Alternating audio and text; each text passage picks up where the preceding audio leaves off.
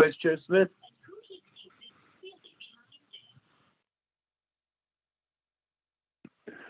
Yes, good morning. Who's all with us this morning? So far, I think it's just the two of us. Delegate Odoso is listening in right now. Agushi, all right, thank you.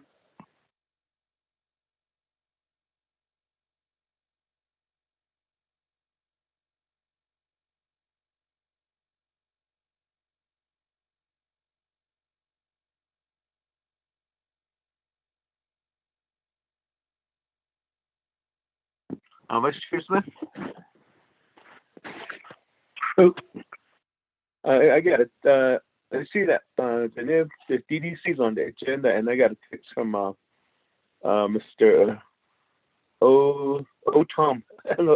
His last first name is hard to pronounce, Osencio, and he said him and Austin are not available to do that report this morning. We could put him on the April agenda if possible. They want to have a presentation ready for the whole committee at that time.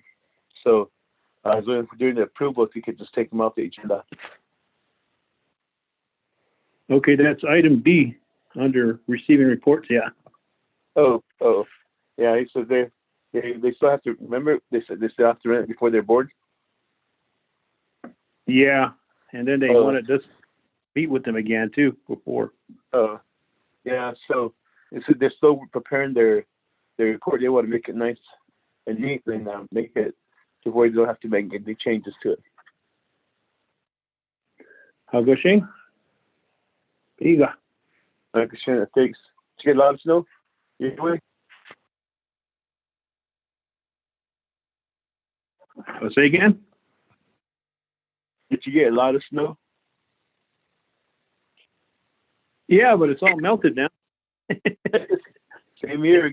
But Sunday evening, it came in again. Sunday evening, this man, it was like almost 3 inches.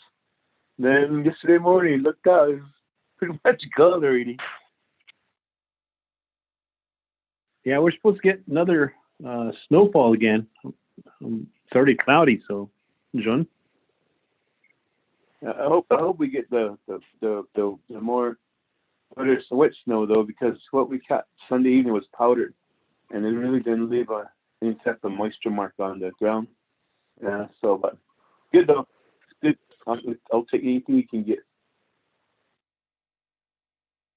Yeah, we need a lot of rain, snow.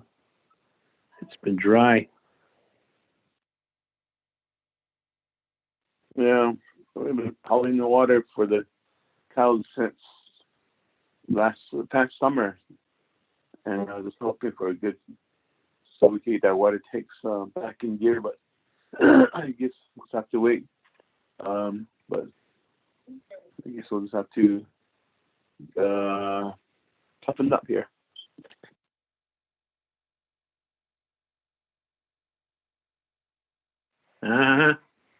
What is the reports, Majidika? Sure, just don't give a gay. Okay, yeah, this okay, Elmer TV Gay. I believe we do have 3. Let's do a roll call just for. I see you here. Ramona, are you there? Yes, Chairman, I'm here. Okay, Sheena, can you do a roll call for us to see if we do have a quorum? And if so, we'll move forward. If not, we'll wait a little longer, or we might just go to the reports as suggested by Vice Chair Smith.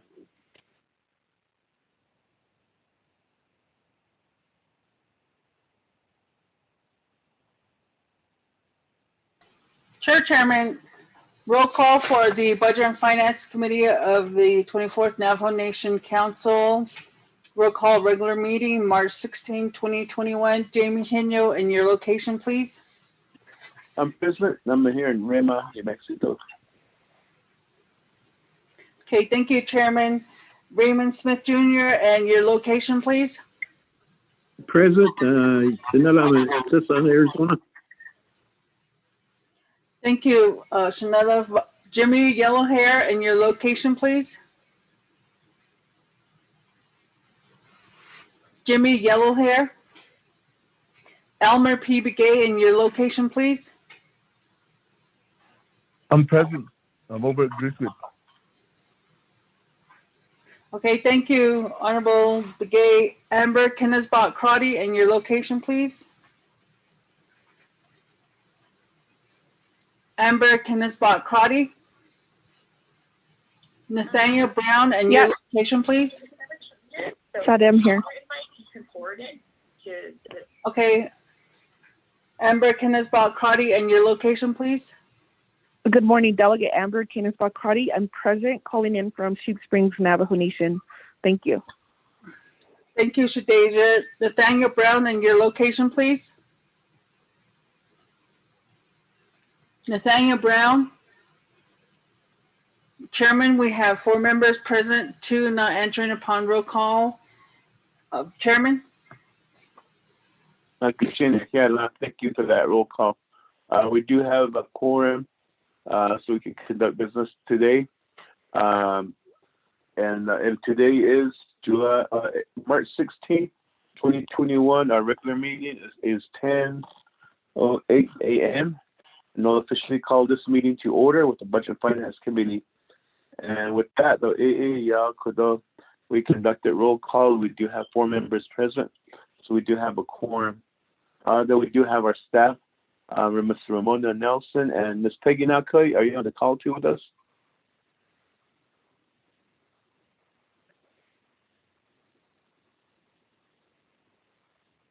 Peggy, are you on the line? Yes, I'm on the call. Good morning. With that, let's move forward to our invocation. Delegate Amber Canis-Bacrati, Citizen Habehan, Silshvi, Pinibie.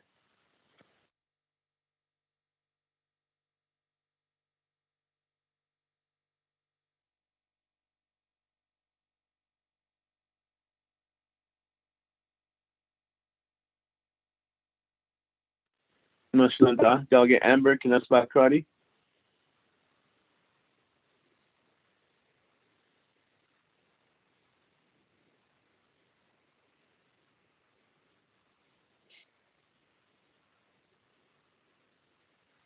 I'm repeat again. Citizen Habehan, Silshvi, Pinibie. Oh, okay, can you hear me? Krishna. Ako Chitalido Aro Chitado. Doggy Smith. Aro whoever's on the line teaching so yellow here. Other members of the Budget and Finance Committee, and then other Shadeja Ramona. Aro Donald Papiro are on the line. So yet the Bene Bigit Nihidin Dolisico. Around the Kadoshi yet to the art in the Otrito. Alosinde Yae, Yisdin, Netza case, Doshin, around the Ashin here. I thought and he told us on Halodo, Yautla, no, Ladishin E. He can hide Jisico, Aloshin E. Aloshibe das Nido Ehan, Shinde Yae, that Edoshin, Dadibe. Suddenly, only down because he found the season with the same, so there's not it article. For it Ella, for the zone of it. No stand the corner of the Koya. He where he usually plans the corner, needs to the Benefit, the conquer at Acon. Down because the now the G's because at Acon. So then, don't not it after the corner. Arukon has sent for the credit the con, Nicky Quacky. Mr. Liligi Code, Cos, Liligi, Cosito, Afriski, Ulgahagi, because they and the con has sent for the con. She, Liligi, yes, Liligi Code. Has sent for the out at the con, Nicky now, Slido con, Nicky Honana Tladoko, Nicky of a card con, the Adiko, on Junigo con, now hot land, the copy is over the. So the Nadi asked the Conde, Shazan in the Conde.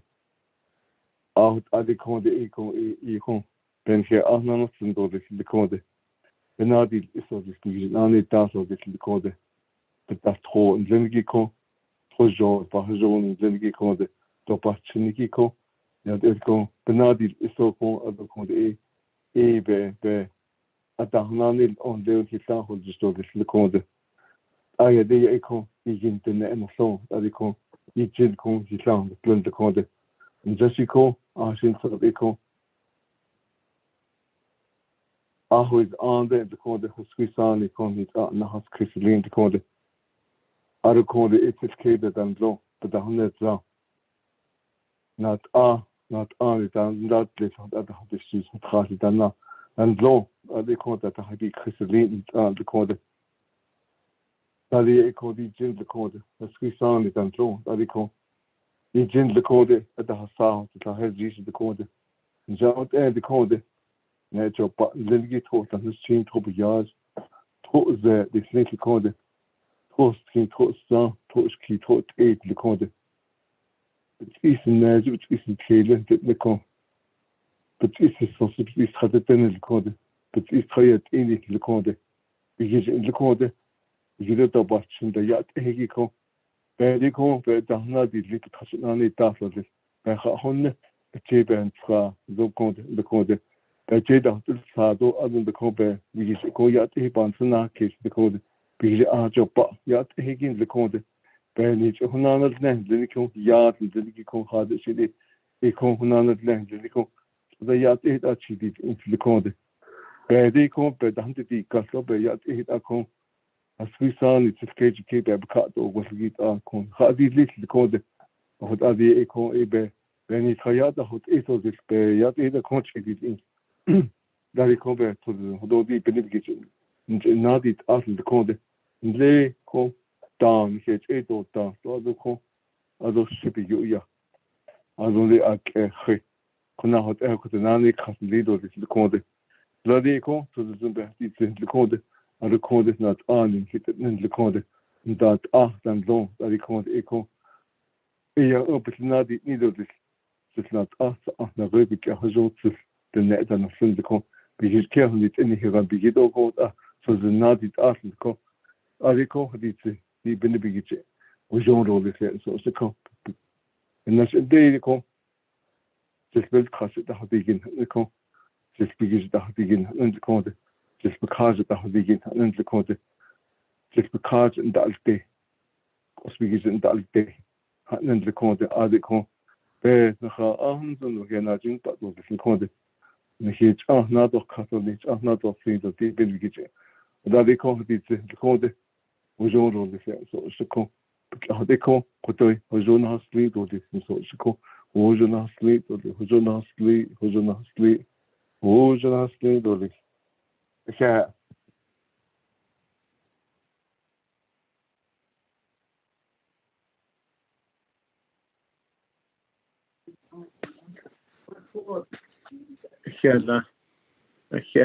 No. But that's basically by him. He been be that sort of zero. The general I been I place keep been be funny now fishing. But I had funny. It's about here by a penny on the but that got here. That's a beautiful Nicola. I don't understand. Sorry, by the agenda, but an uncut. Recognizing guests and visiting officials, we do have our staff, Mr. Ramona Nelson and Peggy Nakai on the line with us. Then I believe we do have our principal attorney, Ms. Kristen Lowe, on the line also. Good morning, Chair. Good morning. Good morning. This is Delegate Yellowhairs on the line. Thank you. Good morning. In addition to that, good morning. How did it, John Linley? I wonder the Nia, I'll be around taking care of other business too. Thank you, Stella. Christina, did you get that, Ramona? Yes, Chairman, I did. Thank you. Okay. Good morning, Chair Hinio. This is Delegate Brown. I am calling in from Benihilton. Chair, thank you. Oh, good. Good morning, Stella. Delegate Nathaniel Brown. Ramona, did you get that too also? Yes, I did, Chairman Henio. Thank you. Katrina, and try to a special guest who's here that want to say hello before they go outside and start doing their chores. Good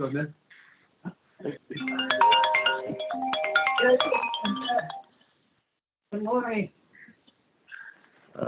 Sitting at the kitchen table with my parents here while I do the business and go outside. Start taking care of the sheep, feeding the sheep and the horses and everything, and hopefully I get out there pretty soon. But not that, so with that, moving forward, we do have Department of Justice on the line.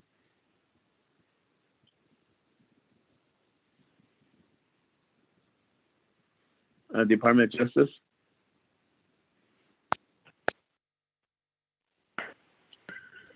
Good morning, Chair Henio. This is Adra. Oh, excuse me. Good morning. Good morning. Good morning, Mr. Chair. This is Mel. Good morning, Mel. Good morning, Mr. Rodas. Good to hear you. Though we do also have the Officer Controller on the line also. Yate Bennett Giage, this is Controller Perlene Kirk. We're on the line. Oh, I have. Good to hear Officer Controller on the line. Do we have the Office of Management and Budget on the line also?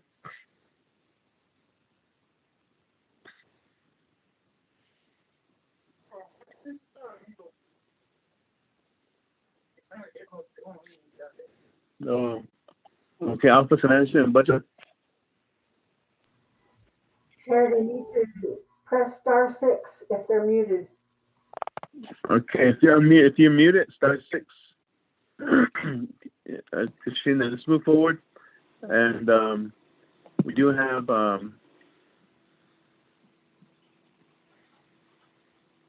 this is also a part of our This is Cordell. I'm on the call. Good morning. Oh, good morning, Nate. Mr. Cordell Shorty, good to hear you. Good. Oh. Do we have any other staff members from the legislative branch on the line? Yate Bennett, Chair. This is Donovan from the Office of the Speaker. Good morning, Donovan. Good morning, Chair. This is Byron. Good morning, Byron. I'll get Paul Begay on the line. Listen, Paul Begay, good to hear you. Manuel Rico, Legislative Services. Good morning, Manuel. Good to hear you. Also on the line. Thank you. Oh, Chase. Also, good to hear you. Do we have anybody from the Office of the President and Vice President on the line?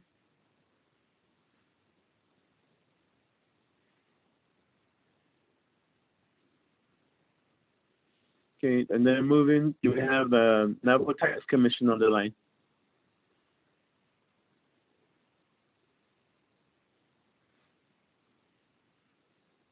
Katrina, with that, is there anybody else I have a call there on the line waiting to so they can be recognized and made part of the record as part of our attendance listing?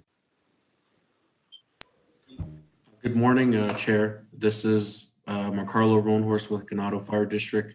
I do have Fire Chief with us, and also we have Lieutenant Jeremy Begay present with us.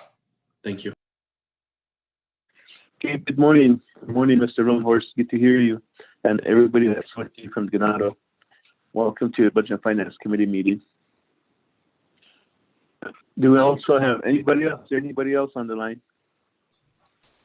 Good morning. This is Jordan Craig from Crown Point Judicial Courts. I'm just sitting in on the meeting that was forwarded to me by our judge. So, good morning, everyone. Thank you for having me. Good morning. Good morning. Good to hear. Crown Point Judicial District is on the line. Good morning, Mr. Chair. This is Sean Avendale, Risk Management, just listening in today. Have a good day. Good morning, Mr. Dale. Good to hear you. Is there Good morning, anybody else Chairman. on the line? Good morning, Yes. Chairman Henio, Budget and Finance Committee. This is Edward D., Office of Government Development, listening in. Thank you. Good morning, Shana. Mr. Edward D. Good to hear you.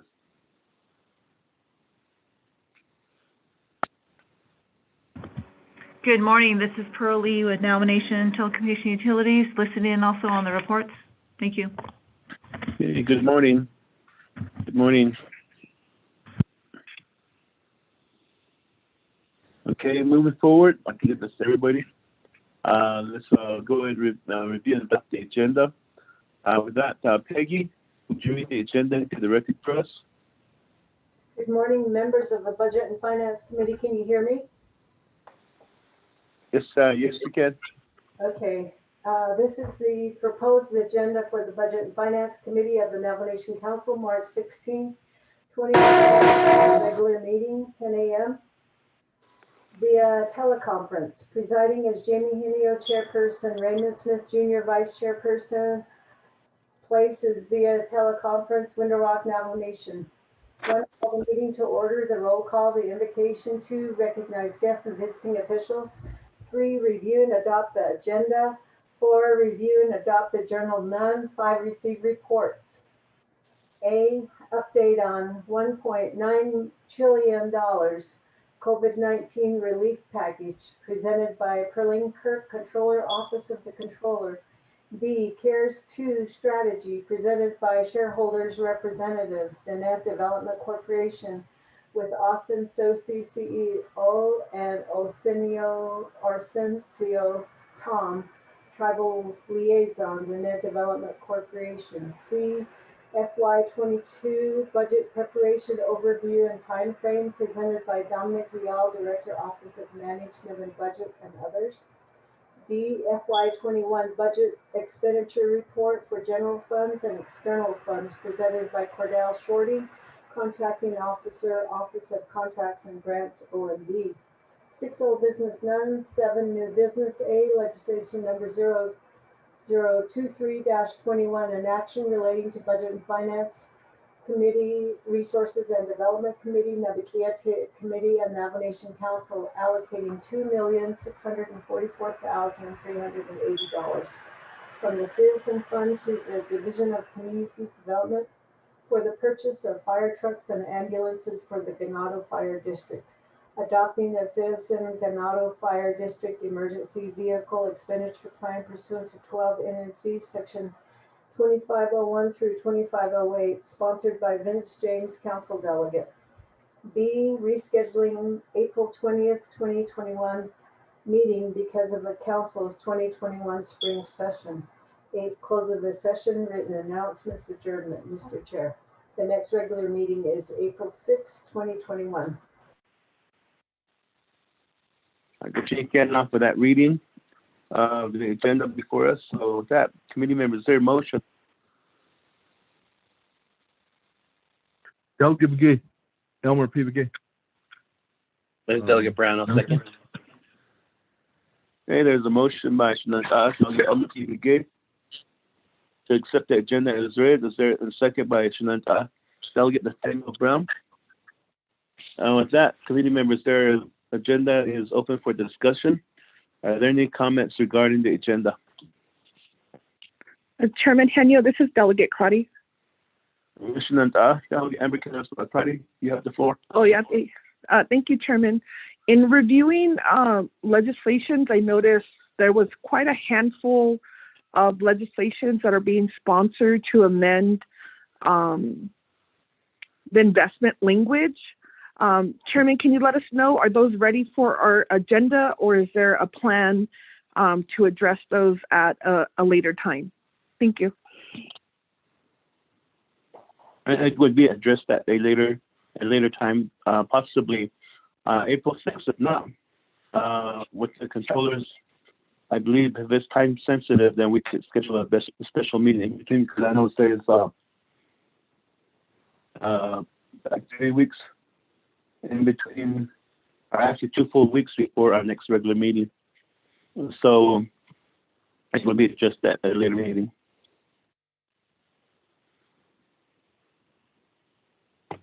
Okay, thank you, Chairman. And if you could let us know,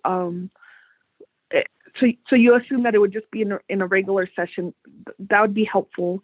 Then my second question, Chair, is if for these reports, if anything has been, I'm looking through my emails and I just want to make sure that I have any documents prior to the reports. Thank you, Chairman. Just one is that under 5B, I received a text from Mr. Tom, the travel liaison, requesting that the report be moved up because of the fact that the officer and associate and Mr. Tom are not available to present the report yet. And I believe that the last meeting they were still going to go before their board. At the same time, prepare a professional type of report for the committee. That way, they'd be able to answer all questions that might come about. So, this is a request to the committee if we could remove item B, as the presenters will not be available. Okay. Thank you, Chairman. This is Delegate Cruddy. So I could make. Did you want me to make that modification request, or would that just be through the motioning party? We could do Amendment 1, if you would do that. Sure. So if I could ask the motioning party or Chair, if you could recognize Amendment 1 to the agenda, that 5B be removed from the agenda. And do we have a date on when they feel that they would be, that they would present to the committee? April 6th, our next regular meeting. Okay, so then we'll move it to April 6th. Thank you, Chair. That'd be my motion for Amendment 1. Amendment 1, recognize Delegate Amber Canas-Bakari makes that motion to remove item 5B from the agenda. Is there a second, committee members?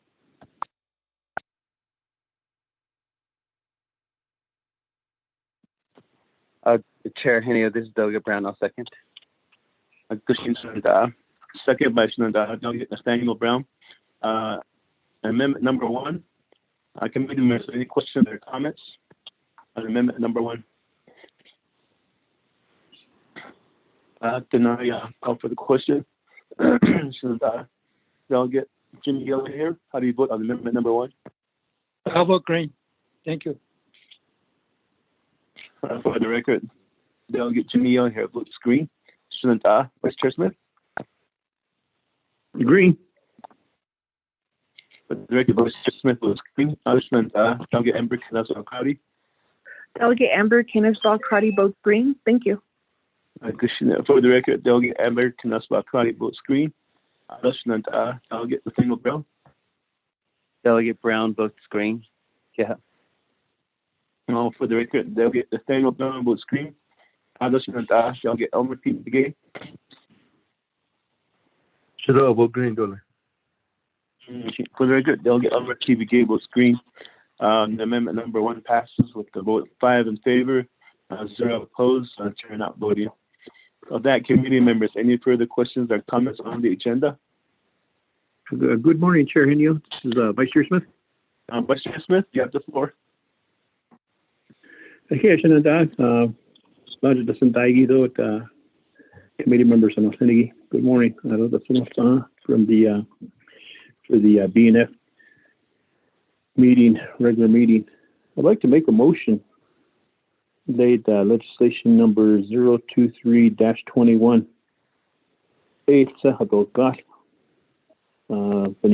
fire department and the weather is starting to get inclement, so they may possibly need to be back at their duty station in regards of providing services.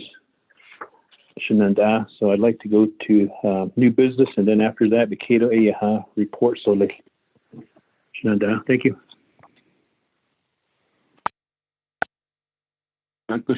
With that, I could just ask the motion party, Delegate Elmer P. Begay, a request from Vice Chair Smith to move here legislation 020023-21 first.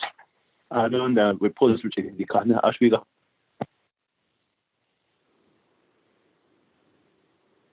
Ashiko, Abiga. Krishna, Daniel Brown holding the second. Ashwiga to hear the legislation first, and then after that go to the reports. I was thinking of adding an amendment to 0023-21, but I'll work on that. Ashibira. Krishna, with that, Vice Chair Smith, the question has been honored. So when we do cook the agenda, we'll go to new business first. Here legislation 002321, and then after that we'll go back to the reports. Any further questions or comments, committee members?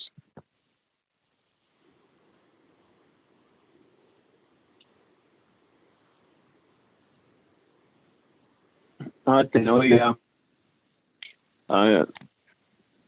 agenda for us, there is a motion and second, and then there has been amendment number 1 to remove item 5B, and then the request to hear legislation 0023-21 first, and from there we'll go to the reports. So in that, committee members, I'll call for the question. So then Delegate Jimmy over here.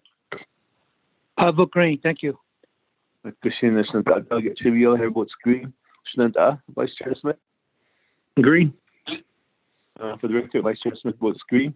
Delegate Amber Knasbach-Crowdy. Delegate Amber Knasbach-Crowdy votes green. Thank you. Christina, for the record, Delegate Amber Knasbach-Crowdy votes green. Delegate Nathaniel Brown. Delegate Brown votes green. Christina, that for the record, Delegate Nathaniel Brown votes green. Delegate Elmer P. Begay. Should I vote green, Dolly? Christina, that for the record, Delegate Elmer P. Begay votes green. We do have a vote of 5 in favor, 0 opposed, or not voting. We do have our agenda before us with 1 amendment. Okay, with that, moving forward, reviewing the adopted journal. There's none. Then we do have out of 5 receiving reports of the request for us to go to new business 7A, legislation 0023-21, and the first sponsor. I'll call up for Mr. Sunanta. Delegate Vince James, are you on the line with us?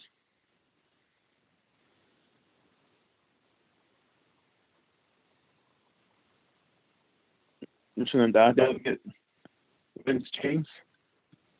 Chair Henios, Vice Chair Smith. Question of privilege. Vice Chair Smith, you have the floor. Did we vote on the main motion?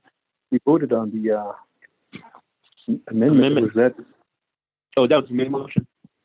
That was the main motion? Okay.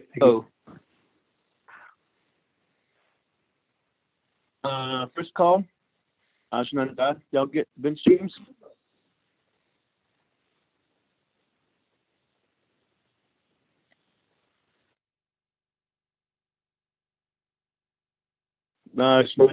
Delegate Vince James, second call.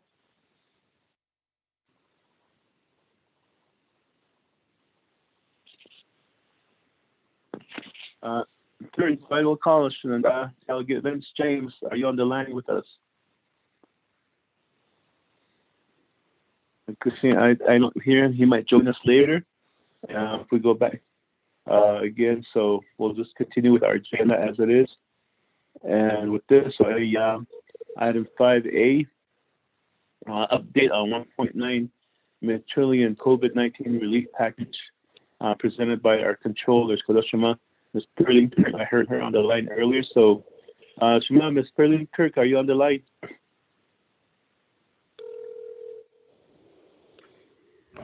Good morning. This is Controller. I'm on the line.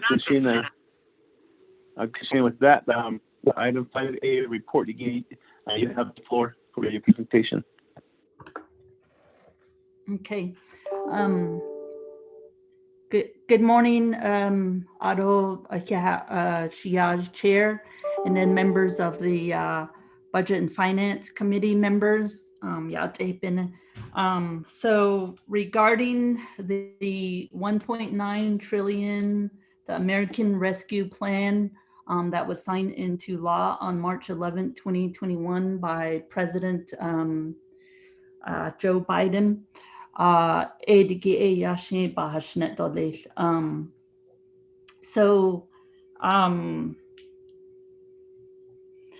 as everyone is aware, that's the largest relief funding that's directly distributed.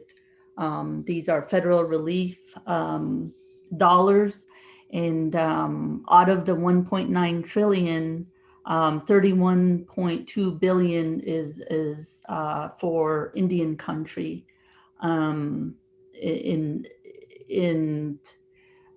various funding opportunities. So out of the so 31.2 billion for total Indian country. Out of the 31.2, there is 20 billion set aside, the fiscal recovery fund. Out of the difference between 20 and 31.2, there are various grants and so forth. Some of them are competitive, and for those, there's different, the funding goes to different different needs, such as infrastructure needs, emergency housing assistance, COVID-19 and public health priorities, and the economic impacts of the pandemic. Just so everybody is aware, I believe our office has sent out close to 8 p.m. last night. We did send out a written report. So regarding this update, and I hope that the committee members receive that report. So that's the quick breakdown on the 1.9 trillion. Again, over 31 for Indian country, of which 20 is the fiscal recovery fund that you may have heard about. And then there's various other funding also available. So in my report, I can kind of go through it.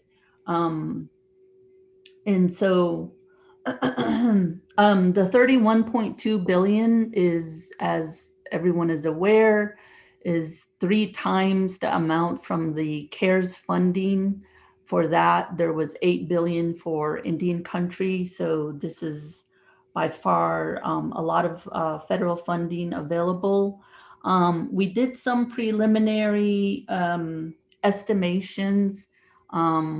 Of course, our estimates is contingent on how the U.S. Treasury will determine a formula for distribution. Treasury does have up to 60 days from the signing, so we're looking at May 11 to distribute the fiscal recovery fund, that 20 billion that we're talking about.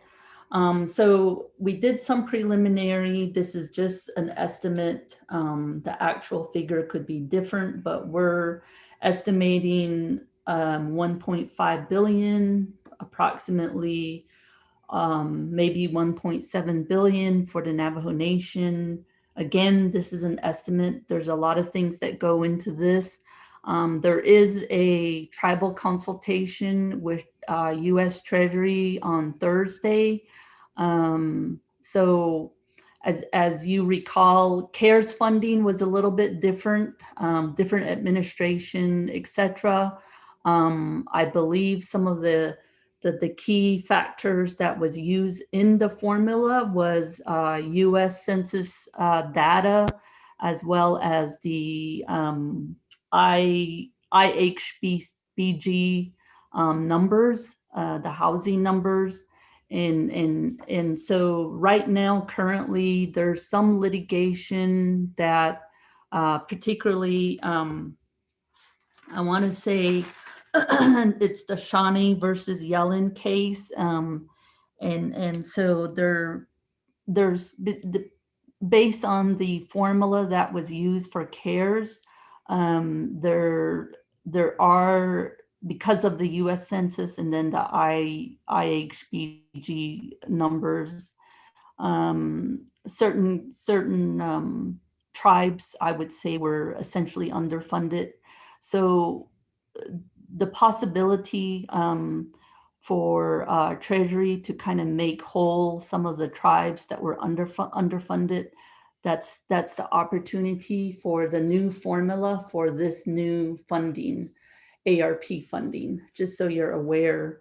So definitely Navajo can advocate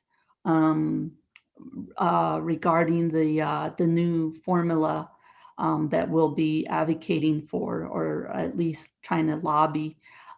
So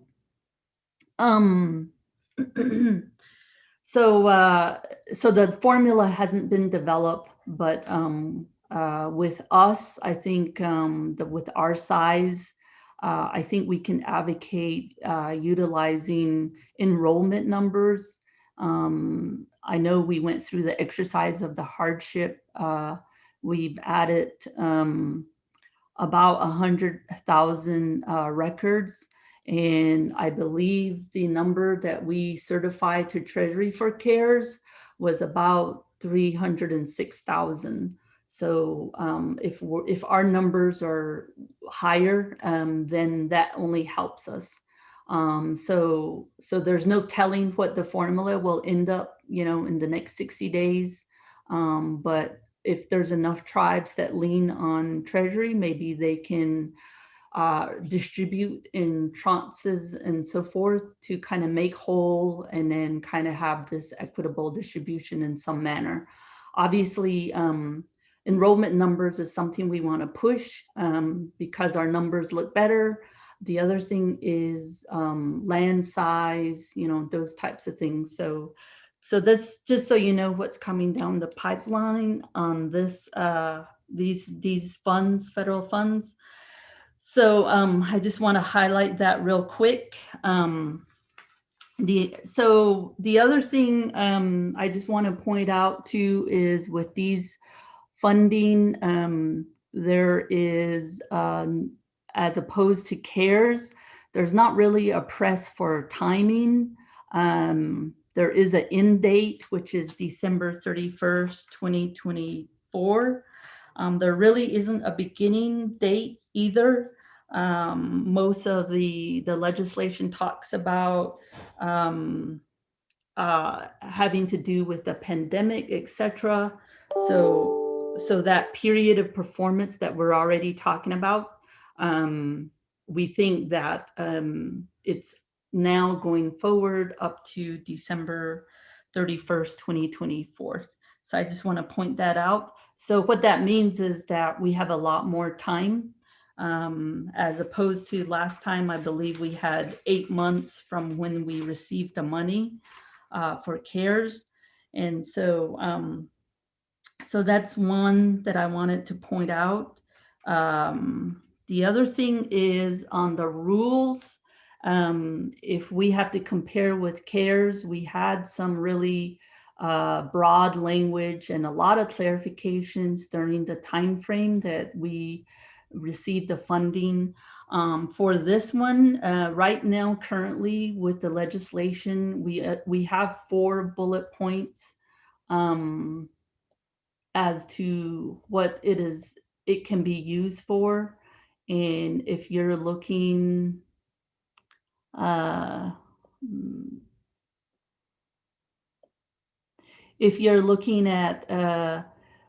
the report that I sent out on page 3, it talks about the first one on that grid. It does talk about the 20 billion, the fiscal recovery fund, the 20 billion out of the 31. And so the first 1 billion will be essentially allocated equally among the federally recognized tribes. And then the remaining 19 is the formula that I was just talking about. So And then in that grid, you'll find the 4 different essentially bullet points regarding the 4 different purposes. Respond, for example, 1 is respond to the public health emergency with respect to COVID-19 or its negative impacts, including assistance to households, small business and nonprofit, or aid to impacted industries such as tourism, travel, and hospitality. Number 2 is to respond to workers perform essential work during the COVID-19 public health emergency by providing premium pay to eligible workers of the tribal government that are performing such essential work, or by providing grants to eligible employers that have eligible workers who perform essential work. And number 3 would be for the provision of government services to the extent of the reduction in revenue of such tribal government due to such emergency. And 4, to make necessary investments in water, sewer, or broadband infrastructure. So as to the 19 out of the 20 out of the 31 billion, that's you can use those federal funds for those purposes. So bullet number 2, regarding essential workers and premium pay, those are defined. I just want to point that out. They are defined in the legislation.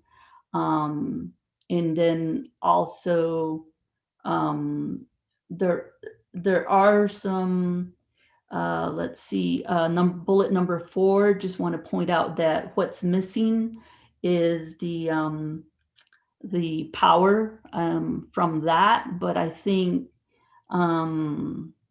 it will still be part of it in the future with those rules that, and I don't know if I mentioned this before, but the other thing that's going to be different now because we have a longer time frame is that Treasury is charged with coming up with rules. These rules are usually put in the Federal Register, and then also from the Federal Register, it'll make its way to the CFRs, the Code of Federal Regulations. So we will have more guidance, I hope, but that's at least, because this is a longer frame, we'll have more rules as codified or as published in the Federal Register and the CFRs. So those are the highlights regarding this funding. And then in this grid on page 3 and 4, you'll see all the other types of funding that some of them, as mentioned, are competitive grants, but they're all worth taking a look at it. We have, for example, the next one is, it's a little bit of money, I'm going to say it's 100 million, but for capital projects, it's the next one down. For capital projects, directly enabling work, education, health monitoring, etc. And then there's a few others regarding the next one is 250 million for some of these might be formula driven, and there are a lot of broadband type funds. There's small business funding, which is the next one over 500 million. There's Indian Health Service with 6 billion, and then there's the BIE one, a 900 million, which might be formula driven. There's the Department of Education, colleges and university, 190, and then the 750 million for Native American housing block grants. So those are, the good, really summary information on some of the other types of funding other than the Fiscal Recovery Fund. So I just wanted to highlight all of those things. I think even though Treasury still has time to give out the rules and regulations, etc., I think, you know, right now we have the 4 bullet items that I just highlighted on the fiscal recovery plan, but we would say that what we've seen with CARES is probably similar to what we'll see on this side. In fact, I think because we're talking about a lot of money, Treasury will still give out those rules and so forth. So again, the other thing I just want to emphasize is in the legislation, the legislation talks about payment and transfers. Again, the Navajo Nation will be considered a prime recipient of these federal funds. If there's any money that leaves the nation, then if we have to give up control in a sense that we give authority to someone to do a sub-grant and for them to determine how they spend the fund, etc. Those are all sub-grant, sub-recipient relationships. Even though ultimately the nation is still responsible. So I just want to highlight that still remains and so forth. So again, at least as to the nation, we've structured some of these transactions using CARES.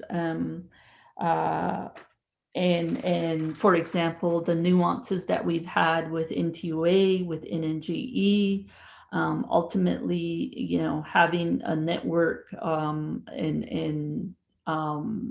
network or contact with certain rules that Treasury puts in place. It's critical because ultimately we can influence some of those rules, etc., when we're trying to set these things up. So I know, like, for example, in NGE, we had to set it up as a beneficiary. And then in working with AICPA group, etc., ultimately, the way we structured it is the way the guidance came out, the FAQs came out. So, so some of those things we can do. We believe that these monies, because they're a longer time frame, there's a possibility that the distribution may not happen all at once. Just in looking at what's the set asides for state and local government side as opposed to tribes. On the state side, there is a distribution. They have a distribution within 60 days, and then they have another distribution at December 21. So that's precedent. So we're not sure if that's what Treasury will do versus just give us one distribution. That's one. The other thing, we believe also that the funds will be similar or the same as how they're invested for any federal funds and CARES, namely that they're an interest-bearing account, either money market or treasury bills. There's strict requirements, nothing over 180 days. And since the nation has handled numerous federal funds, you know, those rules we think will remain the same. We also think that any interest earned, similar to CARES, any interest earned during the time will be used for the same purposes. So same thing on the program income, same scope. So there are, let me see.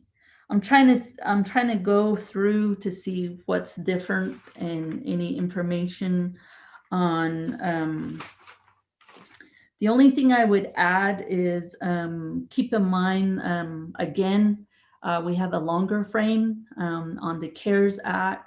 That was nearly 715 million that we had to spend in 8 months, which is 200% of what we normally spend in a given 12-month period. Just to highlight, what we've learned. The first expenditure plan, even though we received the money in May, the first expenditure plan was signed July 4th, 2020. The first expenditure that took place was at the end of August, on August 28th. And from there on, we had 4 months to expend the dollars. If everybody recalls, we had a deadline of December 30th, 2020. And it wasn't until December 27th, we had an extension. So again, we had a lack of guidance because of the timing with Treasury. Again, we do have access to Treasury. We do have, presence with AICPA industry group. We can influence some of these rules. So some of the things going forward regarding these funds, I think, even though we only have the 4 bullet points to work with, etc., I think some of the recommendations going forward would be to, since we have more time over 3 years, we can do more of a collaboration as far as getting expenditure plans approved. For example, some of the expenditure plans had unallowable, CARES, under the CARES Act, for example, chapters. So we had a lot of confusion as a result. And so I think we can flesh those, if we can flesh those out, because we have time, then I think it will only benefit us.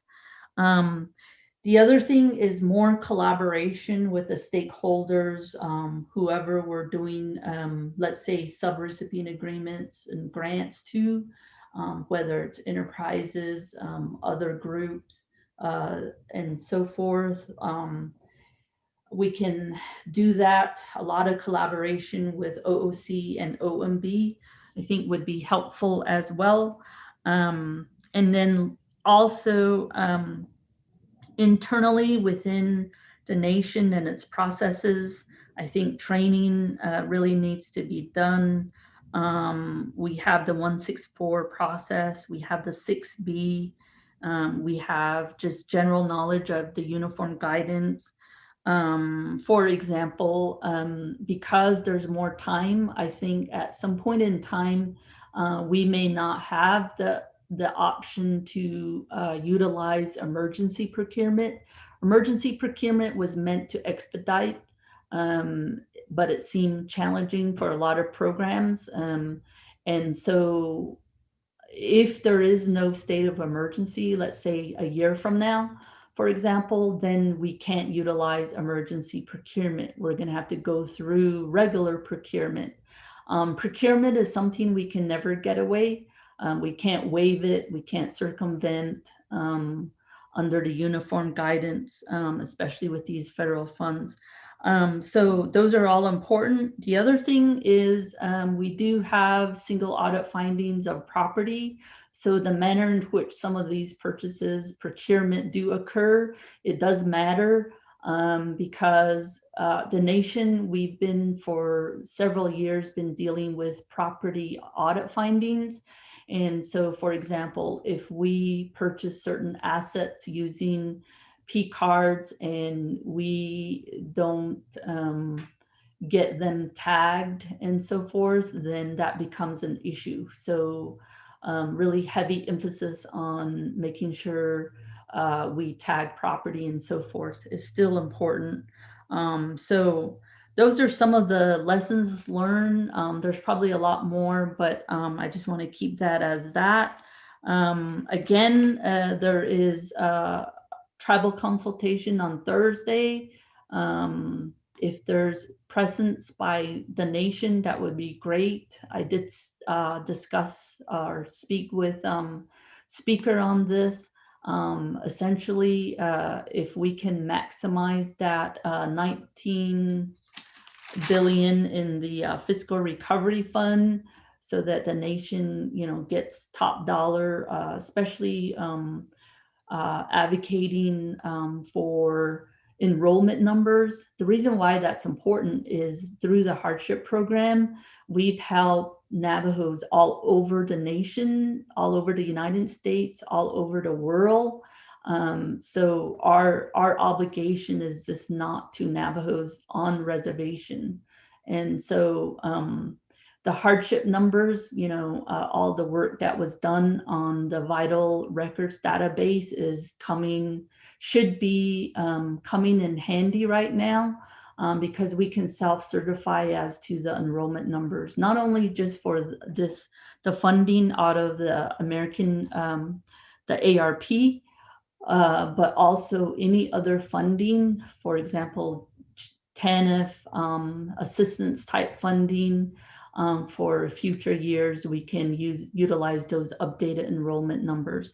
So that's it in the nutshell. I think I've covered everything I want to cover. So if anybody has any questions, we're here. That's it. Okay, thank you enough for that report. Committee members, Budget and Finance Committee, is there a motion to accept the report? Motion, Delegate Carter. Okay, motion by Delegate Emmerich Nassau-Carter. Is there a second? There's Delegate Brown. I'll second. Okay, Delegate Nathaniel Brown seconds that. No, but the floor is open for any questions regarding the contents of the report. Chairman, this is Delegate Crotty with the question. Motion, you have the floor. Thank you, Chairman, committee members, Controller, for your report. I know that this is the initial discussion after the passage. I think in terms of, if we could just get clarification regarding the deadline in some of in the documents that I received, and I understand that there's different funding categories. It looked like the allocation to tribal government was, there was no deadline, but I did see the deadline for 2024. So if we could just, if you could help me clarify that portion, because what I did want to talk about is the upcoming tribal consultation with U.S. Treasury. And the committee did ask for Ms. Rebecca Benally, who's a tribal, she was appointed by President Trump to sit on that tribal advisory council, but it's not clear in terms of how or what is being said on behalf of Navajo Nation. So I think if we could, Chairman, if we could have that conversation maybe at the end of our agenda on how we want to move forward and make these recommendations, so that Navajo Nation, that we learn from some of the challenges of the initial CARES requests, and seeing how we can get U.S. Treasury guidelines that meet the challenges that we see here on Navajo Nation. And I know one for in particular was if there's a deadline or not was the right-of-way challenge. And although we try to do things in an 8-month period, we still can see that there's challenges in trying to get through the federal system. So I think I would say at this point we should start drafting, I don't want to call it a white paper, but a position statement on what Navajo Nation has learned and what would be our position moving forward beyond this tribal consultation on Thursday. And then the other area, and the reason why I'm concerned or want clarification on the deadline, this is the largest investment in Indian country ever. And so what I would want to do is then how do we pull together all of the resources that we have as a committee. And that means, you know, what investment committee looks at, what we were doing in terms of capital investment, what we're doing in terms of Sehasin, just like how we have a legislation on our agenda, and really understand the magnitude of this opportunity and how we can get our nation from not having the basic services that it needs, and then planning for a dynamic investment in our own nation to maximize not only our resources, but our people and their experience. So I know that's like a high level discussion, which I think Chairman Budget and Finance should lead not only those discussions, but also start inviting like conversations with the Office of the President, Vice President, the judicial branch, what is the forecast for some of the enterprises and how they move forward, and really then what is the need, like what are we envisioning for the next 50, 100 years, and then how do we use this investment of dollars to do that work. And it could be a very high level on where we get there, but I think we would have to refrain from the nickel and dime approach and like having special projects, and really be committed to that goal of building this great Navajo Nation and what it looks like. And that's going to bring in a lot of dialogue, because we also then have to sustain whatever we build, and what does that look like. And there's a lot of individuals who have ideas, but in reviewing some of those ideas, they've never really worked with, they may be Navajo, but they don't really work with Navajo.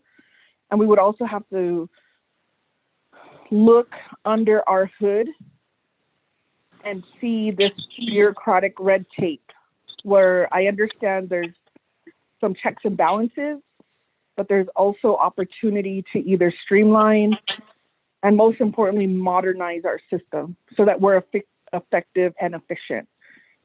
And what does that look like? And so I think something that we were discussing in terms of this distribution is if there's a possibility to use some of this funding to like that could be our launch pad, like set an amount of time that we're actively planning and discussing the issues, and then actively plan to transition to start implementing and moving it along. I think that's the position that this committee, working with the council and our other branches, can do for its people. Because something that we also have to be concerned about is our people felt that leadership, because we could not work together or get on the same page in all of the political maneuvering, the people also feel that we lost some opportunity there. And the hardship did help, and that was a big lift, but it also demonstrated, and I think if we could learn from this, and I'm willing to learn from this, what part can we play to do better? And I think that's why if we set the tone that we're going to have these times to prioritize and to plan this out, and enough people have skin in the game, then hopefully we would reduce all of that political maneuvering, because really at the end of the day, it's to enhance the people and enhance their well-being and enhance the nation. So if I could get, I think those are my questions at this point, because we don't know what the U.S. Treasury and how they move forward, and I haven't seen a policy position dropped for this funding, and I think the main thing too is to make sure that we know these deadlines, and we'll need help as IHS receives funding. What does that look like?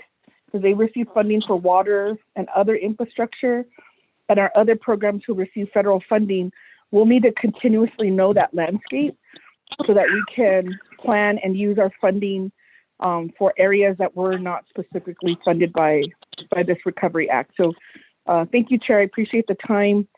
And so what I envision, if Budget and Finance can host additional leadership meetings, summits within a certain time frame so that we get all of this information out.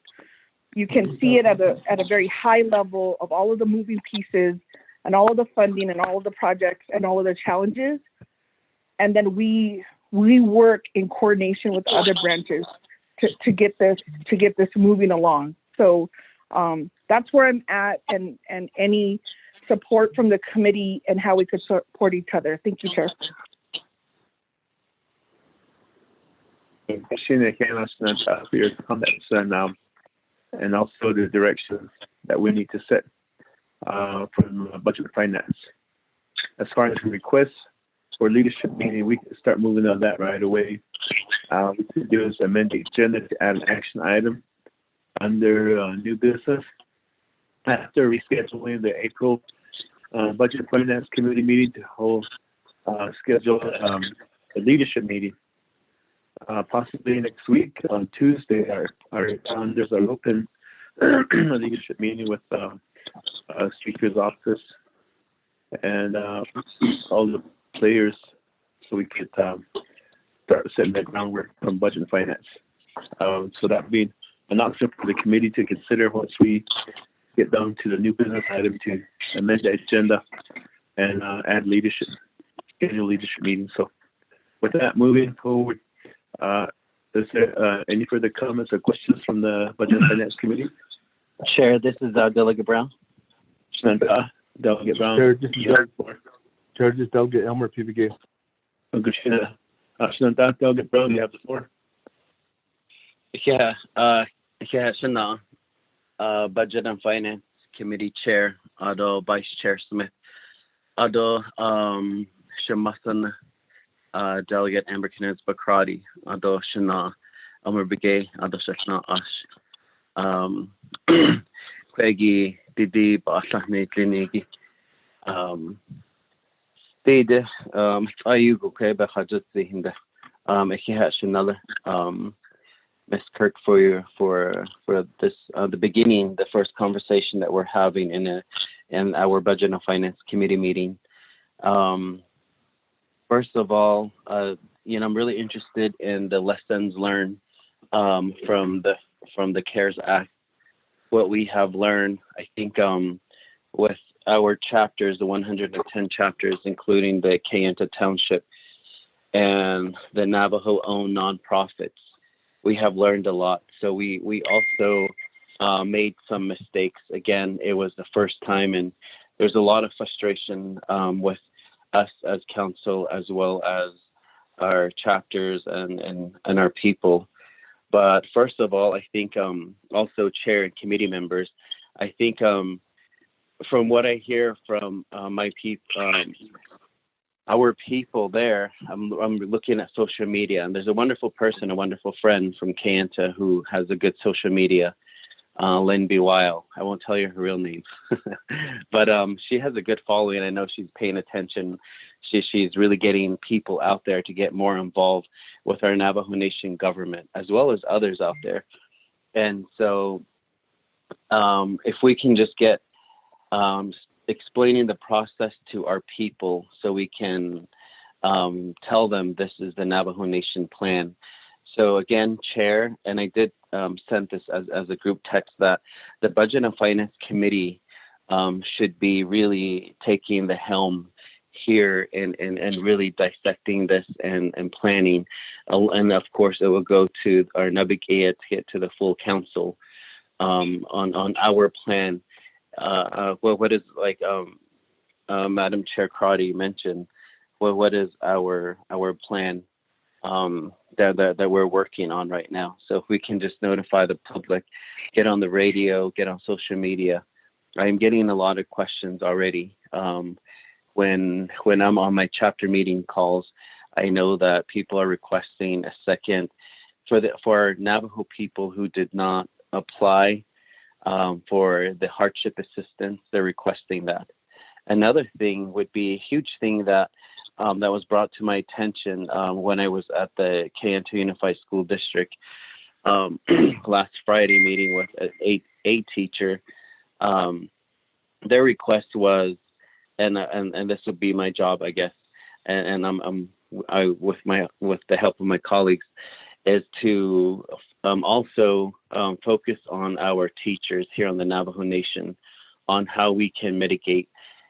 I know in Arizona there is talk about reopening the school, even though it would be maybe halftime. So what are we doing? And then also with our teachers, I think we focus, and rightfully so, the focus was on the first responders, etc. But I know that our teachers have been working and really making these deliveries, along with our bus drivers, our cafeteria workers, and other staff that work in these schools. And I know that the janitors with IHS reached out to me that they still have to work, and planning for them as well.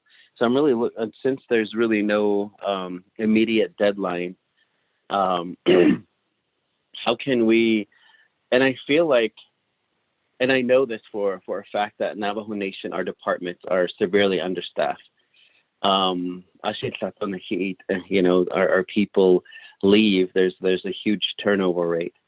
So there, we need to work on our customer service skills, I guess, the professionalism in the workplace. But what I'm getting at is, I feel like, do we need to hire a planner to add us, plan some of these? I know that we also, and through this committee and other delegates with their support, we were looking at an economist. And I think sitting on this committee, one thing that I've really learned, when I attend the investment committee meetings, and when I attend all these other meetings, looking at money and making more money to run this great Navajo Nation, it's all about investing. Wouldn't it be great if we could invest this like short term and make a little bit of money so we can use those fundings too? Is that even possible? To put that where this money, I don't know, once we get it, can we like let it grow for a little bit? I'm sure that will add to the Navajo Nation's investment portfolio. What would that look like? So I'm thinking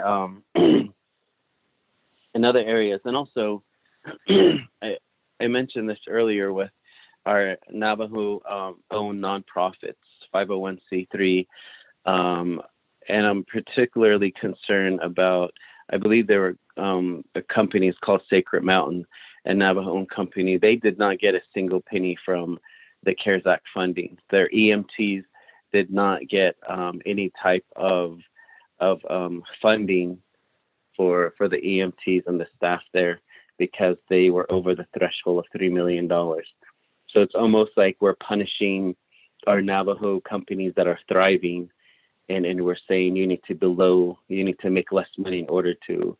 And I understand that Mr. J.T. Willie was making a request for an amendment to allow this for our nonprofits to get funding. So I'm glad that this is the first day in this committee having the start of this conversation. So Shanella, Madam Controller, if you could, and then also there are a lot of chapters. I know of some chapters, at least for my chapters, we're working with universities. We are thinking creatively on bringing money to the.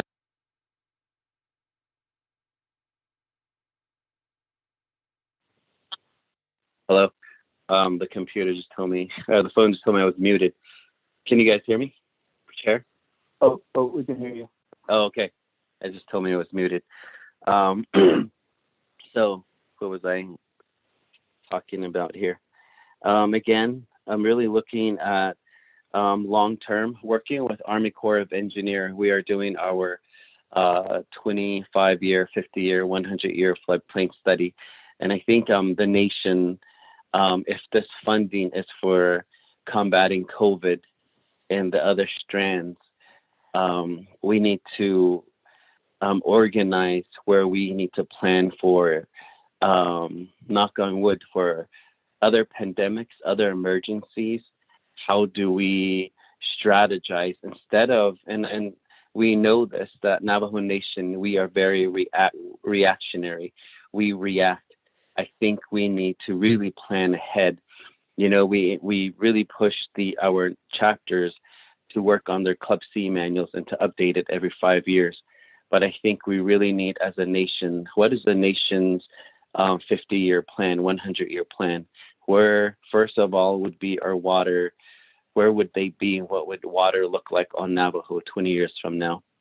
Water is always a huge, and to combat COVID or any type of sicknesses, we need to bring potable water to all our Navajo homes. And then creating businesses, utilizing where NGS was, using those facilities. What is it that we need to combat future?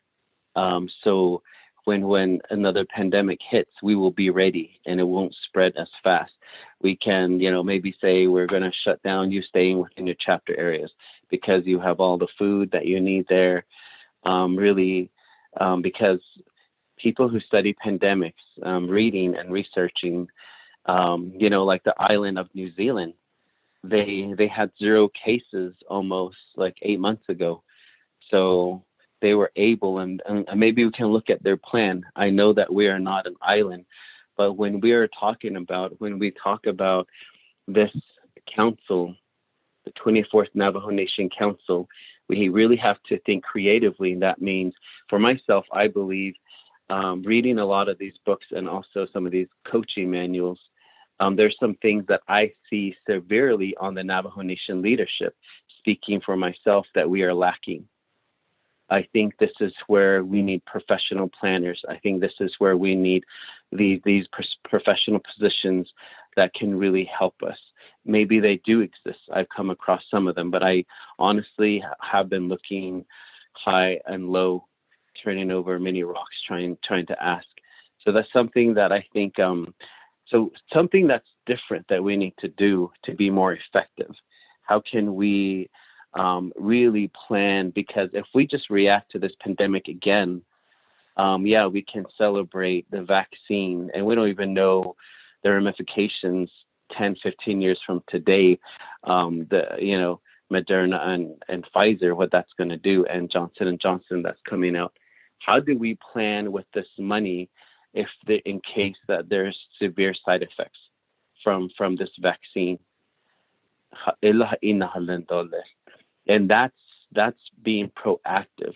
So how can we, I'm really interested to hear from the Incident Command Center there in Window and what they have learned, and from the experts. Although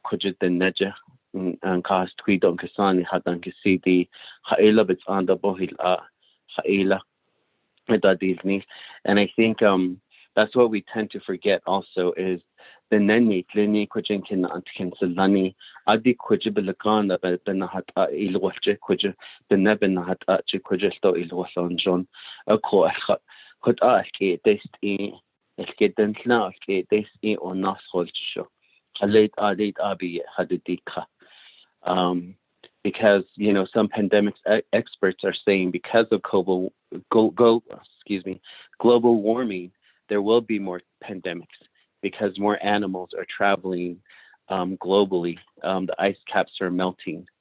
How are we going to plan to mitigate future pandemics? I hope that we don't, but it's best to have a plan in place so we're not running around, because we did lose way too many of our people. A lot of our knowledge holders are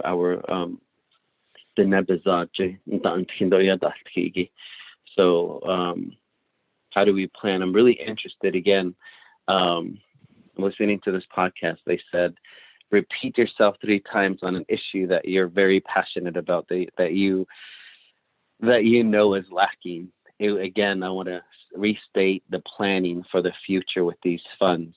How do we plan? How do we plan the water infrastructure? Where should we have reservoirs? I know that, the San Juan River, there's all the communities that exists in that area. And then with the state of Utah in San Juan County, there is the new Navajo Water Utah settlement, the Navajo Utah Water Settlement that was just approved. And 2 of the Utah Senate bills were just approved 3 weeks ago now also. So eyes are on Navajo Nation on how we are going to plan, how we are going to use the water. And that would include using the land and planting on it, getting a workforce out there. This would be a gathering of the farm board, the farmers, the landowners, and the grazing officials. If we can meet with them and see what their plans are. I would love to show you our plans in Kayenta once the diversion dam is fixed. You know, there's money that's needed there, and also for farming. So we're looking creatively, looking at other countries who do not have a lot of water, that are in arid areas like ours. How are they sustaining themselves? So there's a big conversation that needs to happen on Navajo sustainability.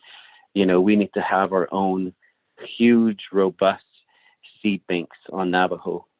We should, you know, imagine if we could just close down the Navajo Nation when another one hits. We keep our people safe, and we are staying in our communities, and we have enough food where we're not dependent on semi trucks coming back and forth going through our communities, where we can have our children safely be in school. So again, planning for the future using these funds. So those are what I'm really interested in. And I'm saying this because I'm asking my chapters to work on their Club C. And I've asked each of my chapters to identify an area where we can possibly have a reservoir for water. So we can hold that water and we can use that for farming. How can we plant? We have such a huge land base, and all we need is water, and our people spend thousands of dollars on hay, every hundreds of dollars every week. But adding all that together, so that's something that I know, and I'm talking about these with some of the chapter resolutions that have been provided to me by my 3 chapters and the Kayenta Township. And the other point that let me see, tackle water. Again, I'm really interested in, let me just make this one point again on the Navajo nonprofits.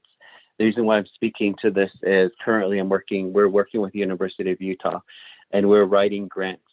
And when you write a grant, there's cost sharing from the nation, from the chapter that's requested in order to be considered. So this is a very strategic, proactive approach to our community that we should support all our chapters to take this instead of just coming to the nation to the CSN budget. I still will go to CSN, by the way, but I'm just saying other means and other ways during the shortfall, the closure of NGS and Kayenta mine. So we want to, you know, I met with, I had a conversation with Director Dr. Yellowman yesterday, and Mr. Dalagai requesting there's not a system in the Navajo Nation for chapters who are applying for grants for matching funds. You would have to go through the whole process to be awarded. And also the Navajo Housing Authority currently does not have their subrecipient currently existing right now. They did away with that. So our nation, our chapters cannot apply for these grants that was there before. And AML, you know, those fundings went away. So chapters used to apply for that. Grand Canyon Trust, and there's a lot of other funding that used to be there, but now we do not have a lot of grants except for federal grants and state grants that we have to go after and compete.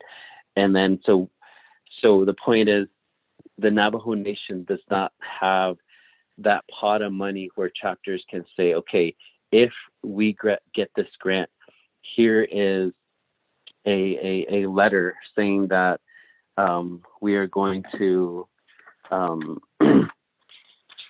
we can apply for this grant. So a letter of commitment, financial letter of commitment is what they're requesting. And then those funds can be used. So we don't have that currently exists.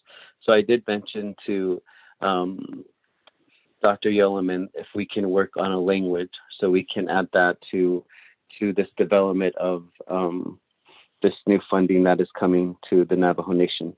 So idea, those are some of the thoughts coming from my constituents. Yeah, thank you, Chair. I guess you can for those comments. I'll do one more, and then we'll go back to our presenter for a response. I'll begin.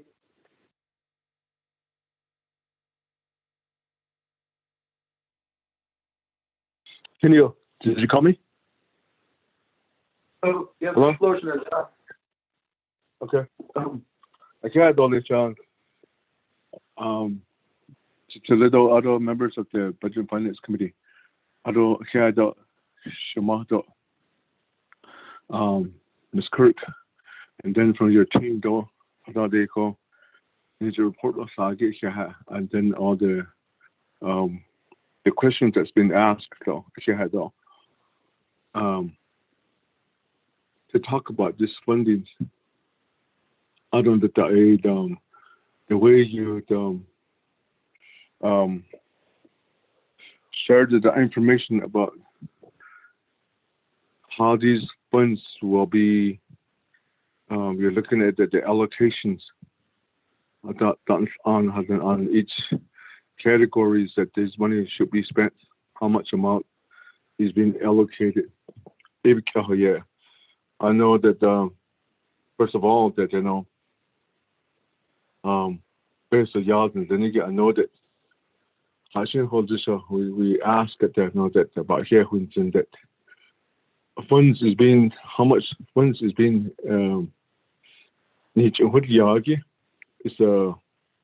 now we know that it's one of the largest amount of funds based on at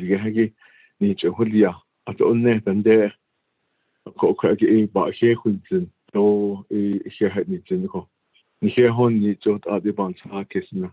so how do we treat that as a Budget and Finance Committee? It's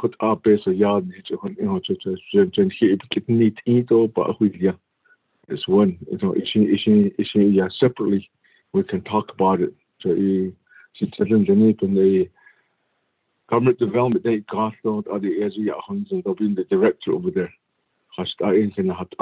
Based on yards, so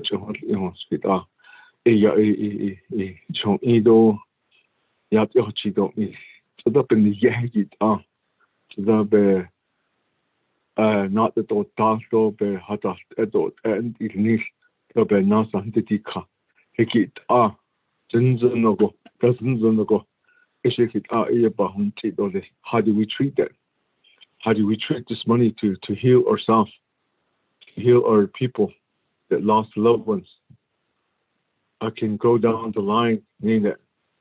So people that lost some leaders, educators, medicine people,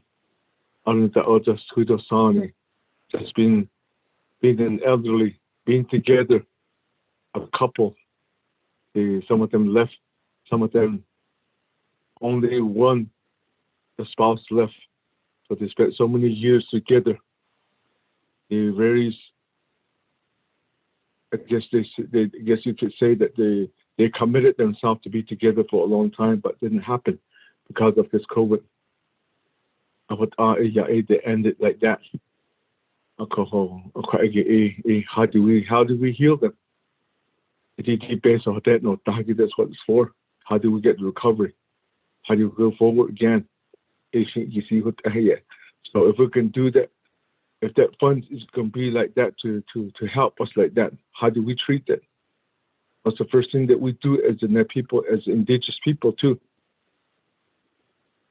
And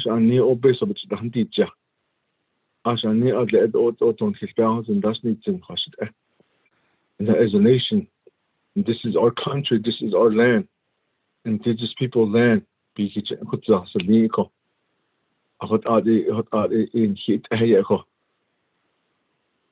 do we do that? I think that needs to be discussed at first. How do we do this? We have a faith. And all people say that what others and honey do be just lead the dollars.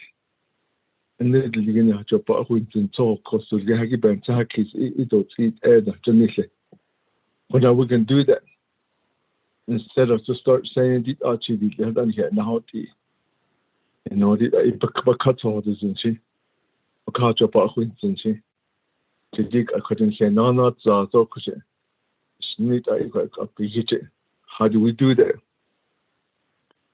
What actually is has tweeted the shin 8,000 son it is 8,000 what are you in this case what are the shin this fundings that's been the way it's been titled American Recovery or Rescue Plan maybe hot or duck at $100 what he did baby yacht $100 who's your deep niche come baby who's your baby non catholic so what are the session bansa casing is in hustle lako this are the hope of this around the AI I think what we need to streamline today we lost a lot of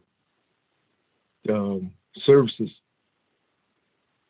Navajo Nation government just on the exhaust vehicle.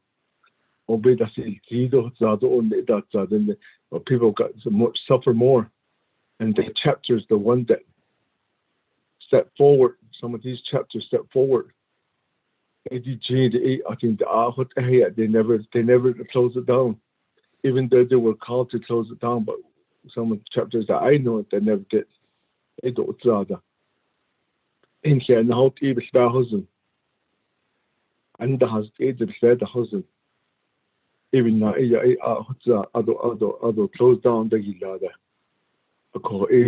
just ASC offices no there's 3 chapters that I know that never did that Jabin as I swear those on has only been in I think what we need to do to cover that, I think we can all look at the legislation. So we submit legislation. I'm pretty sure there's going to be all these not on in the clinic. We can start submitting some legislation. That's expenditure plan, but now need to this. In Dhaka, so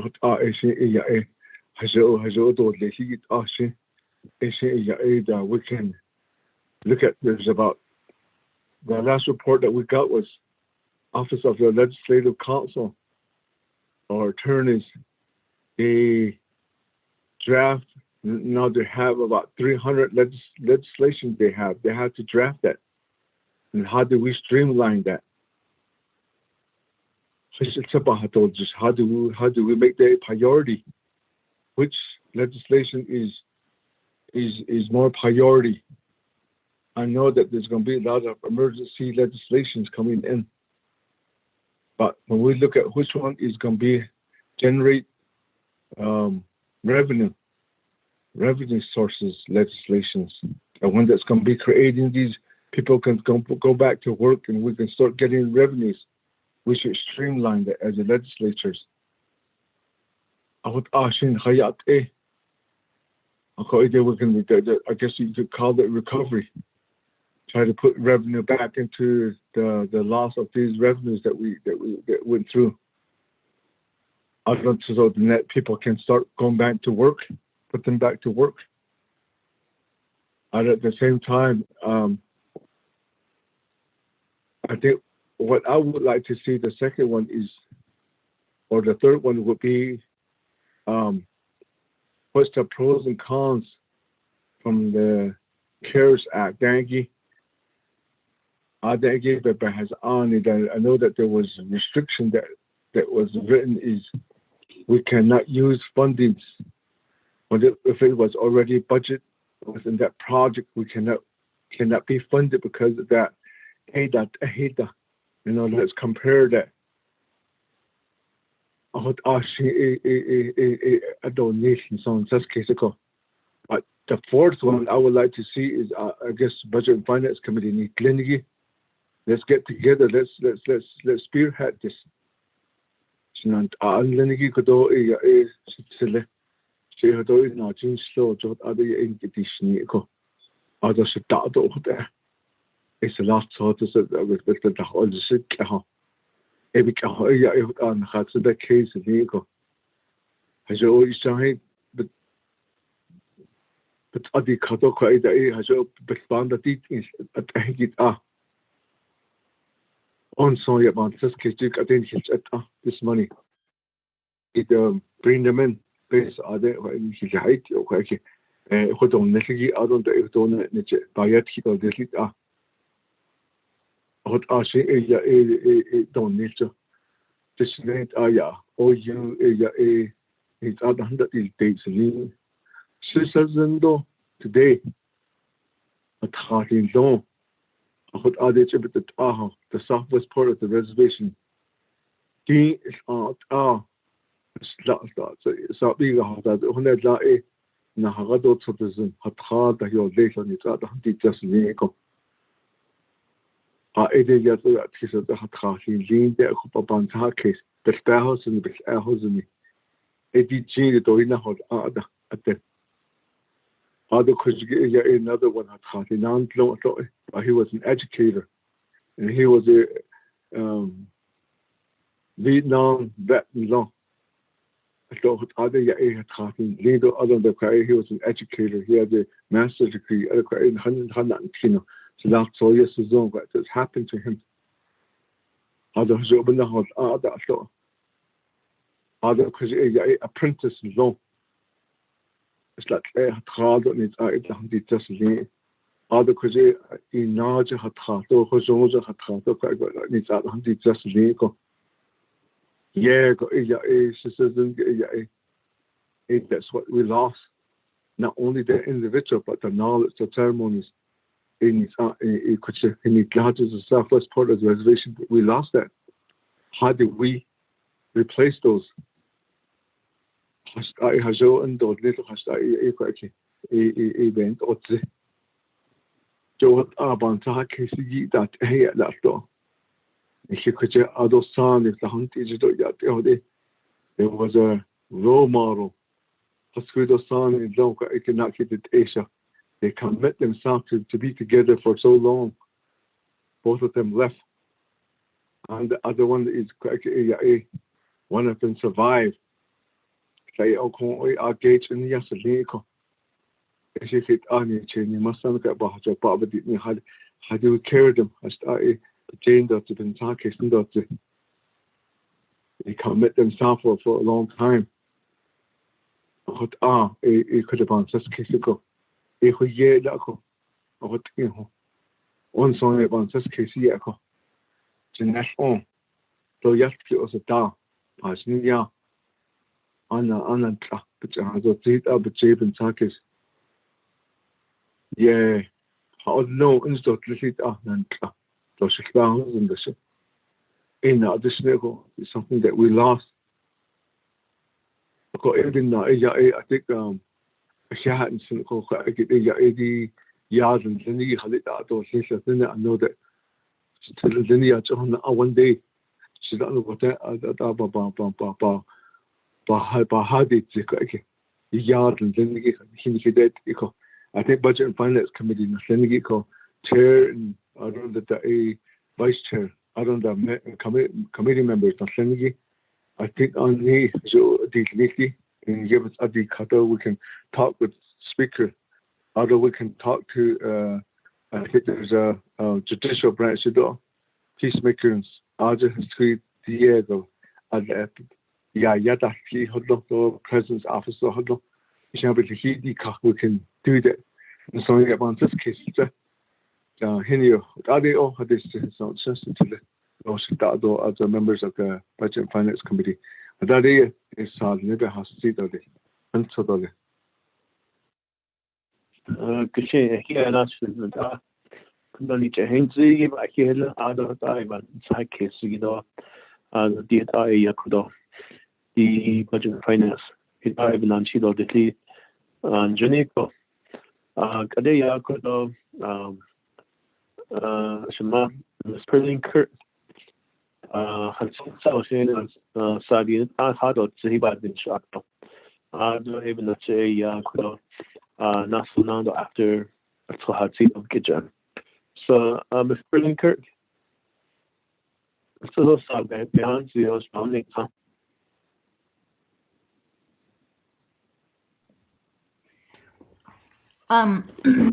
What did Josh? Oh. Okay. Otto Yate, Otto, yeah, Otto Chiage Chair, Otto members of the Budget and Finance Committee. Just real quick, just going through some of the questions, some of the comments, Shadeja,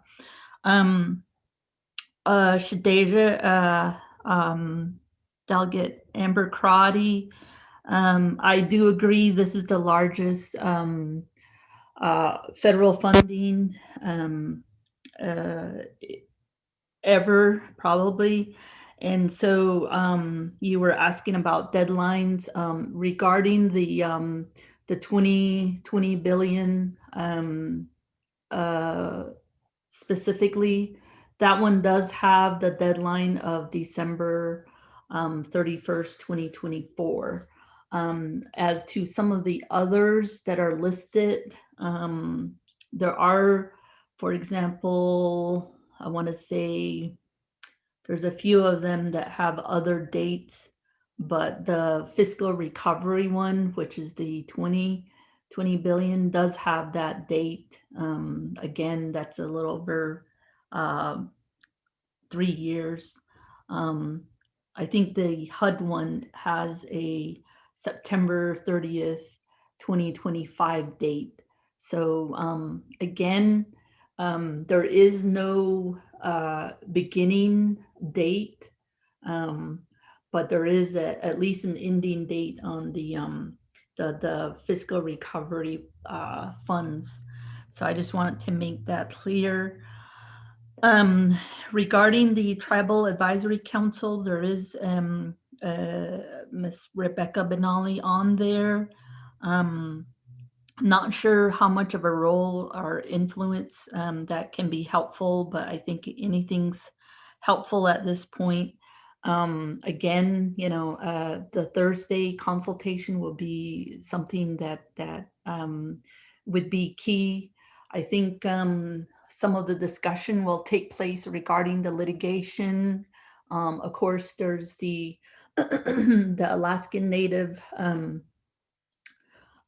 settle that litigation, as well as the Shawnee, and based on the formula, I think whether the nation can lean on Treasury to see if essentially there's a make whole type of pressure versus and then emphasize on enrollment numbers, I think will only benefit the nation.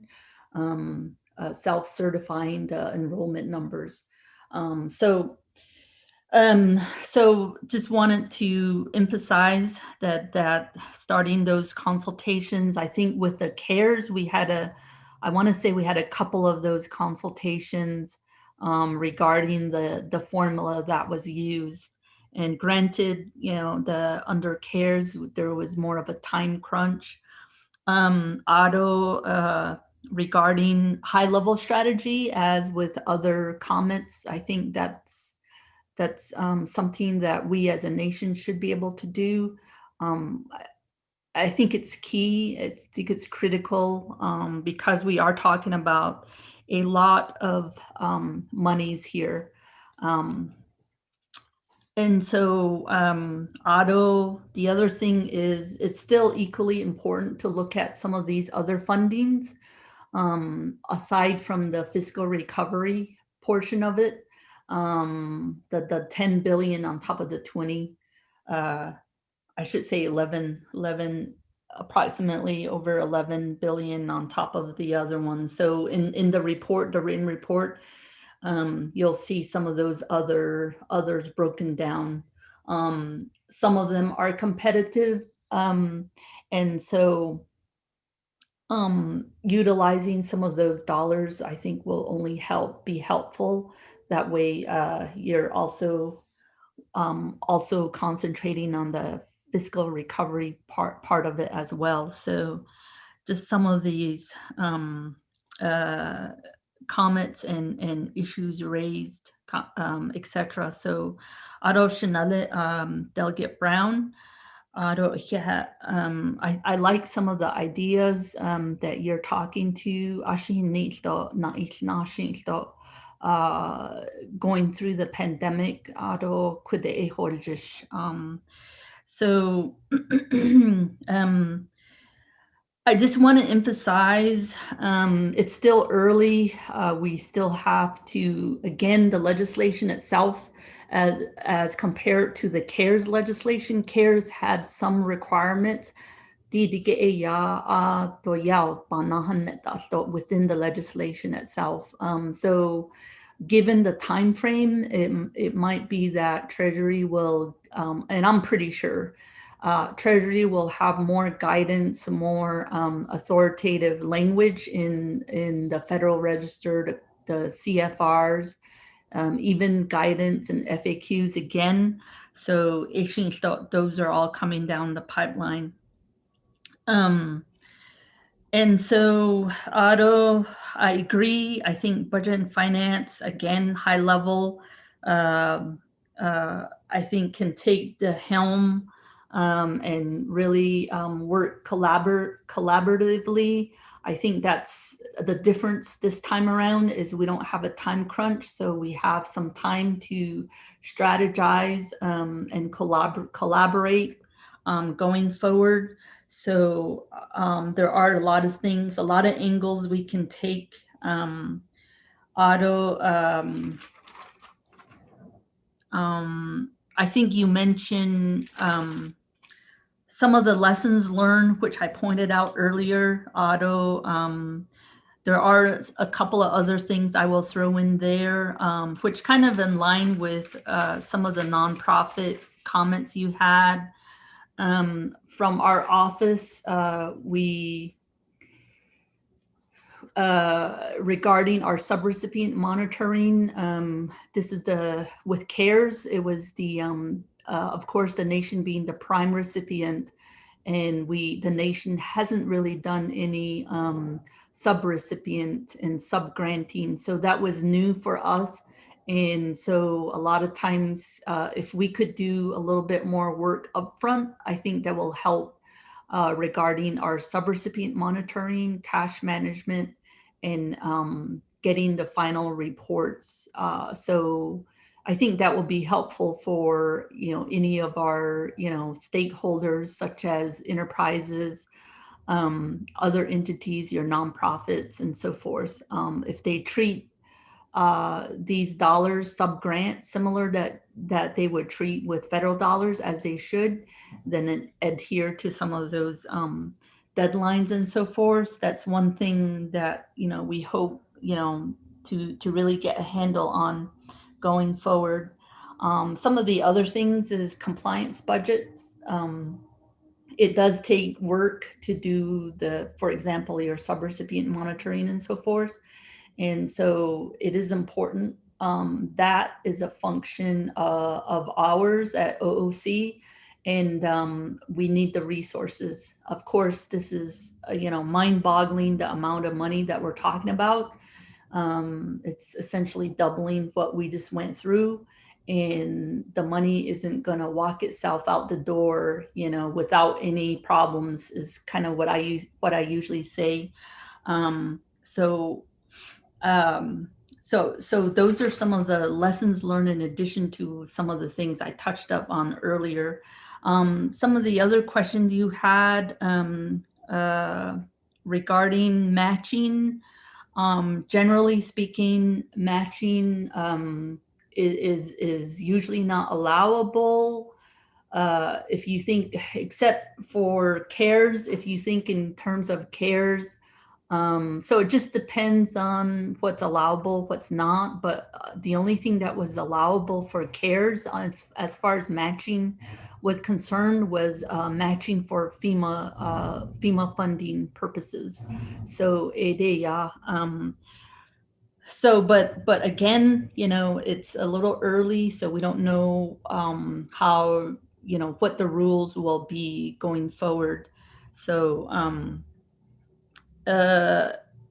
let's see, I agree that there are a lot of things for consideration regarding some of your thoughts and ideas on having to always be reactionary and planning for anything else going down the pipeline. For example, your vaccine side effects, how do we plan? Those things are important. Doshi ahuzin da naso ado hitale iya bashed adip niso sa shin ado hitao in nihin don hijeshin de tas disiko halit ao iya kan di jato di de beso kon hichin koliagi eshin hut ao iya ba hin indo be David ado ban baya tio shia atadilni jabeso ea laia ni hichin kodneshi ado ako beso basa sontle do sata shia hajod sahot hashit abaya tisa so ebinia ea kodoshin bahad now shin jonadolis bin hat aniki kot out a ban test cases to akashi need in the behind zigishnale ado shiaj elmer begay I think nishi sto kodobayan sto ado some of the things you pointed out I think you mentioned some of these rules from the CARES Act. For example, the legislation had some already budgeted language. I just wanted to point out that the ARP language, there's not too many of that.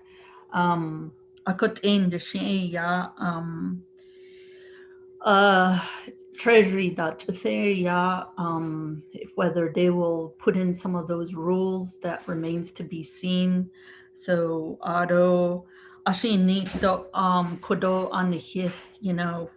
how we tackle this is important, because I think that's the difference between CARES and now, is we have some time. CARES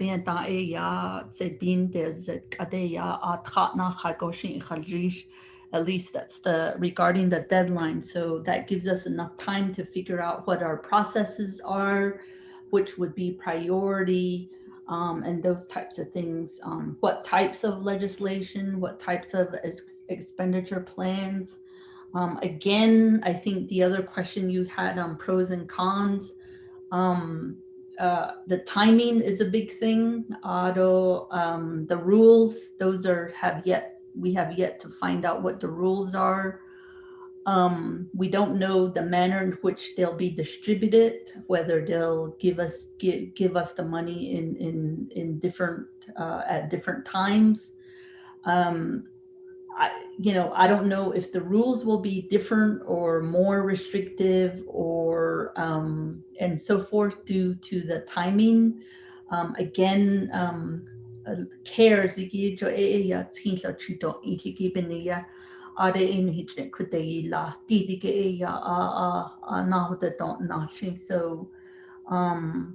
it won't be a sprint.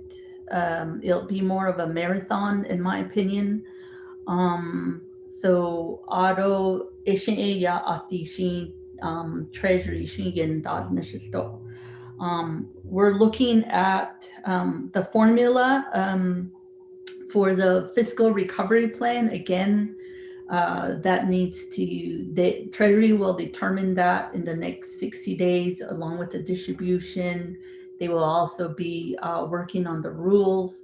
And so I think at the end of the day, these are still federal funds, still restrictive federal funds. So as you know, we have to do a balancing act of trying to figure out what's allowable, working within the rules that the federal government gives us, and all these other rules regarding the usage of these federal funds, and then trying to meet our needs. You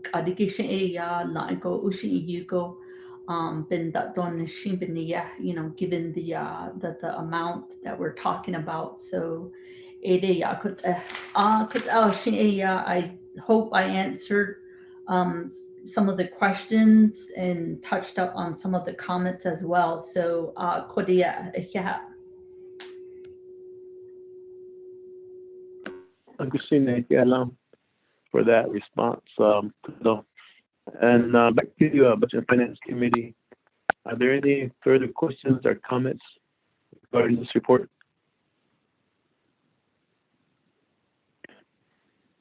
I can call for the question on accepting the report. Chairman, this is Delegate Cruddy. Okay, there's Delegate Amber Karani, and then who else also? All right, Chair. Delegate Yell here. Oh, okay, with that, Delegate Amber Karani, you have the floor, and then after that, I'll defer to Delegate Jamil here.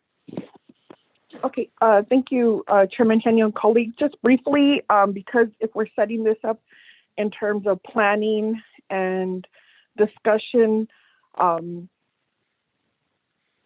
when are we going to have the next conversation regarding how Navajo Nation will organize? I understand we won't know the number, but we have a good guesstimate, and we know that we have internal challenges that need to be addressed. So if I could recommend that we have our next meeting to discuss what are those internal challenges that we would need to, as a committee that we have oversight over, to either start amending or modifying or to modernize. And then I know we have our federal priorities, but what would we need from our federal and state partners to modernize or to amend to make sure that we are successful? And looking at then, Chair, who can the committee start identifying or getting recommendations to help facilitate some of these conversations? We have our subject matter experts, but we'll also need to onboard individuals to facilitate these calls, because what we saw was there wasn't a lot of investment in capacity building.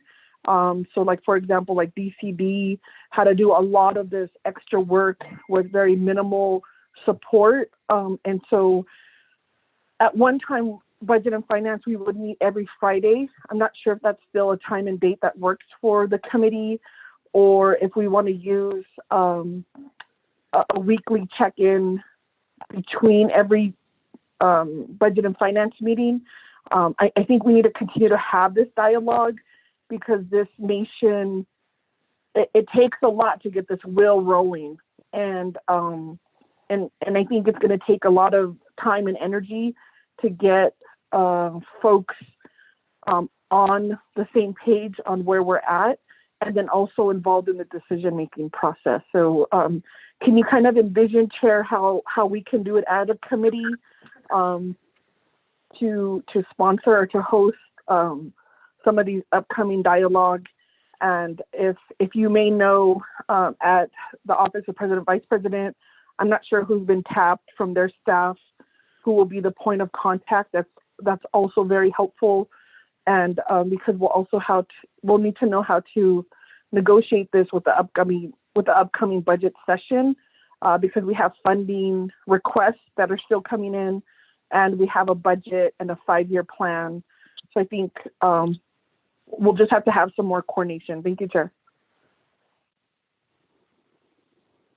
I appreciate you a lot for those comments, and I believe What I had recommended earlier was that we suspend the agenda under new business to add an action item for leadership meeting. And we could do this scheduled leadership meeting sometimes next week, either on the 23rd, which is the next Tuesday, or we could go, I believe, yes, the 23rd, and then set up the leadership meeting with Speaker's office and his staff. And then from there, we can start laying the groundwork for meeting schedules and all the logistics of how budget and finance could move forward on this. So if that is okay with the committee, then we could go that route to schedule that leadership meeting and then move forward from there on. So hopefully that helps Shanita. Delegate Amber Knasbakari with the inquiry, and we could use that as an action item at the end of our, and during the new business item. So with that, would that work for you, Shanita? Delegate Amber Knasbakari? Yes, thank you, Chair. I apologize. I didn't hear that suggestion, but thank you for adding that as an action item. I can change that. I appreciate that. Budget and Finance Committee members, if that's okay with everybody. I'll need the motion in a second during the new business part of the agenda to add that as an action item. With that, Delegate Jimmy, you're here. You have the floor. Oh, okay, Yate, been Chair and Vice Chair, Budget and Finance Committee. Also, my colleagues, being the committee members, also who are listening to the Shouldn't East Sangi, the Budget and Finance Committee, called the best about any Eastern other than a by that is either by that could ya easy could base of Holiake, she to Bahajo that he art with Andy Washington Kinal Green, personally, Hui Laki, Japan it. Ado, why you indicate then co. Now, that's the Araban as a personally, Holiake, Baha, no, you see, nothing. Personally, Hotalia. On economic development night on not there you see based on the equity which care fund number one which $715 million it it is aro and ito Eastern Italia that grow about this area could be based on Halian President the never person just die a could ask for a written summary of a report of all time for the council delegates. It is such a which there it was in on the according by a question a could about the $1.9 trillion, but at 8 hours on the United States the peso cannot create a balance in plateau in high niche person high nisigi a bit ako hodon nisigi nisigi atole chukaleya opa hunne nan ni akonde there's any bitadeti there's a term of conditions there's rules those are laws that apply to federal fund. Yes, I need 80,000 and anything. Better try any. Ela ni not cotton. What don't that sir? The another 368 not that cut. Any federal grant that cut. 80,000.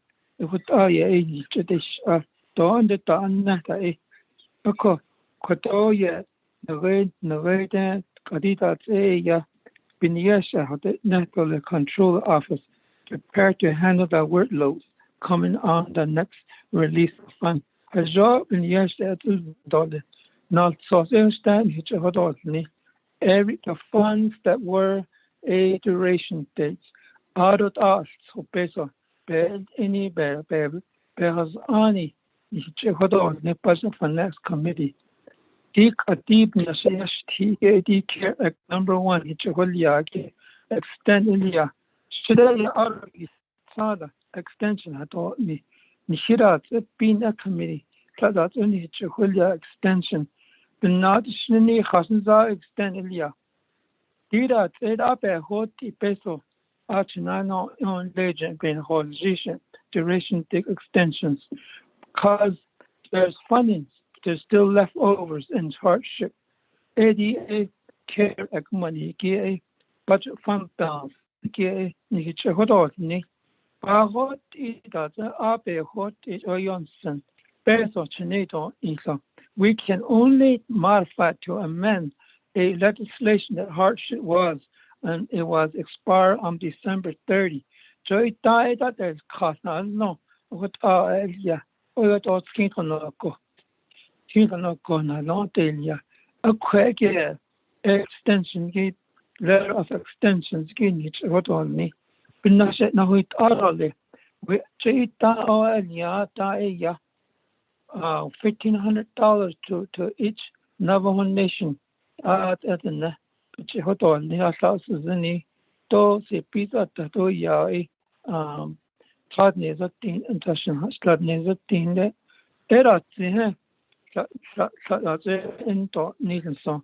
Hajaba Gil Tidolis, hit Besaba Yanni, Plani, Budget Finance Committee. Hajaba Yati Tinson. Let's talk about it, man. Let's take care of this business for our Navajo. I think there's still a lot to meet that $1,500 and also $500. I think $1,350 yet. It's like $300. Is it's about here and it's all yari that as good. I don't $9.9 trillion. Yeah, a job and yes, editing. Nico $1,000. I see it in Kojik. Oh, you at the Nasheta hold arty ne a coco a peso perhane asaya as the nepesiata has now a co to a pitch a pespe in the consultant Nikito consultant keep peso the you pesi teach it in the haneta a co a text time I don't the contact on the in the not at on a co a to fish in the hundred. Deep cut even his was it was a yard. I could not at all less. As a patient behind Nike, it is I eat a deed. Then the over youth at all a base of a chin. They're trying to get on the line, but there's just no answer. But they leave message in the day. To a patient base between down never. A co. Even in the Nashita on the Kande, peso, it's CIP in the Jaha, a conda Aria das Kada. Artisan COVID not team that. Dota in those are they're pushing out the door. And not in the Shayash did. Is she security that? The question between the other security. The Ina kisses the other and they taught honestly. Or they yet and here hold three other than the nanny clinic security and night late. Nada. Or not the kid even in a security Naza. A hotel is should not think the Quajo Haneto, a Tahanagi, Peso Yahalani. The peso consulted and then it called the Nazi that thought the neck as he got us kita. This is that decision. But urban Tusky did should not in Sago. Out of the Kushiba, this not a Martini Budget Finance Committee. Halet Archito is no biasty. Shea, I'd like to put my suggestions. There's a lot of money and sales fund. There's really loaded.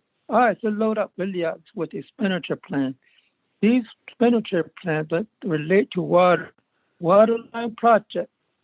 O Kadibahasna. Pesoki Aja Yaki or Art Ajatzoko. and put it into this new fund that will be received, or others that transfer it to the so she had a RJ peso that I thought it was all credit that totally. So RJ to the between gate or I you see personal not about so RJ in Washington the person that United States Treasurer it would it is I see at $8 or you about this in the aircon. It's a concept straight on the quality. Although care act fund, care act fund number 1, that we need a expenditure fund balance. That's what we need from the controller. That needs is now $8 by $8. I'd like to put that fund into zero. We don't want to turn this money back to United States Treasurer. So there are the matching fund ito pa ada. Anaho igishin ebe bahas it's matching now that FEMA. A land note a FEMA to land note a hot is about a hinyaja hot a bahas video. All of this tele American okay. There are studies with the Corporation Finance Committee are meeting that equally. By that team, yes, yes. What's about this thing? So additional answer to the Chair, Vice Chair, my colleagues, and thank you very much, the controllers, and listening on your report. Also, Justice Department, Legislative Council, although it's not arguing. Navajo Nation employees, those in the or 110 chapters, and I are young dog Kaido shed is enough to go on this.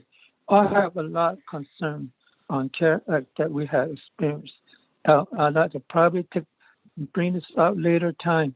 Chair, I want to chair. Thank you very much for giving the floor and giving back to you. Go back on mute now. Chair Henry. Okay, Vice Chair Smith, you have the floor. Thank you, Chair. Those committee members, Budget and Finance, those Controller, on your report. The question I have is on the American Rescue Plan. Under the government programs overview, according to the amount 1.5 to 1.7 billion the nation expects to receive. In there it says that there are several opportunities outside the FRP, which is the Fiscal Recovery Fund, that the nation could take advantage of to fulfill the strategic spending priorities. Could you elaborate on that when you get back to the floor here on what that means? I understand that there's going to be a federal regulation, CFR, and how could the nation utilize that for our use in providing services out there? The other one is the total amount that may be going to the nation. Is that inclusive with the, like I was looking at the CARES money, and in there was several grants that were given to the, like for instance, public safety, social service, and others that were in there. And is that how this grant's going to be? And then we divvy it up, or how does this work? Because in your pie chart you have total funding approved is 31.2 billion tribal programs, and that's the whole amount. So if IHS is getting funds, they have a lot of water projects. And in order to fulfill the Navajo Nation's water projects, I think they were requesting somewhere in the $500 million.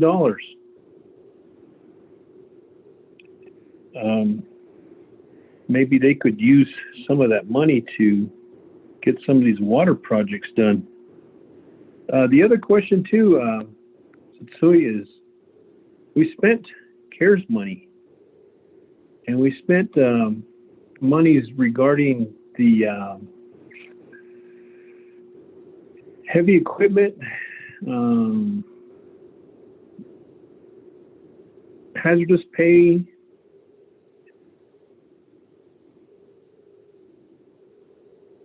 could that be reimbursed to the nation? I know that when the CARES money first came out, that was looked at. All the citizen projects that were allocated, $100 million. And executive was saying we could use that CARES money to reimburse the nation for the citizen projects. Could that be also explored? Is that possible? On behalf of the expenditures that the nation had incurred on the funds that were provided instead of using CARES money. The other one too is I realize the deadline is more lenient, and which is good. The question I have is I keep getting this question from my constituents.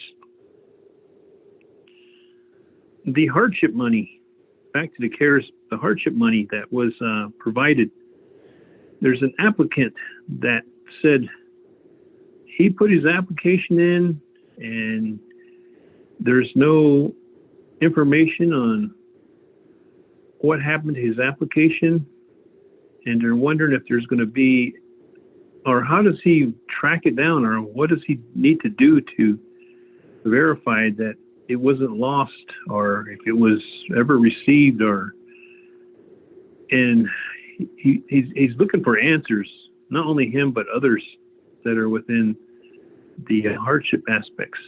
What is is there a phone number or a website? Some of our older folks don't know how to use the website, so they're reaching out to the delegate and they're asking,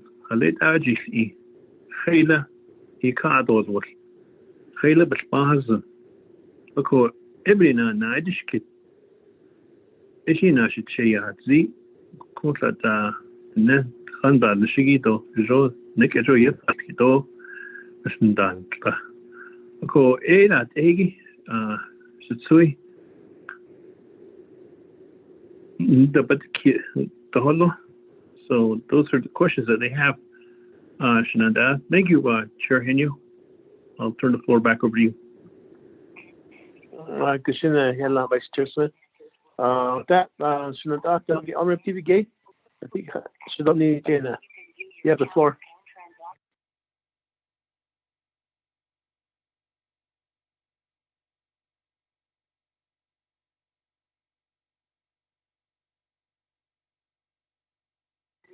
Delegate Almer TV Gay.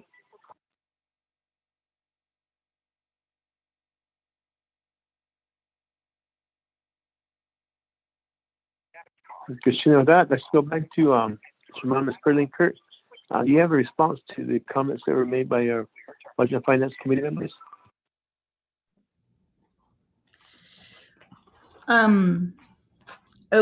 Let's see. Okay. Ado Yananate, Ado Shiaj Chair, and then members of the Budget and Finance Committee.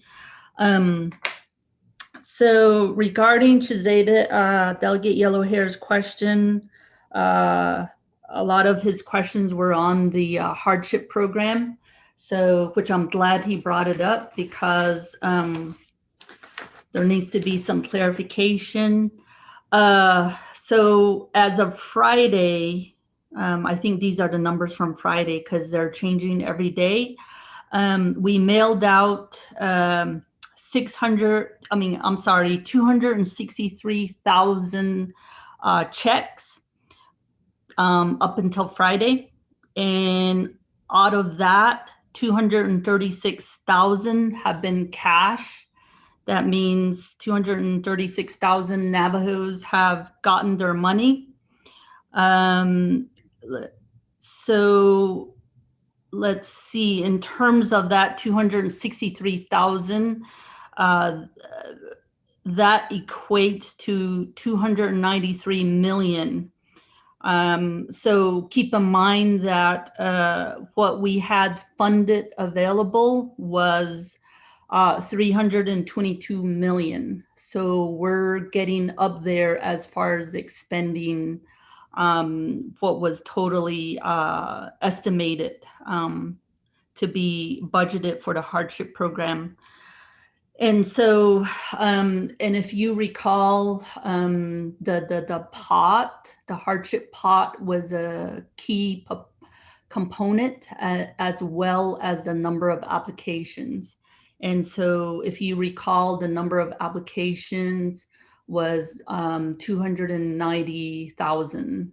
And of that, we had some duplicates. So we were looking at 280,000 applications that needed to be processed. So from the get-go, and I've reported this before, those applications, everything was in compliance with the rules and regulations of CARES. So we started with, out of the 290 plus applications, we had 100,000 exceptions that we had to work through. We also had problems with the vital statistics database. It was very outdated, very archaic, not a lot of data loss and so forth. So we've had to deal with that. It was a lot of work. At times, I would say we outsource. I think in the heyday of before we knew that there would be a federal extension, I think one weekend we had like 400 people working, trying to work through exceptions. So it was a lot of work. And so today, or as of Friday, our exception went from 100,000 to 15,000. And every day we're working through these exceptions. So for those people that have applied and they haven't heard anything, or they got a text that says there's something wrong with their applications, and so forth, they should get text messages saying there's something wrong with their application. And then we, the call center, will proactively reach out and try to contact those individuals. So just by the sheer numbers of individual applicants that we're dealing with, obviously, we're going to have those situations where we're playing phone tags with people, and people change their phone number, their contact information, all of those things. So we are still working through those exceptions. So right now, it used to be what we call our call queue. If you recall the way the call center works, even if you individually, personally call for your bill, sometimes if they're busy, then they'll put you in a queue. Either you wait to hold, or the phone system will ask you if you want to leave your phone number for a call back. So just think in terms of how that works. Similarly, our call center does work in the same way. A few weeks ago, up until a few weeks ago, we have, I would say, a little bit getting into the weeds and explaining this, but I think it's worth an explanation. So we had 400 ports. So we had the ability to have people waiting, 400 people waiting at any given time. Obviously, we got inundated with our calls. So, and then also for callbacks. So you'll either wait or you'll give your callback number, and then you're in a queue. And if we fill up that 400 ports, then the system doesn't allow you to do anything. So up until, I would say, about 3 weeks ago, we changed that mechanism. So we're 100% operating on a call queue, a call back situation. So if you call the 1833 number, then you will leave your callback number, and then our call center calls you back. Our call queue has been up in the 7,000 on average on a daily basis. And then we've slowly gotten that down to 4,000. It's still coming back down to about 3,000 per day.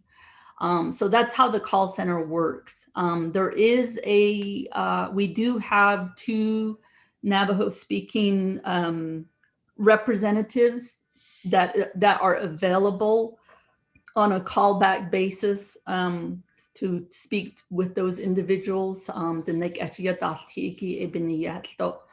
there is an option as to that. The call center is all outsourced because the Office of Controller, I have 120 staff. We do our regular jobs mostly. A few of us do all the cares, contract accounting, payroll, purchasing were the key sections that handle a lot of the cares. And so a lot of most of the hardship work has been outsourced. And that is the reason why, in terms of people showing up, either they don't understand how the call center works. There's a lot of phone tags that take place as well. So there's a lot of frustration with that. If you leave your number, then you're in the phone queue. And if we call you back and you don't pick up, then everything starts all over again. So I will say that on the email side, there's nncareshelp at nnooc.org. Again, we did have an email queue. We started working on the email queue. We got it down where there's a 24-hour turnaround. So for, people get frustrated with phones, they may have better luck with the email. So that's how essentially just the sheer number, this is the largest hardship program in the nation. And we on average have about 100 full-time employees manning the call center, and 6 days a week. It is very costly. On average, it costs $350,000 a week. We tried our best to communicate with all of the applicants via a text messaging system. We send texts to let them know that their application has been approved.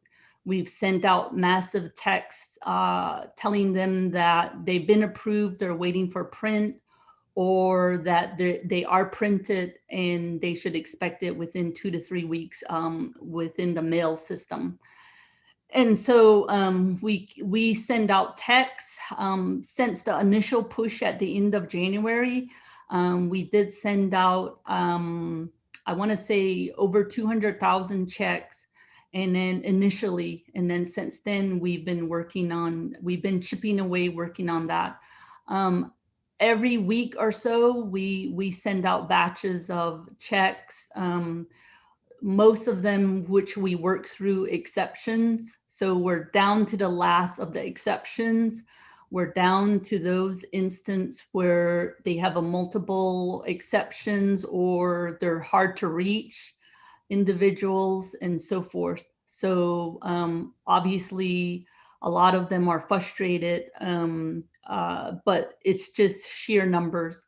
I don't have the resources to add another 100 people for a call center so that, they're available. To be honest, our consultant, Baker Tilly, is working for free. and has been working for free since January. I do not have funding for them. And thank goodness they have the resources to basically work for free for us, thinking that we're going to pay them. So I know given that additional funding won't be available through ARP for another couple months, I think this is something coming down the pipeline for everyone's consideration. I don't believe in having them work, but they can't exactly stop working for us just because there's no budget available. If you recall, our office got 20 million as part of the CARES.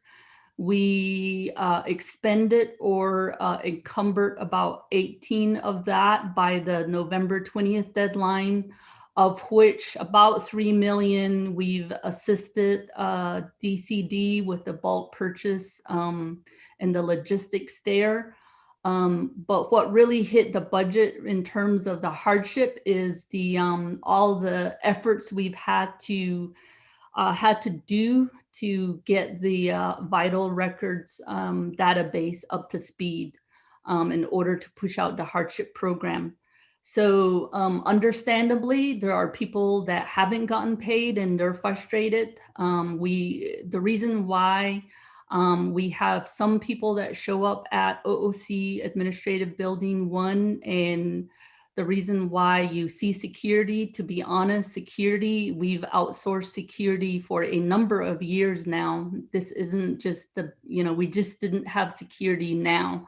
We've had it for approximately 2 years now due to threats being made to OOC regarding some of these, I think in that case, we had like a veterans threat.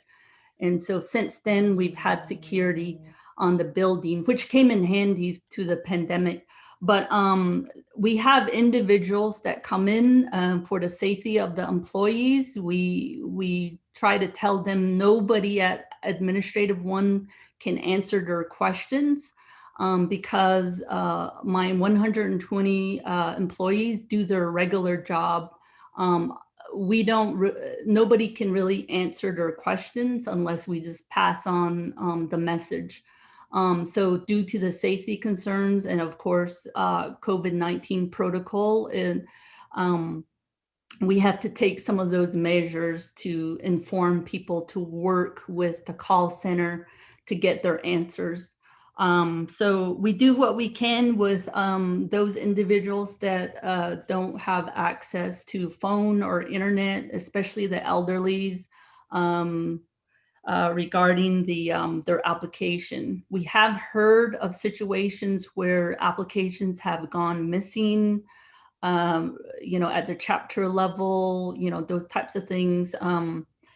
So when we were getting applications back in November, I can't speak for things that have happened regarding at the chapter level, but once a person puts the application into our bins, those bins, we've inventoried them. We kept a good close eye on those bins that came to us. So I will say that regarding there are a lot of people that didn't apply, they couldn't apply, or they may be in situations where their applications are missing, those types of situations. We get inquiries every day at our call center regarding those situations. Right now, I will say we have approximately 5,000 in what we call a wait list. When someone calls to our call center, we don't turn them away. If they say, hey, I got COVID during the month of November, I couldn't apply. All we do is take their hardship application information over the phone, and then we put them in a wait list, and we essentially tell them that should there be additional fundings coming through, we can, they can get funded, we can process, but that's all pending. We don't make any payments out of the wait list.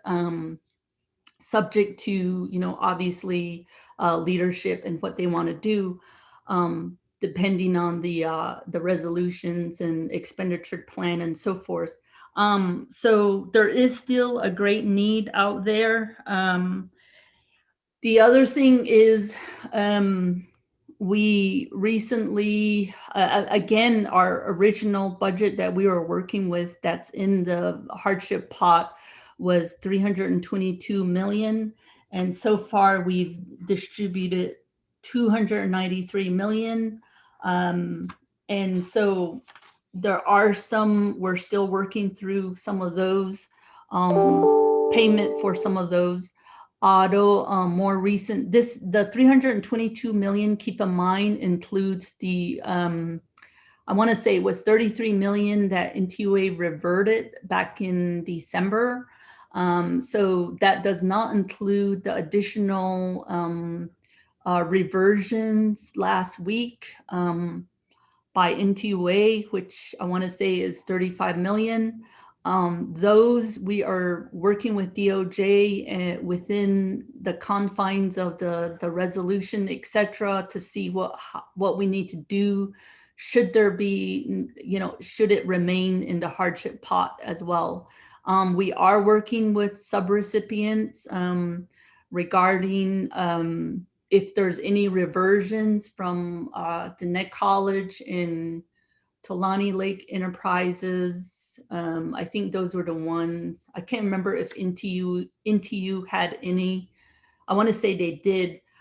So those are additional funding above and beyond the 322. Also, I believe we still make periodic updates to our website. So regarding any of the budget availability, but I think I just went over what's remaining out of the CARES fund. We can send over the latest and greatest as far as from the FMIS as the budget availability, the report.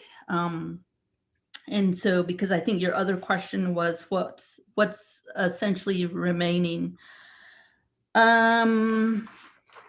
And so as to what to do with what's remaining is a question that we're still working with, like I said, DOJ, and that's probably something coming down the pipeline.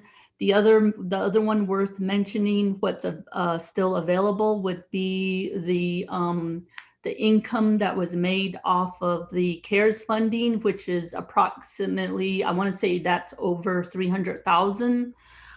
That's still out there as well. And I think at this point, I can just touch up, moving on to Shache Raymond Smith's hardship or his questions. While I'm on a roll on the hardship, I'll answer that one. If an applicant wants to check the status, they can call the 1-833-282-7248 number, or they can email the NN Cares Help at nnooc.org email. Again, email may be faster unless you start playing phone tags.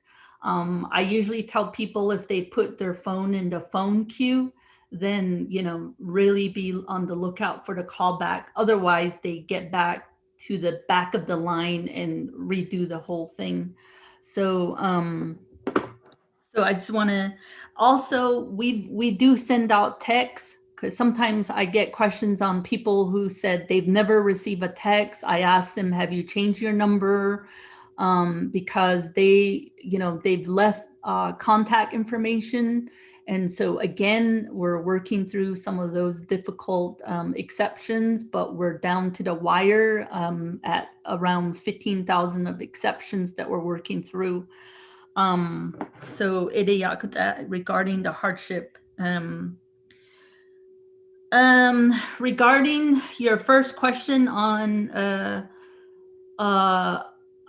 so if you're looking at my report, there's, just so you know, there's over 31 billion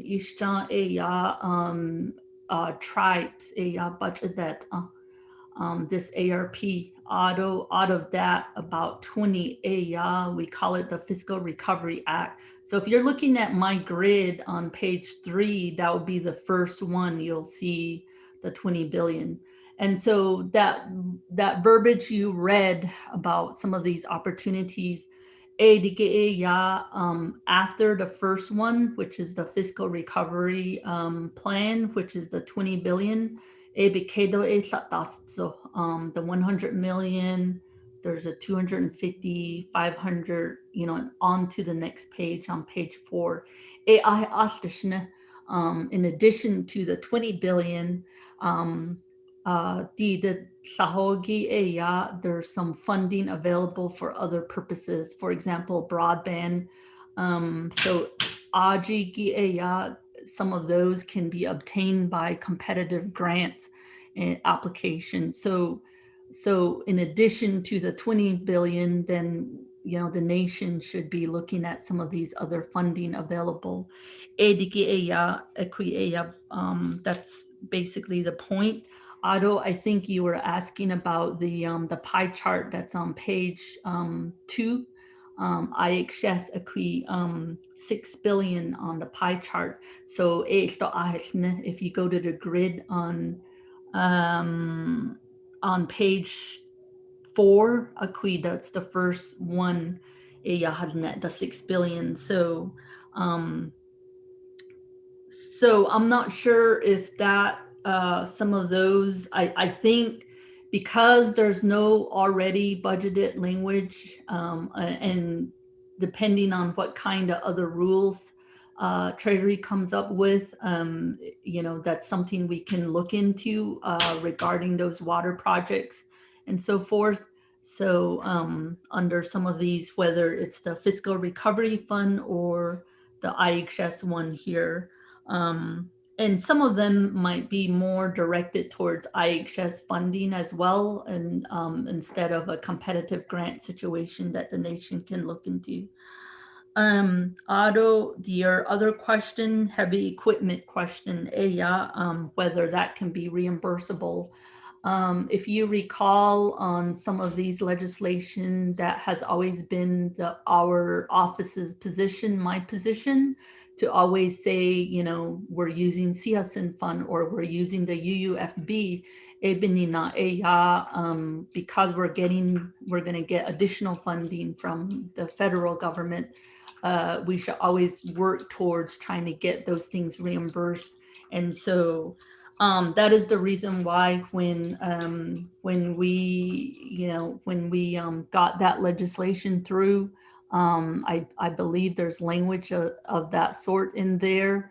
Otto, even when we go to process that, we at purchasing, we make sure that procurement's followed, so that we can reimburse ourselves. And I think the nation, to the extent it should reimburse themselves, because you're basically taking the restricted monies and reimbursing yourself so that you can free up unrestricted dollars such as UUFB and the CSN.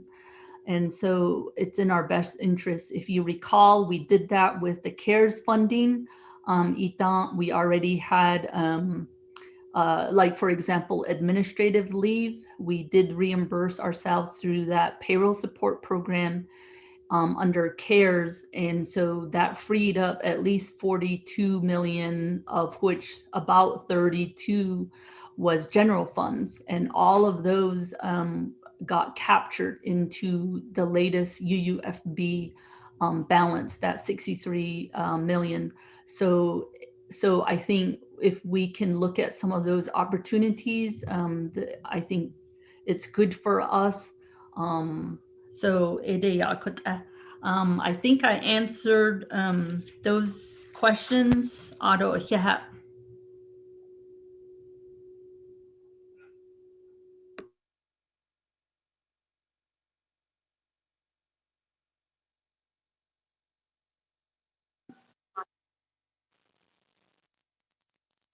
Sarah, this is Del Gibagay. Hello?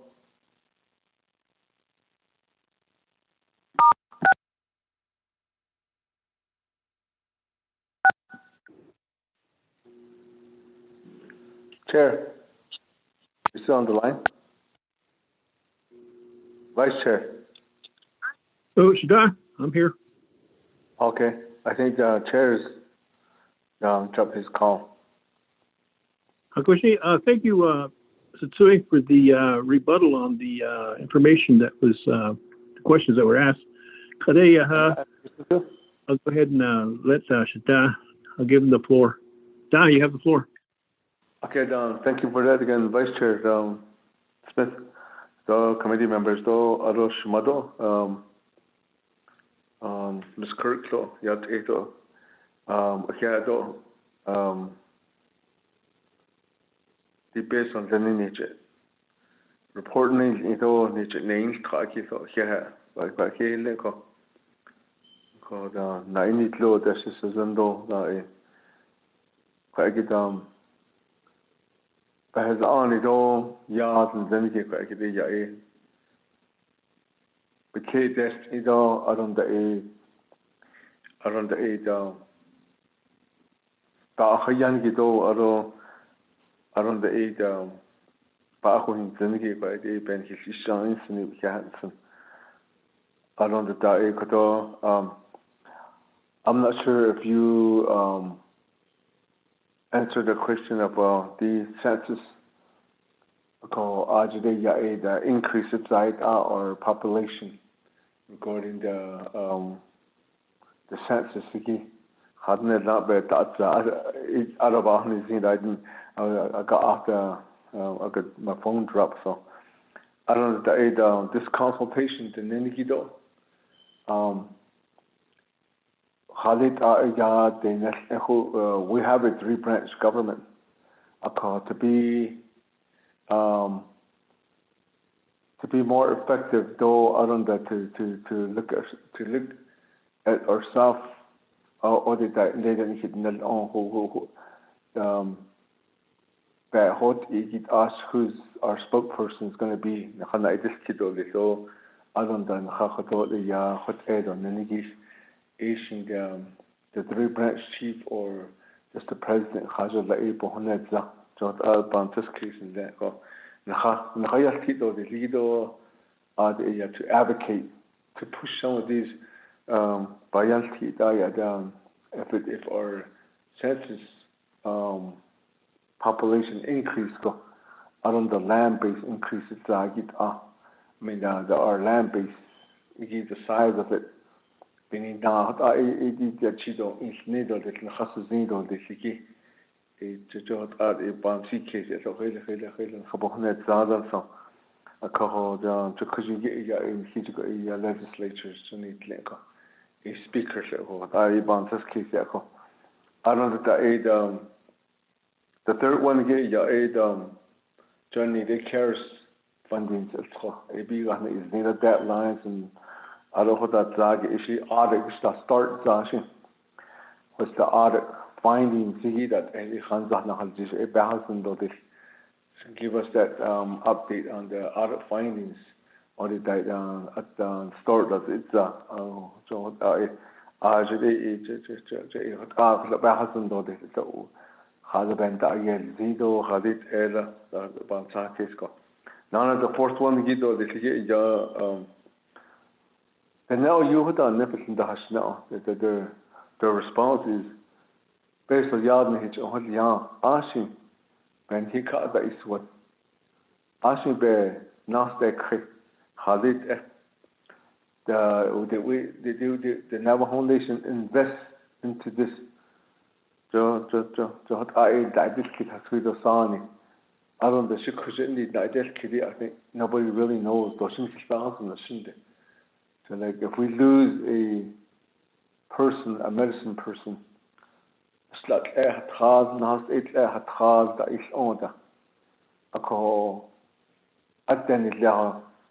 knowledge and all the stories and all or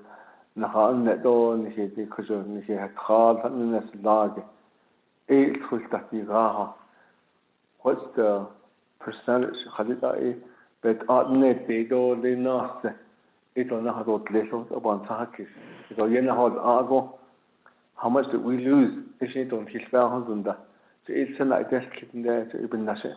As to an ideal kid even nash it go. If an ideal kid in there to don't his spouse and the even the leaders need on his spouse and how much that we lost. Has net that art there. They know so what this Jesus eh. Hit air or a hobby he can need she hit air quite good and how to or the hair. But nanny clinic we all know that the first CARES funding in some of the indigenous nations, yet they tried to the first vaccine that was that's going to be coming in the person that is more fluent. They said no, they're trying to protect that. We lost, like I said, there's 5 people that had that knowledge. I don't know how much we lost. Citizen tremendously lost a whole lot of knowledge.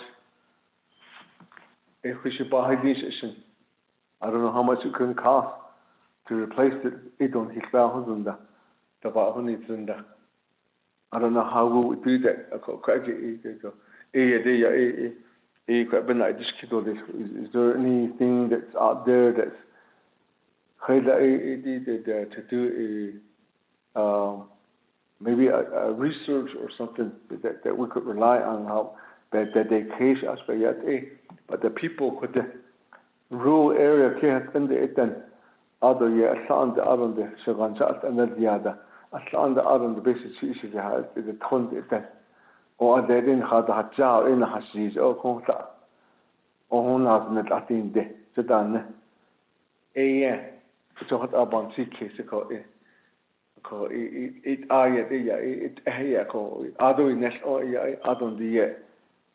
I don't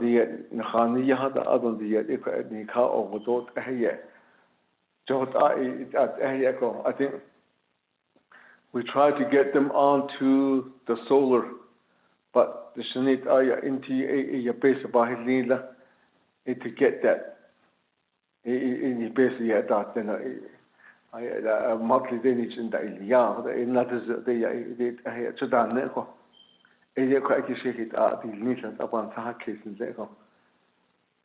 I at a dot 8 out of basically idol is integra.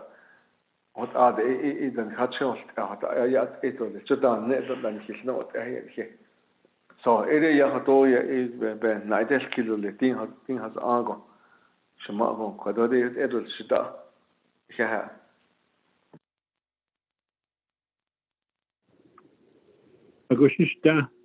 Committee members, Chair Henny, are you back on board?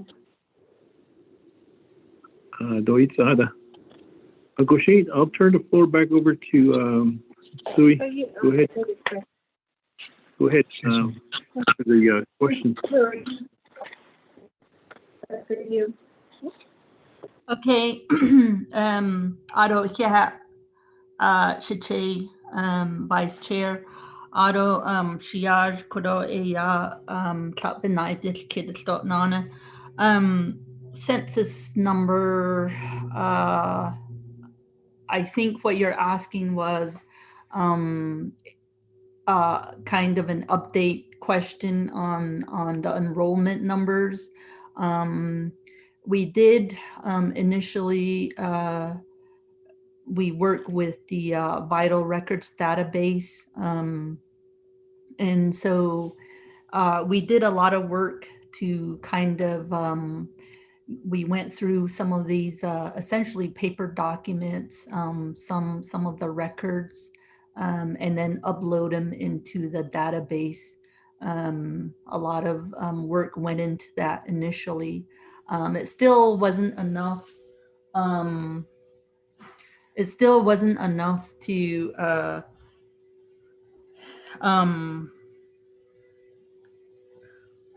make the process go smoothly, but we did have a lot of missing records in the Vital Records database. Can you hold on a minute? I have a vacuum going, so Hold on.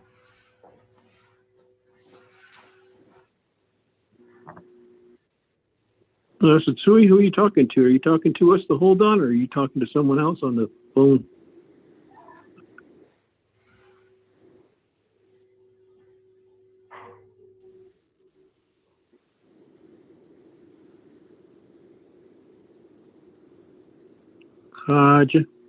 Oh, sorry. My dad started the vacuum cleaner, so regarding the enrollment database, a lot of work went into it. We had to update it. In some cases, there was data loss to the database or the vital records. So through the hardship program, we've updated the enrollment.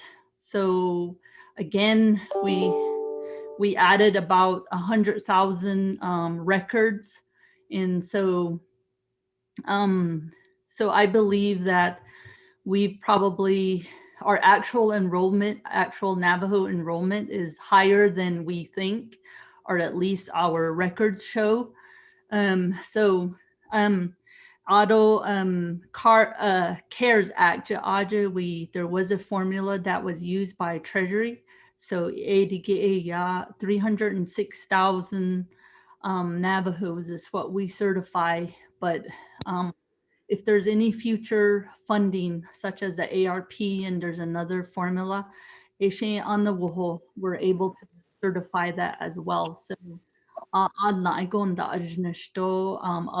people, when they submitted their application, if we didn't have those records at Vital Records, then our people most often they would text in a copy of their CIBs and things like that. So through that effort, we were able to add 100,000 records to the database. So I believe our database is much better as a result of the hardship. So Edeya, just wanted to, I think that's what you were asking. And again, the manner in which Treasury has done the formula for the CARES, they used the census, the US Census. And so in that way, I don't think our numbers captured our Navajo people that are out across the nation and in the world. And so that would be the argument with Treasury, is to say, look, we just didn't help on reservation Navajos. We help Navajos all over because our people are all over. So consultation on Thursday. I'm not sure. I mean, I think that's a question for leadership, is to see who can present the way those things go. Elected officials take precedence over tribal administrators. And so usually if you're able to get on to say a few words, you're limited to speaking for 3 minutes with Treasury at the tribal consultation. So I can share information with leadership. I know I did speak briefly with speaker on this on Friday. We were on another call on another subject, but I did emphasize the consultation as well. So Otto, the other question you had was on the audit, whether the audit has been started. Every year we go through the nation's independent financial and single audit. And so we normally do start the planning in December, if not earlier, so which we did again. We're in the middle of that. It's in progress. The last we checked, our outside auditor, Moss Adams, they are testing the anything payroll related. So obviously up until the fiscal year end, mostly that's CARES related that is slated to be audited would be the small business grant program and also the payroll support program, and then also the NNGE grant. So those are the 3 areas that we're looking at. I am curious to see, I think we pulled all the payroll related documents for the CARES Act audit, so we will see shortly. Just keep in mind also that Treasury submitted or put out their guidance, their CARES guidance for auditors. I believe that was in mid December. So their supplements audit guidance. So that's what they go by as far as auditing. So we are in progress, and so just wanted to say that. So it'll take some time for them to go through. And then Otto, your last question, I think you're asking whether there is some research done. I don't know if there is. I don't know who can speak to that. I think most of the time we just count the beans over here, but it sounds more like a qualitative research. Although I will comment that on you use your example on the solar, and some people didn't want to do that because of the recurring monthly expenditures. So that has been some of the questions that our office had on some of these types. So the example you gave is a perfect one because on some of these things, like for example, broadband, if you put in the broadband, I'll call it hardware, but then, let's say your schools, if they offer free internet, and then what happens at the end, so those are some of the questions. I don't know if those types of questions can be addressed by the ARP, but that remains to be seen, given we're going to be waiting for rules coming down the pipeline. So those are the responses I have. Ado answer each station bin nada adult kid.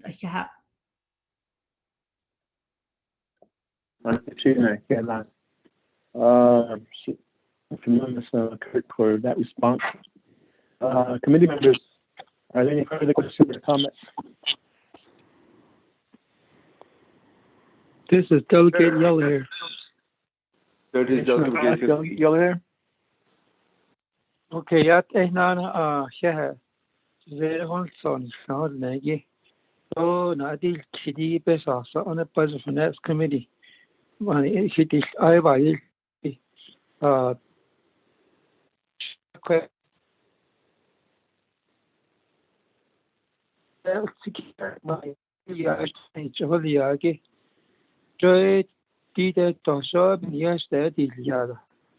consultancy there, but pushing in darkness. 80 in darkness, on the very up on the hardness, says there. Did I your thought not hot enough? In years, not all isn't it? There's technical issues, and not aid or not all dominant. Issue in not a upon the CRP of the CGA or compatible with your program on a consultant in Darnji best cheese for Nagy. Around and double deal kid. I don't know what their remarks on that one. You should come forth now, see what they're up to on the CRP office. Thank you. We need to bring them over and put it on the agenda. Of course, even in Toto Iliaco, up in we as a Navajo, we will lose some funds the last time due to that Navajo not being us Navajo. the controllers, consultants in the were not prepared to full extent. Or as it yes, there's an on Kago, Nishikaho, upon the Benasaya, Koyel Tigate, and Nishitanae, Abaya Kipis, a cheap Hanaki, though I not out or not best be in a Hanna or done. There's a best on every telephone line that is in the door and our con 8 or pick out that is in the phone down. Also, a count or message at the what end. Donut up is being a hundred that age ribbit at it. A collaba was an echo. A conleres, they didn't know critique at the 18 dollar. Dot range spells and that he be in the committee. A 100 staff in that she reached other source by young Kiki. It is a cabbage is large as an other assistant car nutcher. A cohort serenade that kid a chapter official that on no it die never Chicago to have no. Are they on he check on and did no can they you respond back to me? No, it's not in Chicago, it's in Pennsylvania, didn't me? I call Arden business. You see I beat the confidential information at the Arden Dante when they Pennsylvania. So curiosity okay consultants again. The best buyer consultant contracts in, I think we said in December 30. Okay, at the English, but even logic, where's the liability? Who has the answer? The Justice Department says okay. So the question you have in law. It at the English. It should be now she yet to don hilton at the Kidemy, but in Lahagi, you consulted on Lenigi, Nika not Jahagi, Capitus Lagi, Ada Benadiski. Aro hard say ya support located hard label was on. So down it at the nice sign of stars K hard lay bars on. Khaled Sunnedeya will communicate. Khaled on the day will communicate at the 800 number. That's that Kidona Nahaljish, because it's the NATO Hapanta to Hapata who insists. Over done over the car.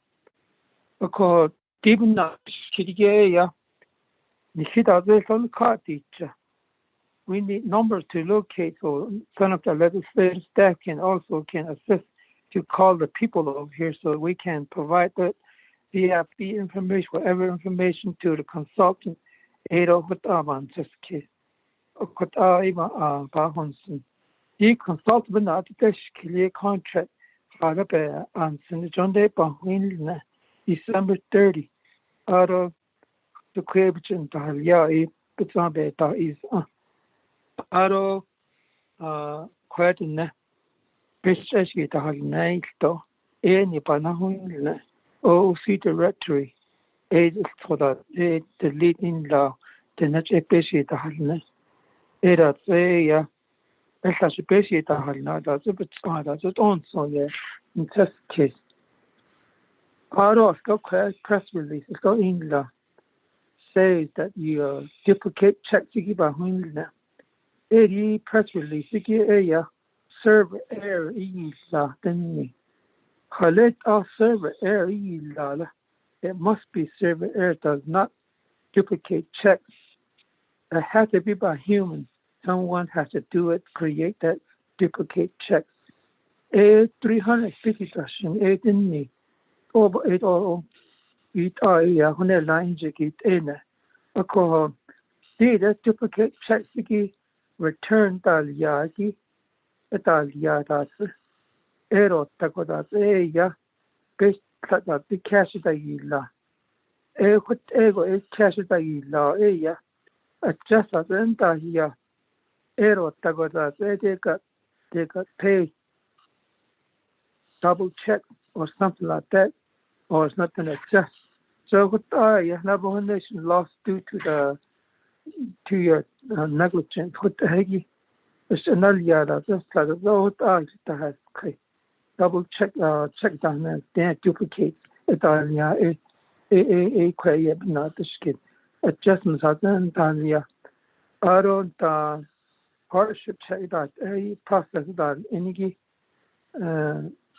hard labor office and so. Say border town in a cocoa a day and the Pennsylvania. A co a with Avana skid. I used to not even job and just kids over your skid. Aro the Queen and Bagnisla consultant day 108 of this vision each could you list report on your report who are the working for you under consultant visit and or add husband cause of fiduciary responsibility. I'm talking on behalf of the budget finance committee as a responsibility based by a TG on Hasla. Results to be hit at the comprehensive budget by a tier. There's there's necessary to bring these out during the budget time. But I see only so this is the based about Holnaki. Kareo you based on each one. About no see that is Nisto Aro said that you are not that's all you consult as based on all you need the except about said and they be cutting at I didn't see that yeah you press up in the sheet that you and then some they thought is inside education of data. They use these as transfer to database and they pay a lot of checks to scholarship office net or veterans office that oh you check out and they open test been nashe and he be then so John he as a controller based about Hanyaniki we had to take a test to do this our own instead of consultant working for us. Chair Lahara Island she thinking about it's enough. Thank you for the time that you give me the floor to the chair to your based by your 24 Budget Finance Committee. Thank you. Back in so give it back to you, Chair. Chair, just I'll give it again. Chair, behind that. I know committee members is one. Sure. Hold on, it's 1:15, and we still have two other reports to do, plus the legislation, the notified district, and I believe Delegate Vince Teams is also on the line waiting. So this is not the first in the meetings that we'll have regarding this subject. This is just the initial, and we haven't really gotten into it yet. So we could be mindful of that, Budget and Finance Committee members, as we need to move forward. Elmer Begay, go ahead. You have the floor.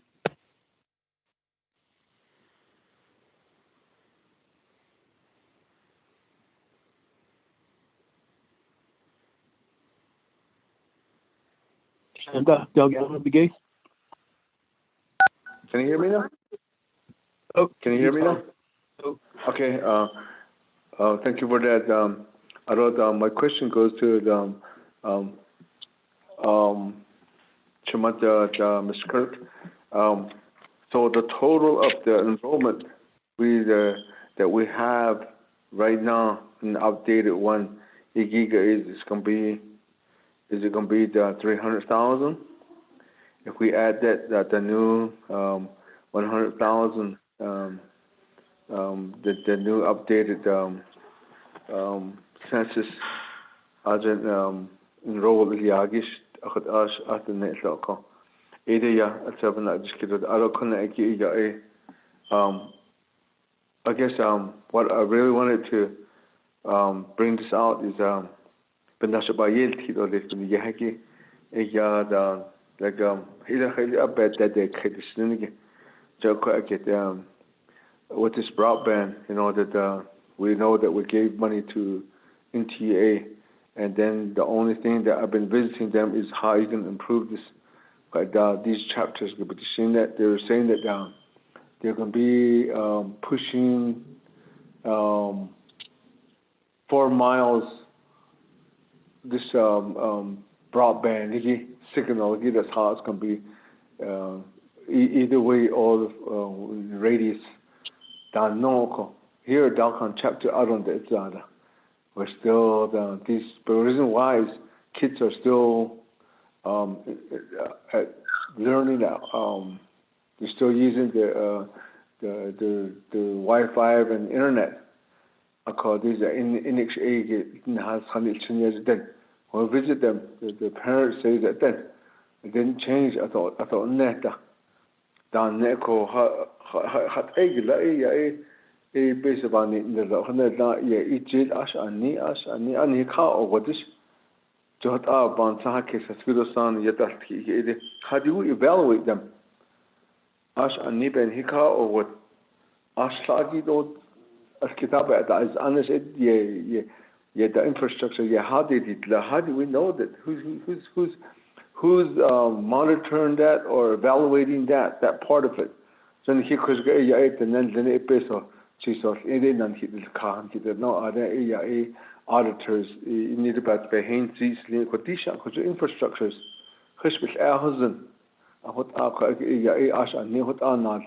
how much was improved? How much percentage was this broadband improved for our student learning, distant learning?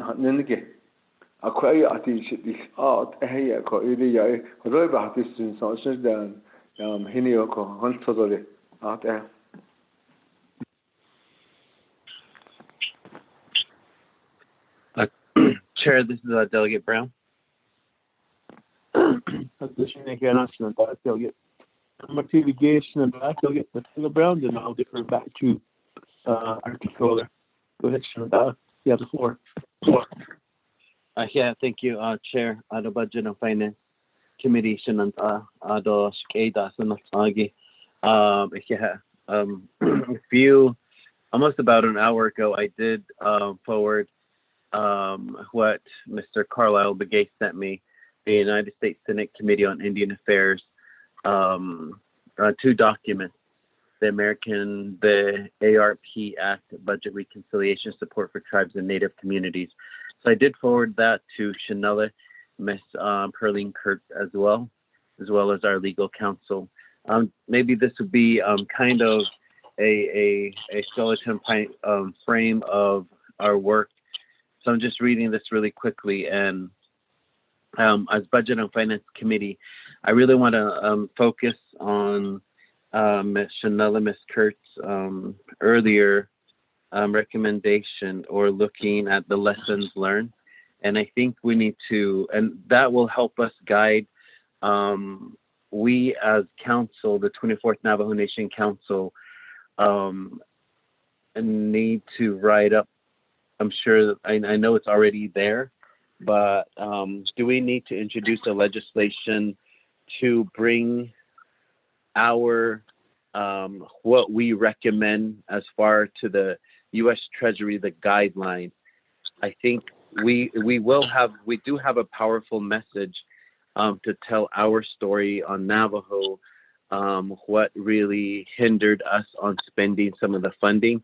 Of course, the deadline was big, so we need to tell them how we need to use the funding. Water was big, so what are some of the deficiencies and inefficiencies that we found on using the CARES Act funding? So on this, the American Rescue Plan Act, where I know that this coming Thursday is a tribal consultation. We need to submit what we have learned, the lessons learned on spending the funding. So if we can work on that document, what is that going to look like, Controller? So I really am interested in crafting our own and telling the United States government on what the best way to spend the funding And I know that delegates have, I know some maybe hiring consultants is not always supported, but I would recommend that for myself. I know that we need consultants to do our job. We don't simply have the capacity, and of course we would have to pay them, and that would be part of the guideline, that we simply do not have the capacity to execute a lot of these, even using the current CARES Act funding that's still sitting. I know that the deadline is coming up for that also. So I would hate to see any reversions from that when we still have a huge need on Navajo Nation, on housing, water, all these infrastructure that are needs. And I know that it's not really CARES Act related when we have our economic development department, our small business department, have been meeting every Monday with the Net Chamber of Commerce. So we do see that the work is already done there. The need is for any, like for instance, I'm going to continue pushing for the Chilchimbito C store. We do have land, we do have everything, Fonzie, everything is there. And it's just a matter of funding. So it is shovel construction ready, as well as our Kayenta fire station, also the Kayenta court building. We are shovel construction ready. A lot of work has gone into these, and I think we need to, because all of these are, to me, are COVID related, because individuals, our Navajo people, are working to combat COVID related, no matter what. And I think we need to speak and craft a language from the Navajo Nation, starting with Budget and Finance Committee on funding. So Chair, again, like Shana, Delegate Elmer Begay stated, so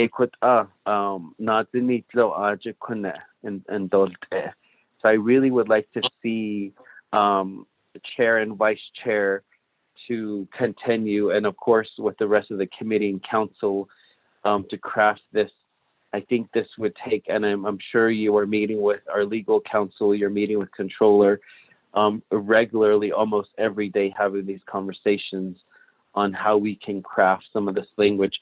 My next question would be, with the American Rescue Plan from the nation, I know we're in the very beginning stages, but we need to start planning, and we can't say as leadership say, it's not here yet, so we shouldn't be planning.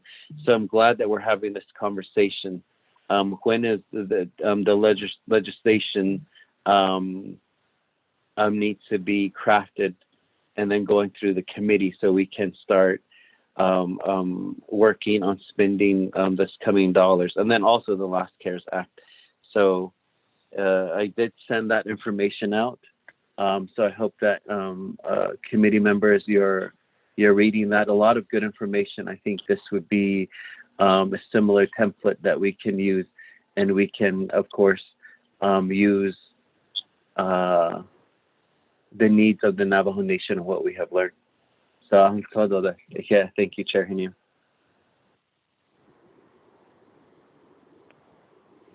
Christina Gallant for your comments, and with that, defer back to Ms. Perlin Kurt, your leader of some questions from Delegate Yellow Hair. So I'll defer the floor back to you for a response.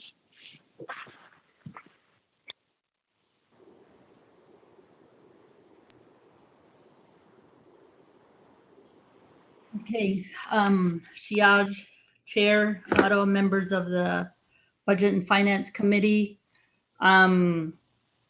So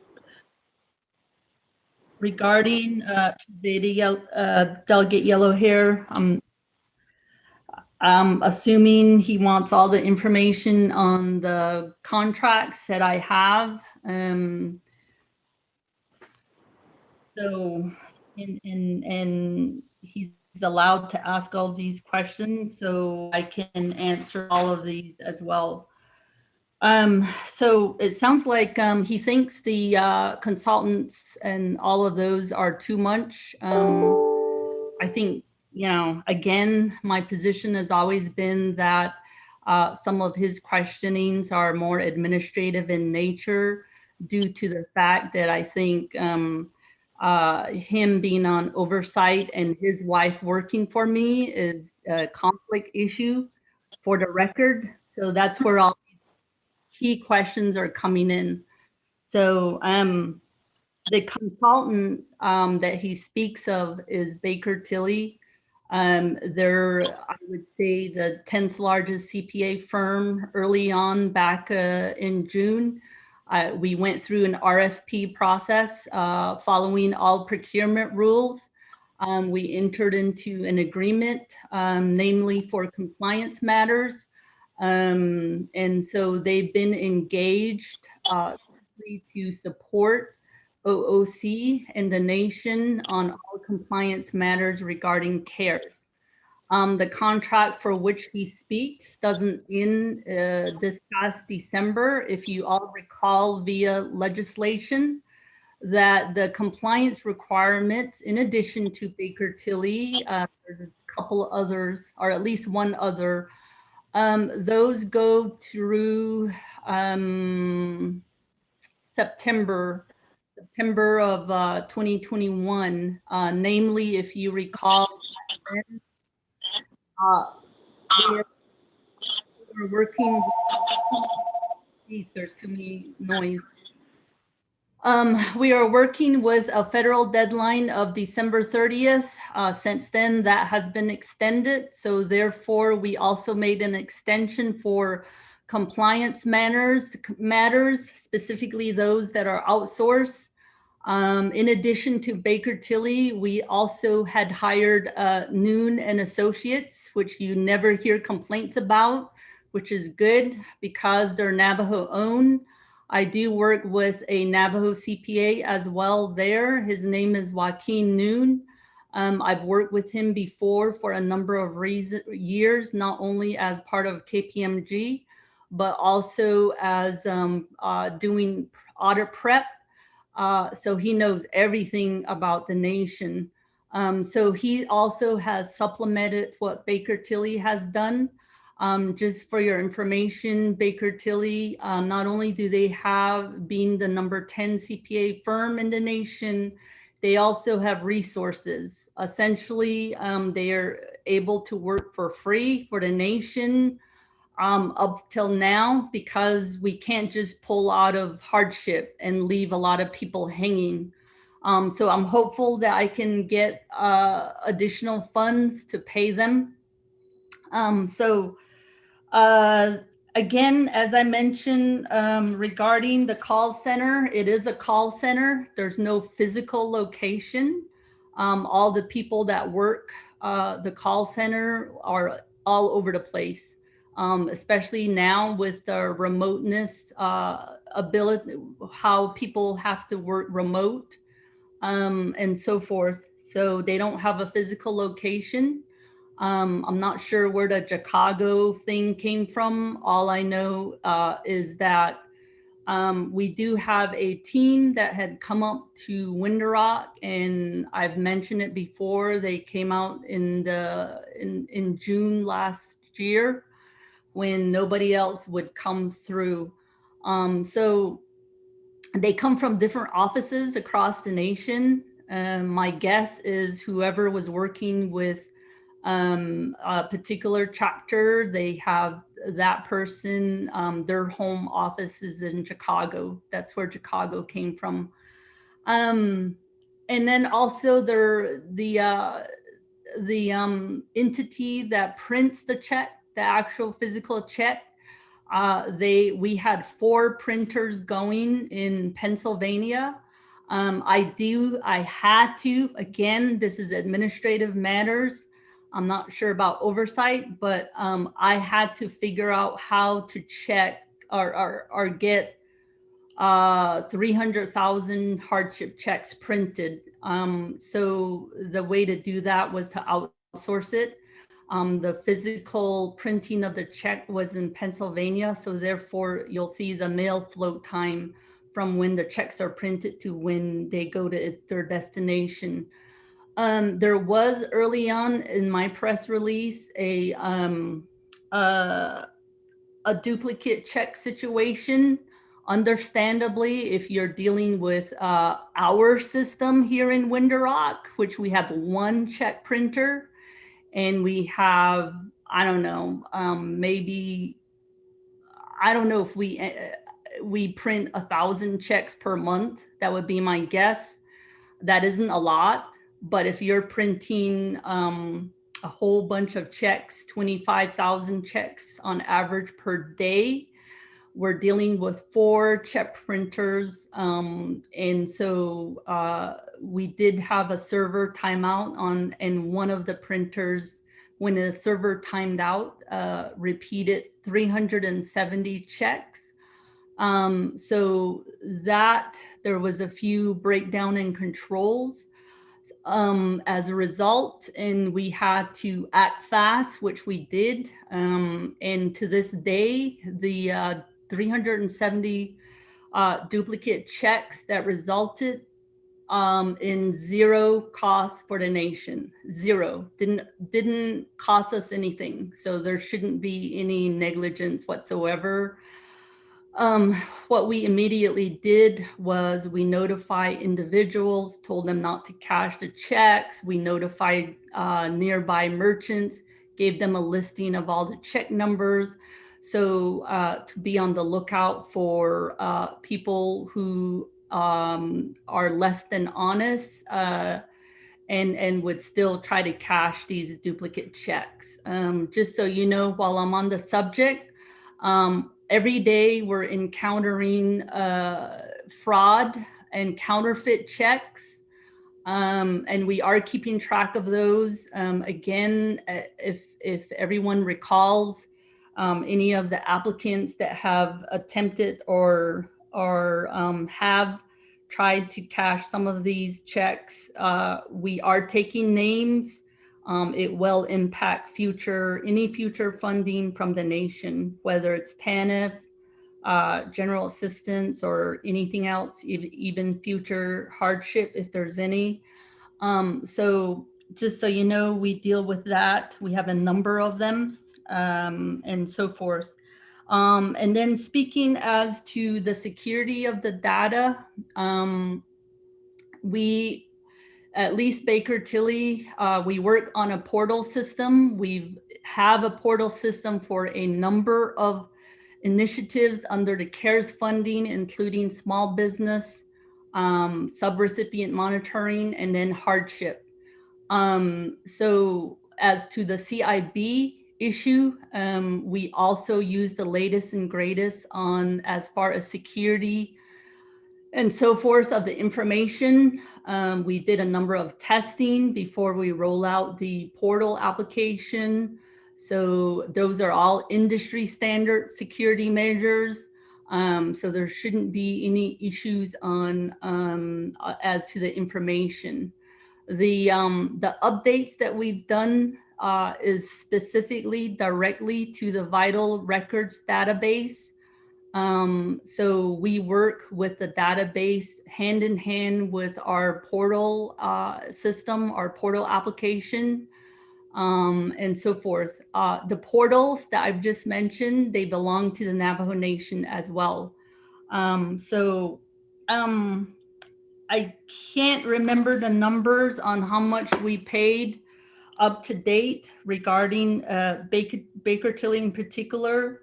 Again, it's not just Baker Tilly. We also have Noon and Associates that we work with. And I do know that to date, we've probably incurred about 50,000 hours of work. It is in the millions. I've also maintained from the beginning, when we asked for 20 million, my office has, it's been 3%, which is about normal as far as the cost for compliance. You can do your own analysis, but 3% is not asking a lot. I would ask, while we're on the subject, that compliance, the cost of compliance, also not be in the back burner. because it's important. When we got our compliance money, we had 3 weeks to spend the money, spend it or encumber it. And so that wasn't a lot of time. And compliance for the Navajo Nation is important. It should be a percentage. So if you have any problems with how much it's costing, earlier there was mention of capacity building. I think that's a key point. Just as Shanella pointed out, compliance is important because if we screw it up as a nation, there's future ramifications. So spending the money right now, it only pays off in spades for in the future, not only so that the nation doesn't have any compliance issues, but also the nation, all the money we spent, if there's anybody who has a problem with it, let me know, because the money we spent on Baker Tilly to help us, is only going to help us for ARP funding or any other federal funding where we use updated census enrollment numbers, because as I mentioned earlier, we've added 100,000 records, and truth be told, our database was crap.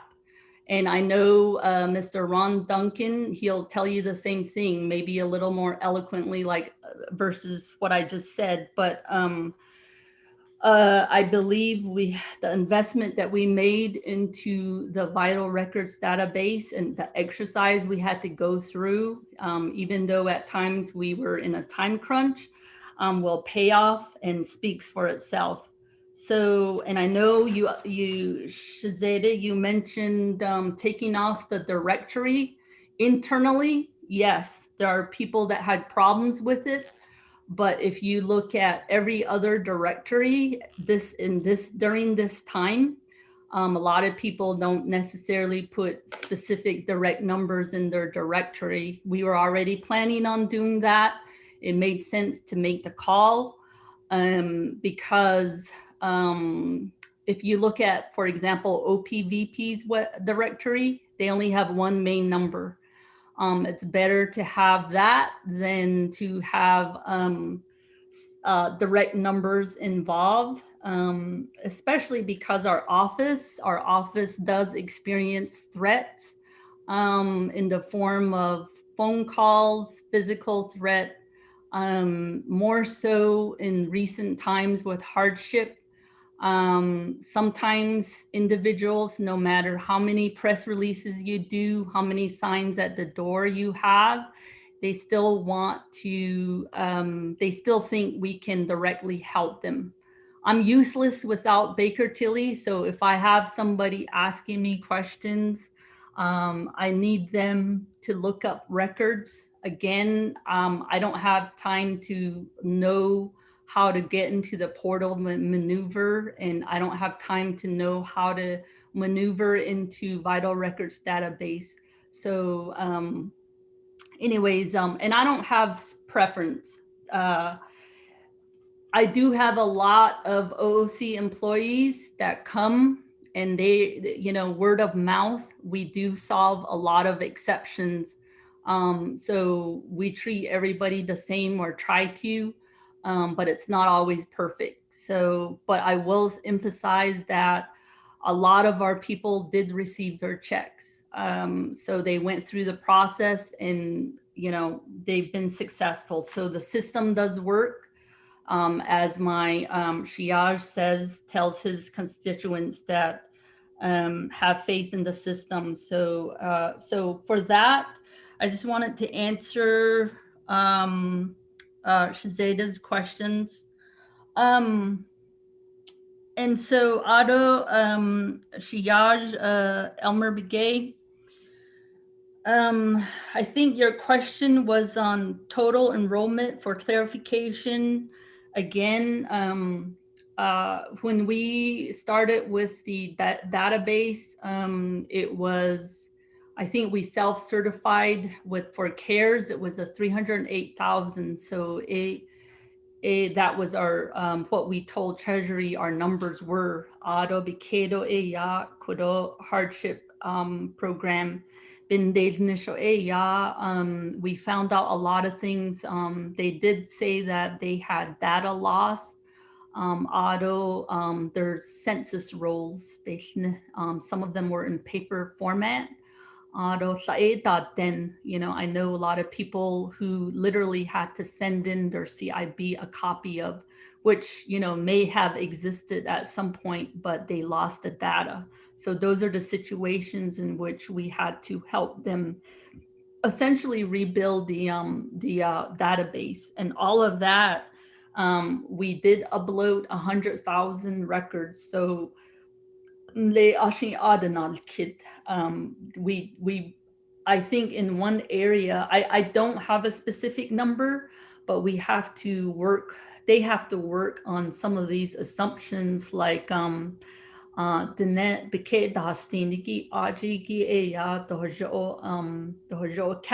ilneta. So that's one part we have to work around to make sure we have a good number. That's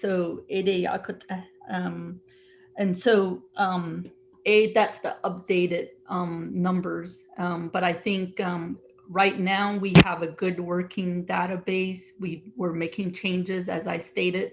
We have those 15,000 exceptions to work through, and then another wait list, and then we have additional funds that may be available if it's not redeployed somewhere else. Then with that, I think if we're still working on hardship, we begin to have a good enrollment number. I'm not sure if I'm answering your question, but so at some point in time in the near future, when Treasury asks us for our numbers, we have a good number going forward, and it would be updated. It would be up there around the 400,000. So just so you know, how much improved? I'm still unclear about your other question. I think how much improved do you need? And you gave an example on the students. Students, and I'm not sure about that. I don't know if there's such a study, and if not, then who would be able to do that study? I can think of ways in which I can help on the report regarding simply the financials and the numbers that we deal with, then we can figure that out. Otto, regarding Chanel, I believe whether there's certain language that can be crafted for which things can be done better, I think might have been your question. I'm not sure. I think some of those things remain to be seen. Obviously, we've learned a lot through CARES. And so definitely the lessons learned is valuable at this point, even though in the context of a time crunch. But I think we need to, this being the initial report, we definitely need to work through those matters where, for example, coming up with a big plan, a strategic plan, everyone being on board with the same interpretation of some of these Treasury guidance and so forth. And then also to see whether some of the processes can be improved. In particular, I want to point out the 164B process. Currently, I want to say that a lot of the contracts that come through our office, we're starting to keep track of those numbers, but from what we observe, I think 80% still their services being rendered without a contract. And so those are problems. I hope the feds aren't listening right now, because we do have procurement issues that we need to address. Everybody needs to learn the procurement processes and so forth. Those are some of the things we were looking at, as well as even at some point in time, we've discussed internally trying to contemplate whether a new financial system is in order. I know we just paid off FMIS, but there are probably things, technology side that, those are big investments, big decisions. They're not easy implementation or any of those things. But I think we have the time now on our hands versus the time crunch with CARES to make some of these improvements along with a big overall plan. So I'm not sure if I answered, if there were certain specific questions and if I answered everything, but those are my responses. Aro Ahiha.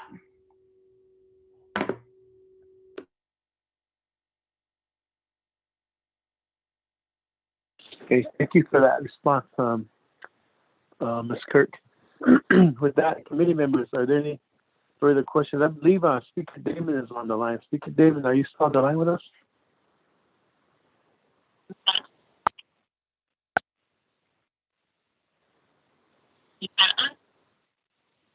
So the Speaker Damon, are you there? I guess my text earlier saying he was on the line with us, so I just wanted to recognize him. But with this, committee members, any further questions or comments? Speaker, Chair, this is Doug again. It's almost 2 o'clock. Go ahead. Thank you for your response. I think for more clarification, but I just get the last one again. The negative that I just get from each chapters that I represent.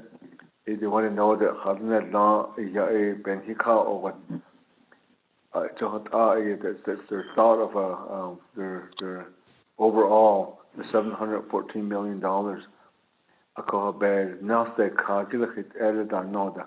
So, but they come back down to themselves is these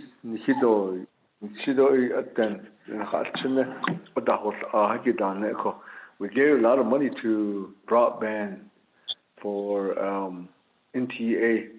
Only from the beginning, when I meet with NTA regarding their how they're going to improve their infrastructures, they were saying that they're going to be, for example, for Dalcon, it could just can be pushing out the signal about 4 miles, all directions, radius 4 miles. That signal will be pushing out. Okay, that's how much we're going to improve this money that we got. I know, but coming back down, because these NHA, they got their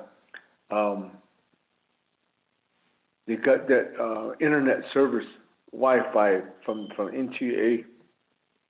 It's the same. Then nothing changed. I think they're still losing out on their assignment, going into distant learning. Most of the people are saying that then there's no change in it. No. So the question goes back down. Ashani Benhika, or what this money that was given to these enterprises or any contractors to give this money to Ashani, is it really helping us? So that part of it, who's evaluating them? Has to evaluate it on Nito. How do we go about it? You know that you're saying that there's an audit for funding. We have audits about critical services. The goods and services that are being provided. How much has it been improved? Our kids are still losing out on their distant learning. So that was my question. How do we go about it? Maybe there can be a question to the whole Navajo Nation Council or Budget and Finance to see how do we evaluate those.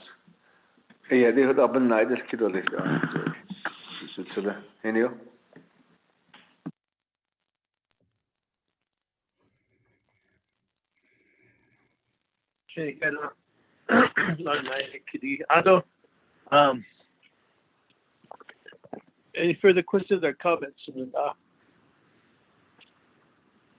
defer back to Ms. Sterling Kurtz and Shema, if you would provide a response.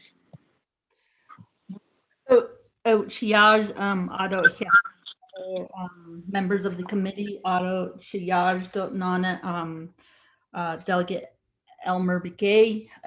I think I know what you're talking about now. So the way it works regarding at least the sub grants, I think particular that you're talking about.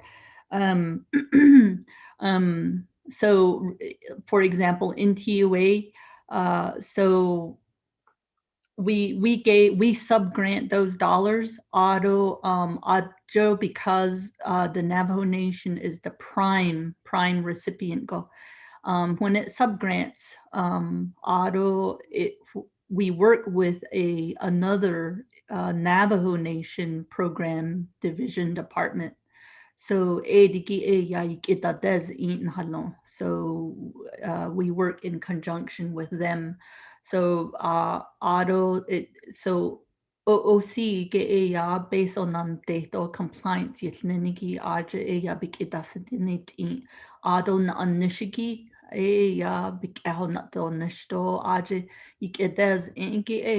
it's usually another program division or department. So I believe in TUA, in regards to the broadband, DIT, the administrator, the relevant program that is pretty much helping them. So because they're the ones that help in TUA with the subrecipient agreement, maneuvering through our internal process. But then under a subrecipient agreement, we have receiving reports. The dollars get encumbered as the goods and services are delivered or performed. Then they're the ones, the IT would be the ones that are submitting based on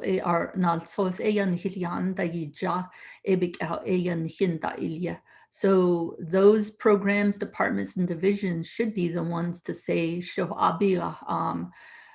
under the scope of the subrecipient agreement,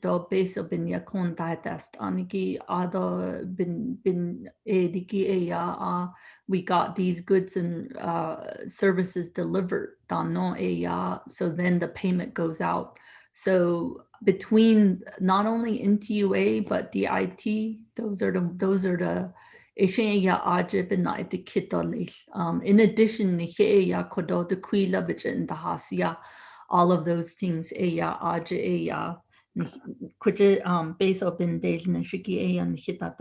so in terms of just trying to get everything together, I don't know if that can be done.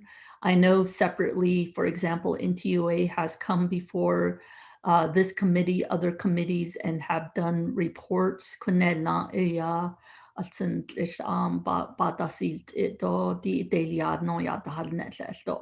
only thing I will add is when at the end of this month, some of these subrecipients,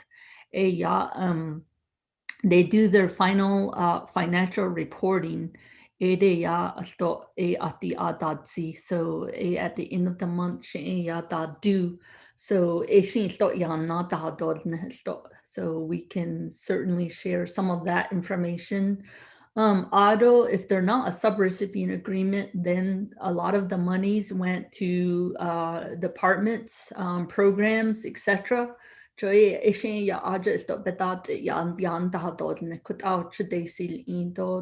got these goods, we got these services, we impacted these things. So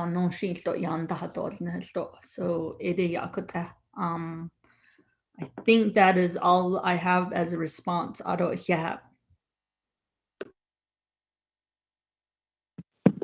you for that response. Any further questions or comments, committee members? Hello, We Chair. spent 3.5 hours. Chairman, Hold on. delegate We Young. spent 3.5 hours on this report, so we do have legislation. People are waiting for us. So, here, go ahead, please. Yeah, I had a other kidney earlier, data care money extension.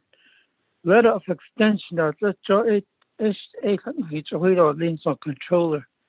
Care money. Driven as a case on a extension of the care act number 1. He really based on the so it was now a budget finance committee. It allowed to see what duration data hardship money that's a big upon it. Only agent double and that is that can't be paid, and also that to receive a request. I think she makes her statement that the balance was already forward to a hardship money, the current balance, to keep fund balance. Just what we need through Budget Finance Committee, even not this kid. One of the main things that really bothers me is numbers of times that was brought this attention to me. Conflict of interest need over data. That's not right. You work for us controller. I think you really have to conduct yourself before Budget Finance Committee. You thought it and thought on his eat us and a supervisor, but I could also yet don the bond this case at the conflict of interest. I need to and anyway, I need a conflict of interest in order to achieve the here the side case. It all got to change earlier. She job in the Yabin in this kitchen, either budget. As a councilman, I have right to question this in 2008 event or Shahun and even not on this Nanda. Korea, after Shahot is a lawyer. I don't the CPA, we have professional. A ship could also out on this case. So, lay with that the hot is that Argent mission on past team. It's a consummate and lost that thought I didn't need a controller, no conflict. Could no or that is a thorough listen that it not this kitty. El thought of the navigating budget meetings and the order is a thorough little. Not in a way, Navajo Nation Council based on that also thought of the ocean. Even nothing of data. Say I have right to question based on the law Title 12, Title 2, not this kid. Because you're not this kid yet. I've been able not this kid. Had 8 that age on here to keep it with our conflict, what I page a seat of this. So Ishla. I don't know this kid yet, but the 100 son and none this kid. I don't know about she not this kid. Could council this kid that in Sunday, a could shade or conflict around needed on little. A convention, a kitty or hit, not this kitty. We have different concerns to talk about once. I just want that my remarks to me it's not conflict at all. You remember that. Thank you very much. Thank you, Chair. I'm through. I'm done with it right now. Thank you very much for as well. Chair Henio, this is Vice Chair Smith. From you. Vice Chair Smith, you have the floor. So thank you, Chair Henio and committee members. One question I want to ask controller is there's so many applicants for the hardship, and I think I failed to ask this question. If this person's application was lost and this person is got that answer, the question is, excuse me, will there be an opening for folks that have not been provided the hardship? Because I understand that there's a few $1 million still left for the hardship. Is there going to be a ability to let those that, out of their own,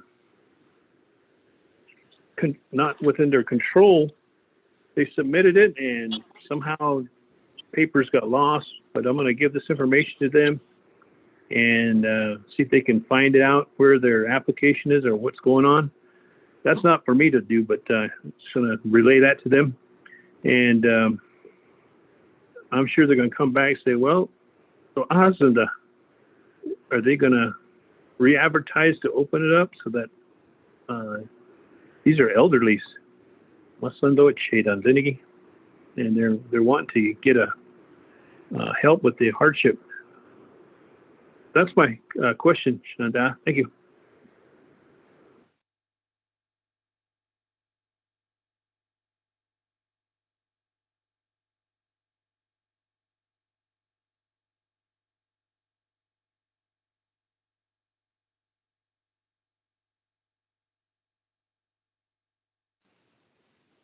Thank you, Chair Henio. That's my question. For that question. So now I'll defer back to our controller, Ms. Perlinkert, for a response.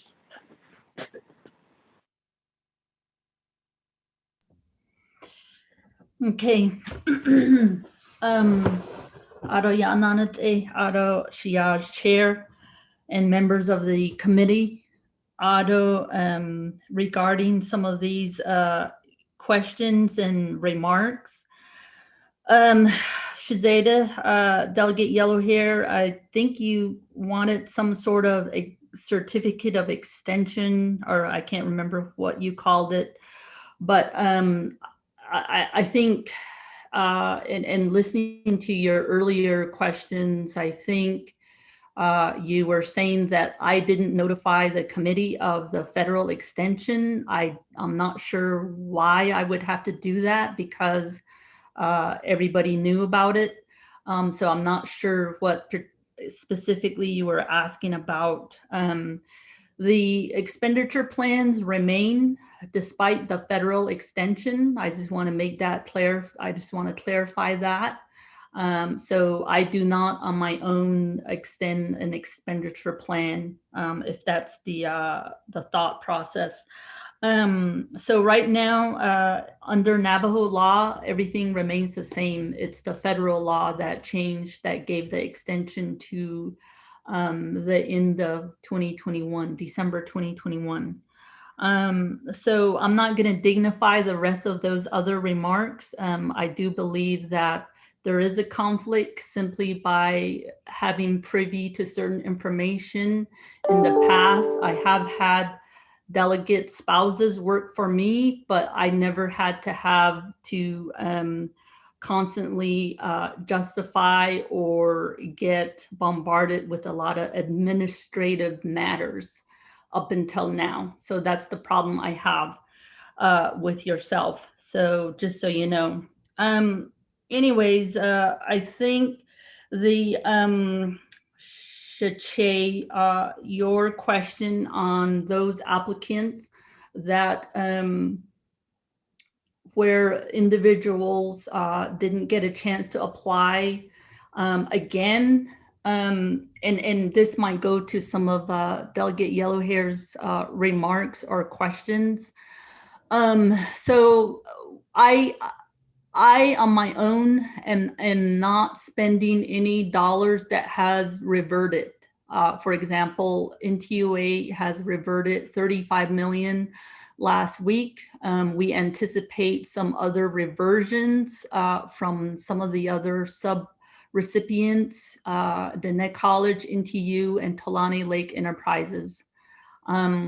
So when they do revert, and this is in accordance to not only the NABI resolution, but the subrecipient agreement that they entered into with us,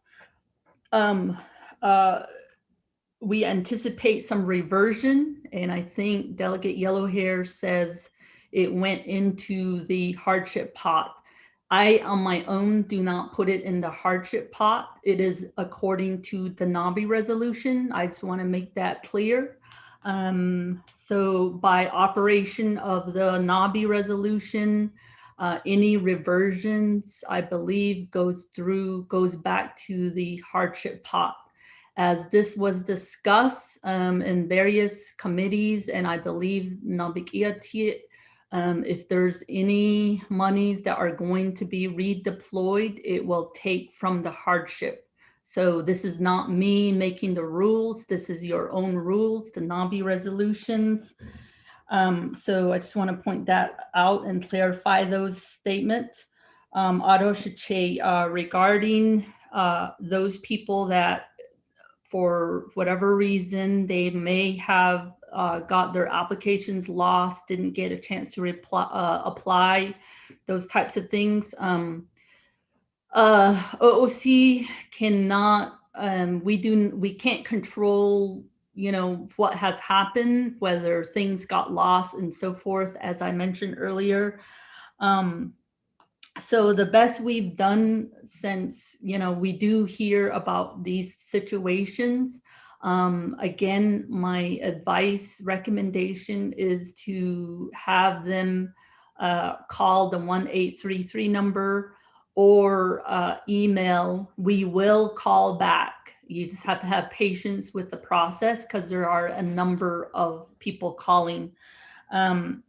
And we can take that information over the phone. As I mentioned earlier, our wait list, we call it the wait list. It's just when people call in and they say, I couldn't apply, or I thought I applied, but our records show nothing.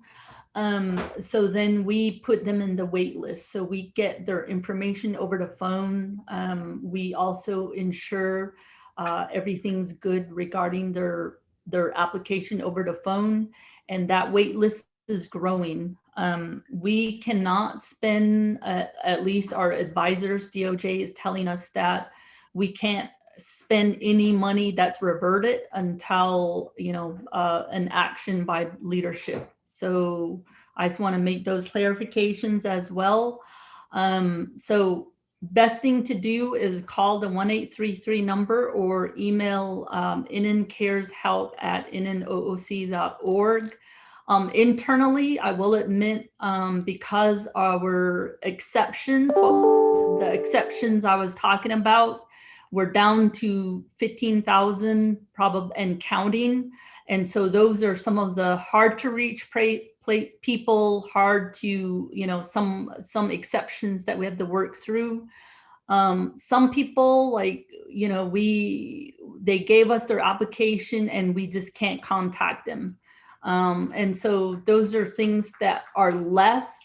And so we're down to the wire, so to speak, as far as our hardship. But then we have this growing number of people who are on the wait list. We know of people that didn't apply, they want to apply. We know of those situations. And again, I'm not doing anything unless leadership tells me as to what to do, even though those reversions are taking place into the hardship. So I just want to make that clear. So I think I answered those questions. Yeah.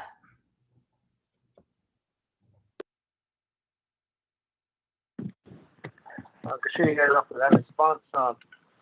Committee members, are we ready to vote on accepting the report?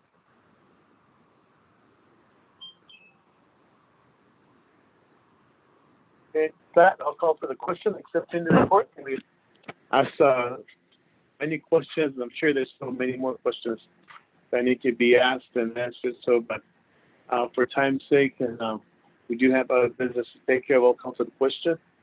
Accepting the report from the controller on item 4A. Delegate Jimmy here. How do you vote?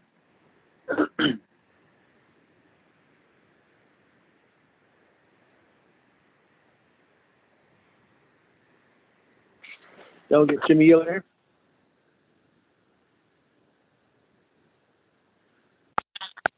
Okay, Yate. Was on new vessel. I'll vote green on this report. To say green? Yeah, great. Augustina, Vice Chair Smith, how do you vote? Green. Delegate Amber Knusbach-Crotty, how do you vote?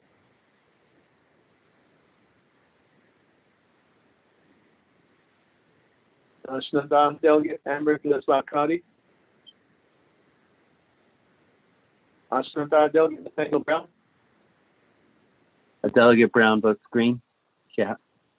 Delegate Nathaniel Brown votes green. Delegate Elmer P. Begay. Should I vote green? Okay. That, for the record, Delegate Elmer Begay votes green. Delegate Amber Knusbach-Crotty.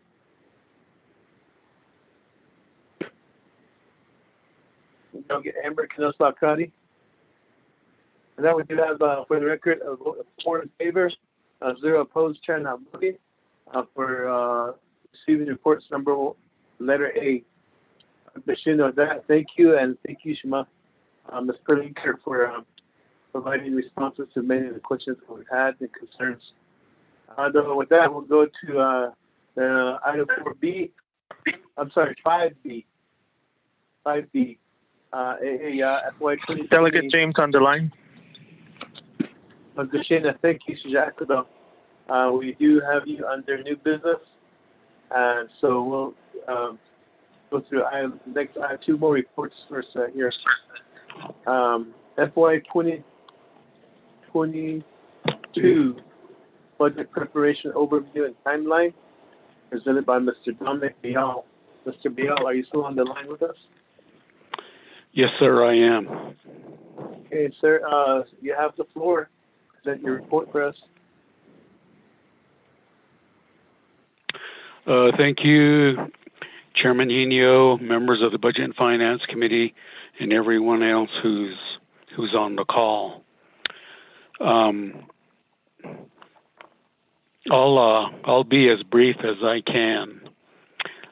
And the subject, the topic, is the upcoming fiscal year 2022 budget process. So I prepared a document dated today, and hopefully that has been provided to all of you, because that's what I'm going to be going over. So I did it in the form of a memorandum. It's directed to the BNF committee. The subject is the draft FY 2022 budget process activities. And it's not long, the memo's not long, so I'll go ahead and read it. It has attached as a draft of the possible key activities and dates on the upcoming FY 2022 budget process. There are 2 important factors to keep in mind as follows.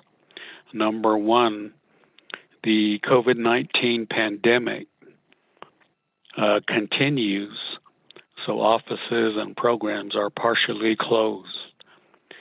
The restrictions are being relieved, but this could still affect the timeliness of the process. Number 2, the 5-year permanent fund plan for 2022 through 2026 has not been enacted. This will affect the interest income that was made available for the budget. For FY 2022, this could mean a $25 to $35 million reduction in available funds. OMB advised the BNF committee and branch chiefs in January and early March that this legislation should be dropped and passed very soon. It now appears that this will not occur until April at the earliest. That's next month. Therefore, the budget process schedule has a starting date for Budget and Finance Committee to enact the revenue projection, planning allocations, and BIM in early June, which would be number 2 in the attachment. This schedule would be similar to the ones that we've used in the past. And before we get to the attachment, I guess I can make a few other remarks. Just based on your prior discussion on the ARPA funds, American Rescue. Hello? What is it called? Protection Act? Plan. American Rescue Plan Act. Okay. That was the subject of the prior discussion by the controller. And the $30+ billion that might be available. And as the controller mentioned, the rules, regulations, requirements, guidelines, and so forth haven't come out yet. And we don't know, Navajo Nation, how much funding to expect and how much we would be getting. But that discussion, the fact that it's not needed to be spent in 6 months like the CARES Act was, there's a real possibility that it could be considered in the annual budgeting process as well. So that would be a number 3 factor that I didn't have in my memo, mainly because the ARPA funding and legislation wasn't passed by Congress and then signed by President Biden until last Thursday. So it's new. But that potentially could have a factor on the upcoming budget process. So with that, let me move on to the attachment. And the way I did this, or we did this, is similar to the way we presented the information before some of the budget elements have been, in fact, defined and provided in print. So we used the term phases. So going to that now, phase 1 is when the controller issues the revenue projections. OMB prepares the 22 BIM and the branch planning allocations for review and approval by the branch chiefs during the period of March 31st to May 27th.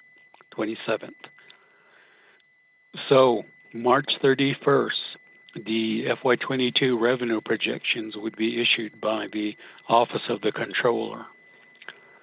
And the next one, April 19th through the 26th, it has an asterisk, and I originally wanted to mark it with a star because that's important.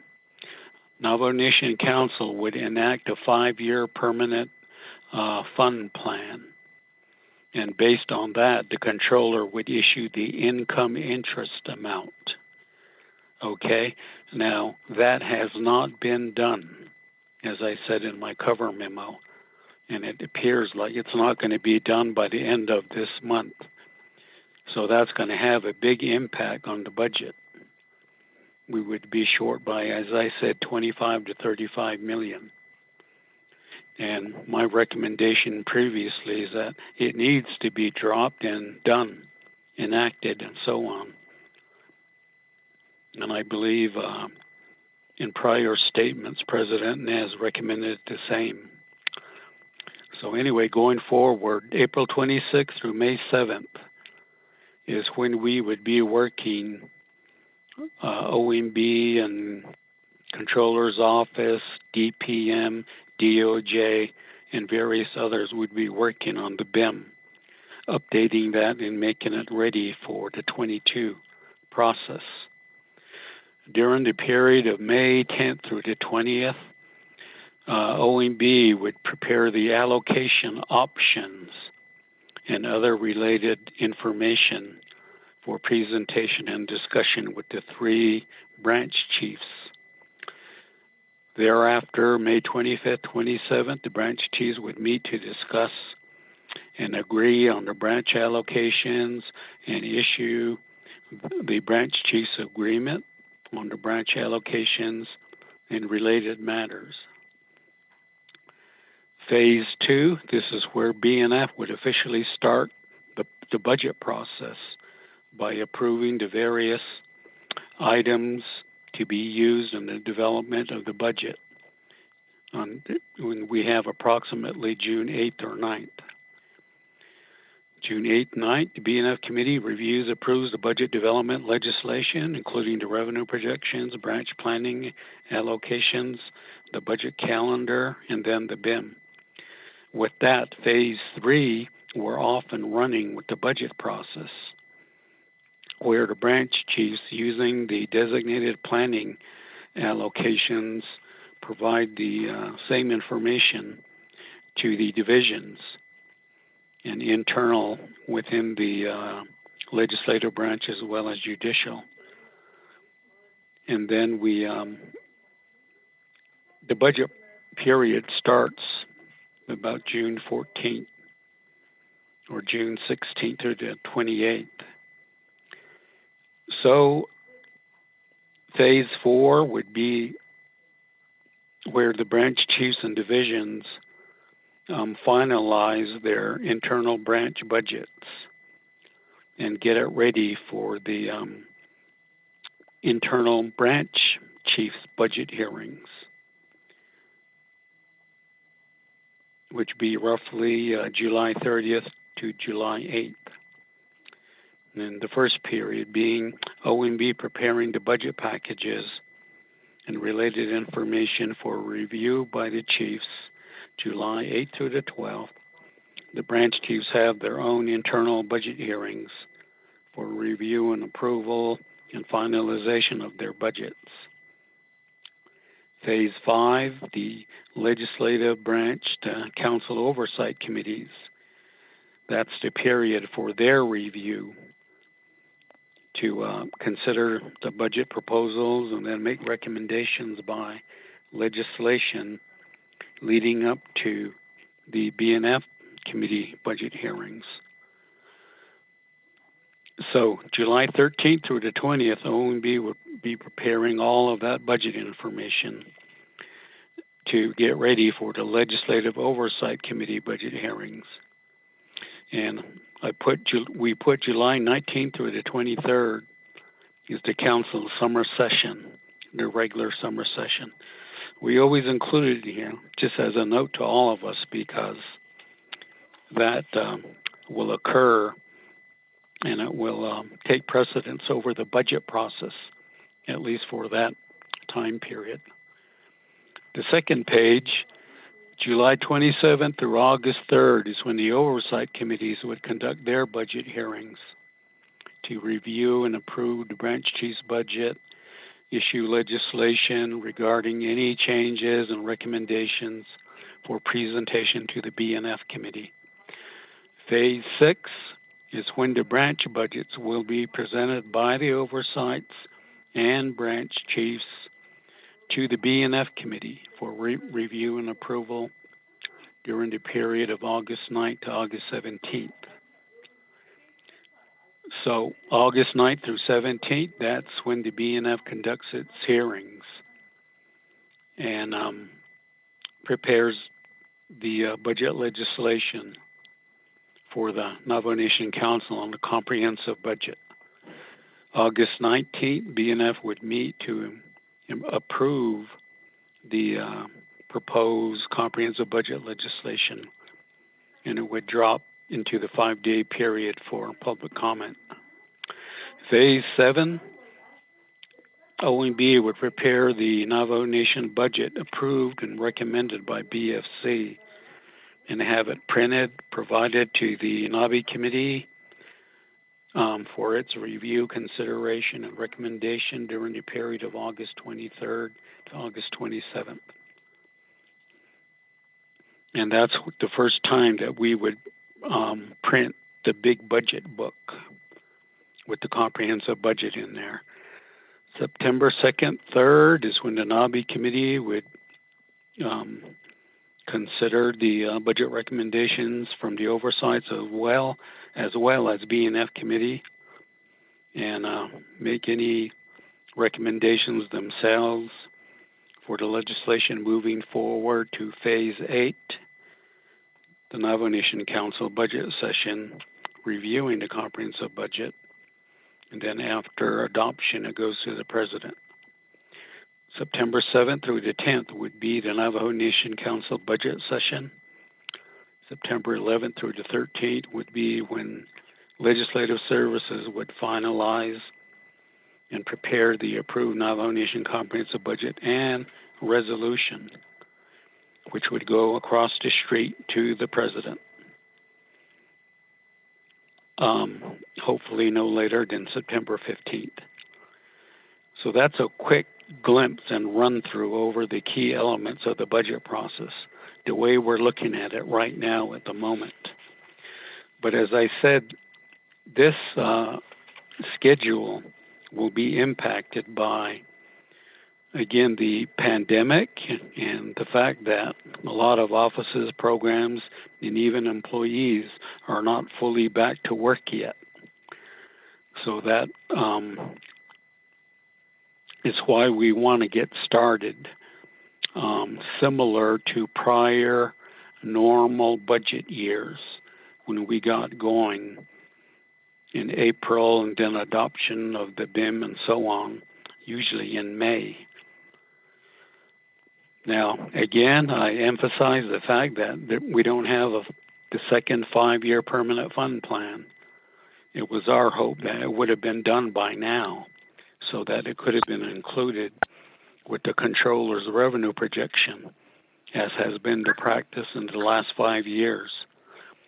But because it's not there, and it doesn't seem to be like it's going to be there, meaning approved, until sometime in April, maybe at the spring session, I'm not sure, is that without that legislation, without that resolution in place, we're going to have a rather large reduction in the income that's available for the budget.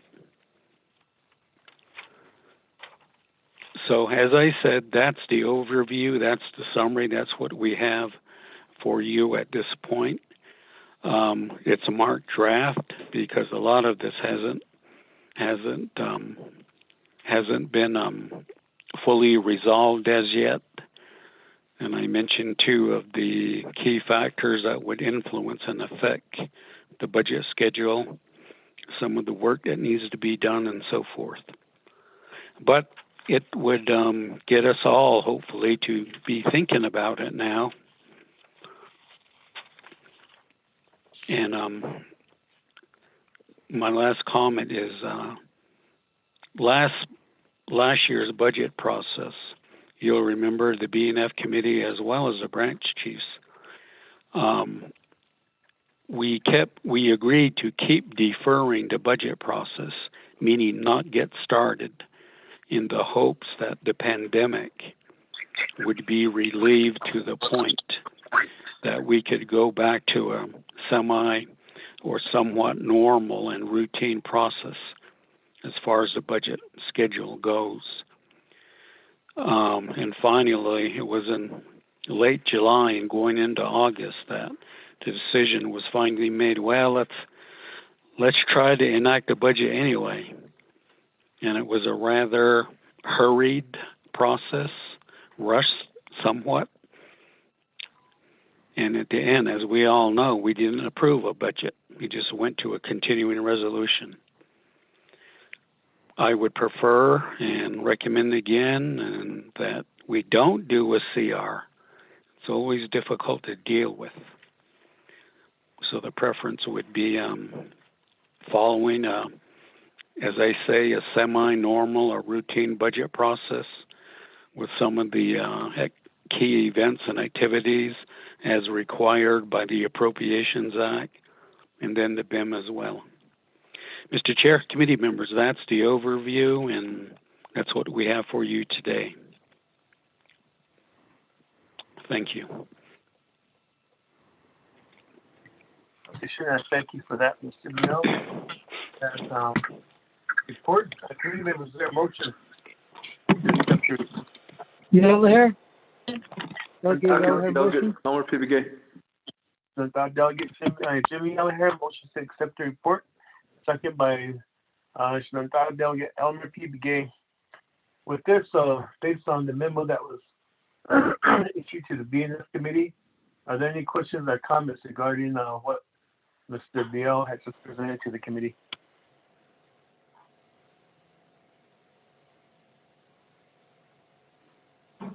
Then no. There's no questions. Then I'll call for the question on accepting the report. Mr. Chair? Mr. Chair? This is Speaker Damon. Sorry, I was muted. Oh, okay. Speaker Damon, Yeah, thank you, Mr. Chair, and to members of the Budget and Finance Committee. I have one question to Mr. Bial. How late would you, Mr. Bial, you're going over in your memo that's here dated March 16th today, item number 2, the 5-year permanent fund, recognizing that shortfall of 25 to 35 million. Let's say if we get into March or April, how late in the year would that effectively be recognized? Let's say if the Budget and Finance Committee or the Navajo Nation Council doesn't get an agreement with the president on a 5-year plan by, let's say, as late as May, would that still be in consideration to be accepted into this year's revenue, or is that something I would have to ask the controller, or in the projected revenue?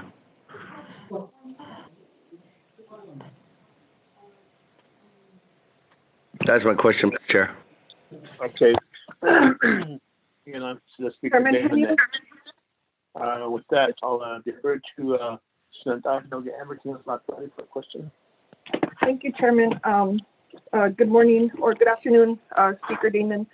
I'd like to ask Mr. Bial if he could give us a status on, there was supposed to be a comprehensive amendments to the BIM, in particular like Appendix M. What is that status and where are we at? And the second part of the question is we're going to receive an update on how much, it's my understanding, like programs that are not spending their funding, which usually is a carryover. So what is that amount? And if the personal lapse fund was about 13 million, then I just need to know combined, what is that extra source of funding that may be available to meet some of the carryover or the shortfall? And the third question is, then at what point are we planning to see how this injection of funding, the federal funding, could be used to offset some of our general revenue shortfalls? Thank you. 3 questions. For those questions. Back to Mr. Biel. You have 4 sets of questions to respond to.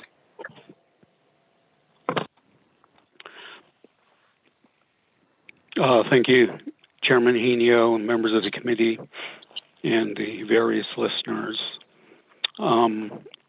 Responding to Speaker Damon about the adoption of the permanent fund plan, I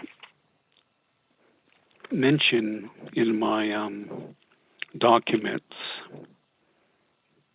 that the preferred date,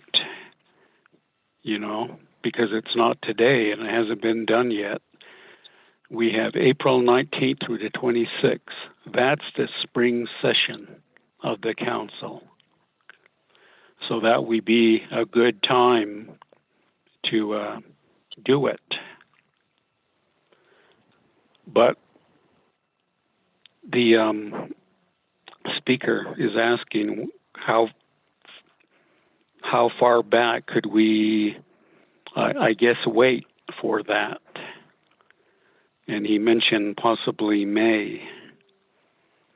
And my answer would be that we could probably go into May somewhat, maybe mid-May, let's say.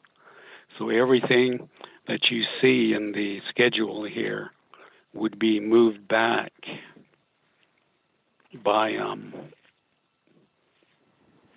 at least anywhere from 4 to 6 weeks to accommodate that for some of the initial phases. We would still want to, if possible, target and schedule the date for the council session being the time that it usually was, meaning Labor Day week, the day after Labor Day during that week. And I guess we don't know yet if there's going to be a Navajo Nation fair, but that's the usual time for the fair. So if we were to do that, you see, then there's time for the president to receive the budget legislation and act on it within 10 days. And the target, the schedule that we typically try to do as much as possible is to have the president's action before the end of the fiscal year. So at least there's a small window for the president and the council to negotiate over any potential or possible line item vetoes and other issues, other matters. So that's how I would answer the speaker. Now, Delegate Crotty, she's asking about Appendix M, the current BIM, which is the chapter budget policies. Now, that one is in the current BIM, fiscal year 21, and it is as developed by DOJ, the Administrative Service Centers, and DCD. And it's a pretty good document, to be honest about it. They did do a lot of work on it. So when we begin working on the BIM, which could be any time now, but before the BNF committee gets together to receive the whole thing, it can be scrubbed further, meaning reviewed further, revised, amended, and so forth. So that would be there. Now, the carryover amounts or how much unexpended balances there might be, that would be hard to forecast, at least at the beginning of the budgeting process, which is typically about mid-year. One of the questions that BNF committee is going to have to entertain, I'm sure, is whether you continue with the current practice of no carryovers, or are you going to consider doing it, on a limited basis or whatever. But anyway, the carryovers won't be known. We probably wouldn't even have estimates until the fourth quarter. So that would be sometime after July. And then the final figures obviously won't be known until the fiscal year is over with. And then the controller's office completes the financial closeout. But I guess there would be a record on what the typical carryovers have been that might help in this the consideration of the budget this upcoming year. Now, one thing that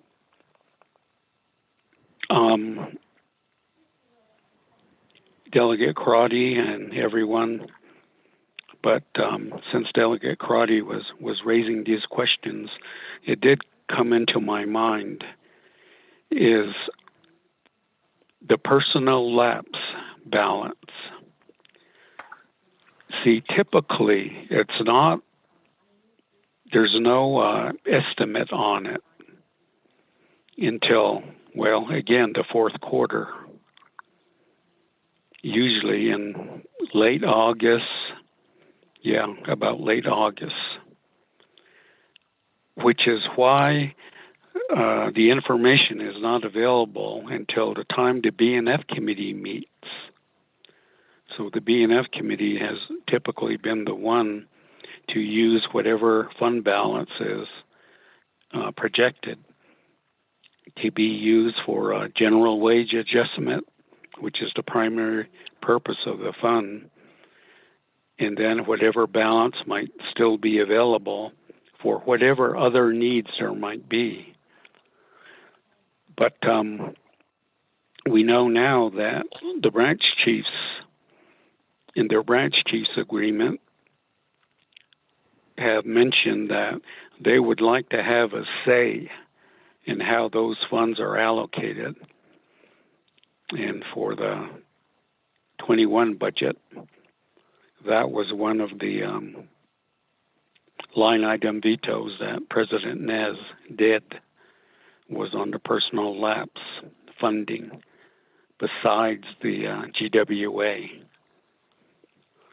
So as we move along on this process, I think my office, as well as controllers, perhaps DOJ, will have to think about how to do that in a way that that can be included earlier in the budget process. Now, lastly, on the ARPA, I don't know how much Delegate Crotty might have heard my remarks about when I started my presentation, but I mentioned that because the ARPA funding, and we don't know yet how much it's going to be, but everybody's expecting it to be much more than the CARES fund that we received, but it's a lot longer in time. The time frame for it is longer, so that it appears that some of it could be figured and calculated as a part of the annual budget. But all of that is still unknown. I think, as the controller was explaining, the rules, regs, guidelines, and the formulas that might be used and applied, ultimately how much Navajo is going to get, all of that is still not known. But I think it could very well have a bearing in the budgeting process. So again, the way this particular schedule is being rolled out, it wouldn't really get going until BNF adopts everything, which would be in June. Chair Henio, that's my response at this point. Chairman Henio, this is Delegate Cardi. Appreciate Mr. Beal for that response. And then with that, I'll defer back to Delegate emphasis us about Cardi, and I believe I hear Delegate Elmer P. gave the background too also. So, you have the floor. Thank you, Chairman. Thank you, Mr. Bial, for your response. So I'll clarify my question. And I hope that Speaker Damon is still on the line because he was chair of BNF. So there has been an outstanding deliverable from OMB regarding the BIM procedures and policies, and my example was Appendix M. I'd like to know what the update on that is, because that was also funding that OMB had requested in the past as a carryover, but we've never seen a deliverable. So I would need to know the status on that document, and to see then if that's in play as we schedule this upcoming budget session. The other area that I think should also, and I'm concerned about OMB guiding a conversation regarding the Permanent Trust Fund 5-year plan. We just received a report from the controller that there is CARES funding that has been returned to the nation. And at this point, there is a NAVI resolution that it goes into hardship, but we still can have discussion on how to use that funding. And so that's where I want to know, like, where all of these moving pieces are, because I don't think we should rush a 5-year plan if there's other funding that could possibly be used to meet that unmet need. And also now I'm looking at in our budget, and why I bring up the personal lapse fund is if I could get clarification. So we have 4 quarters, and when we see that amount on the 4th quarter, is that the amount just for the last quarter, or is that a collection of all of the vacant positions throughout the fiscal year, and then we finally get a number at the fourth quarter regarding the personal lapse fund? And we would want to see, and I think at some time, and if I could look back, were these 5-year projections on really habitual programs that do not spend their funding. We call that in the policy world padding their budget. And I think this could be an opportunity where we just identify some of those programs and re-examine, and working with the Office of the President and Vice President, re-examine those budgets and see, instead of just constantly carrying over, how we could be effective in our budget. Because our concern and my concern is the GWA is what, maybe 3%. We do not give a COLA, or we're not competitive when it comes to our employees and what's being offered. And I want to speak that, and I also agree that that includes OMB staff. So I'm looking at ways where we can be competitive with our budget, where we can reduce maybe an over projection or over allocation to certain programs, and really understand what's happening with the personal lapse fund. And because what we requested from DPM was the report, how much money is needed to give our employees a livable wage. And so I'm asking very broad questions so that we can start addressing some of those policy matters that were brought up in the last budget, especially when it came to this 3%. I know that some delegates felt that maybe if you make a certain amount, it should be at 3%, and then another tier at a certain other percentage. But I'm just trying to find out what exactly is the need, and that then comes back to me understanding what should be allocated with this permanent trust fund 5-year plan. I forgot the amount that's being requested. I think I heard anywhere from 20 million to at 1.60 million when I saw the draft legislation. And so I'd like to know what questions could be answered. And then if you have recommendations, if I need to follow up with any other entity when it's coming to carryovers, unexpended funding, personal lapse fund, not only the general wage, but also now the COLA. Thank you.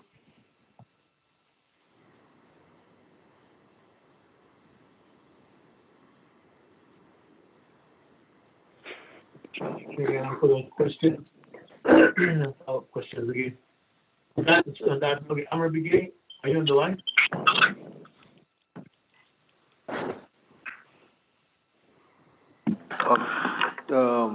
Chair, can you hear me now? Oh, I can hear you. Okay, all right.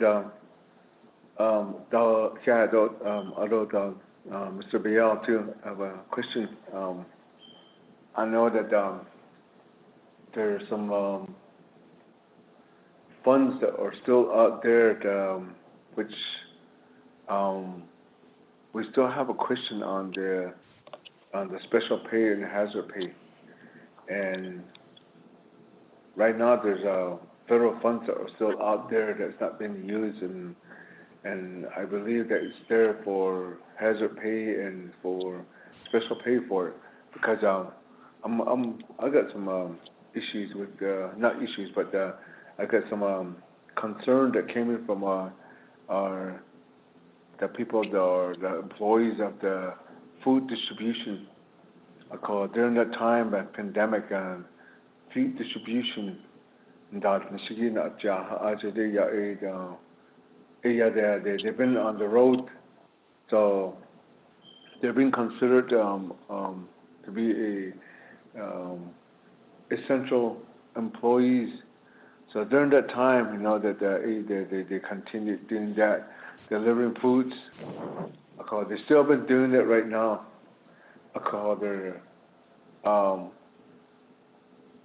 They haven't get their the full hazard pay yet. I know that you guys are the responsible, or you not overlook, but that you guys take care of the funds, USDA funds that they get. There's still balance in it, and I don't know why they're not getting paid for that. These employees, there's two, because the one that we got, the department that helps with food distribution is from Loop Food Distribution, which deliver out to Tenani Lake Loop, Dalcom, Bird Spring, Jedito, and Indian Wells, Greasewood, and Cornfield. Though they White Ruins don't know how to go. So I'm wondering why that these people, I thought in they don't really make that much money. So can you give me a balance on it? See if they have any balance on this, from the federal funds that they use from the USDA. That will be my question.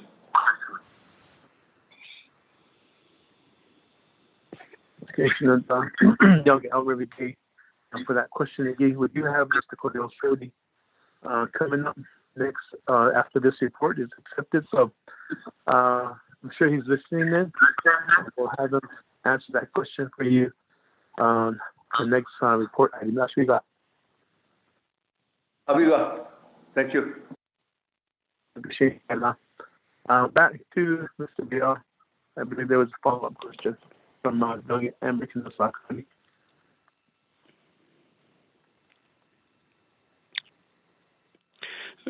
Thank you, Chair, members of the committee. Responding to Delegate Crotty,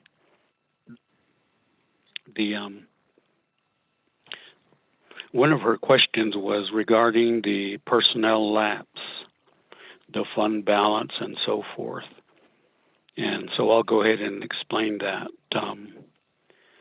In the annual BIM, there's language that allows for budget transfers within business units, generally. Now, there's a prohibition, however, in the personnel funds. Personnel funds can only be transferred within personnel. And then that is allowable up to the end of the third quarter. So you can't do personnel transfers outside of personnel, meaning to the operating object codes. And then you can't do it as well after the third quarter. So, and the reason it's that way is because the legislation that created the Personal Lapse Savings Fund wanted to ensure that a balance would be realized, that there would be a balance that would be made available for the GWA. And again, if there's any left over from there, then for other purposes. And so that's why it's calculated after the third quarter ending. Now, that balance is for the whole year, meaning any personnel savings that accrued or during that period, first, second, third quarters, any vacancies that continue to remain, and so forth. So Now, on the unexpended balances, I think Delegate Karate is correct that there are programs who historically do not spend all of their funds, and it could be a factor in the budget allocations moving forward. So what our office can do is we can probably work on a report to look at that going back a number of years. And that would certainly help the B&F committee when you reached a point of making the planning allocations, particularly to the branches. And then when the branches get their share, get their planning amount, they can use the same information in making internal allocations to the various divisions and programs and so forth. Now, on the permanent fund, what I would say is this about it. It is my understanding from the 1980s when this particular fund was established.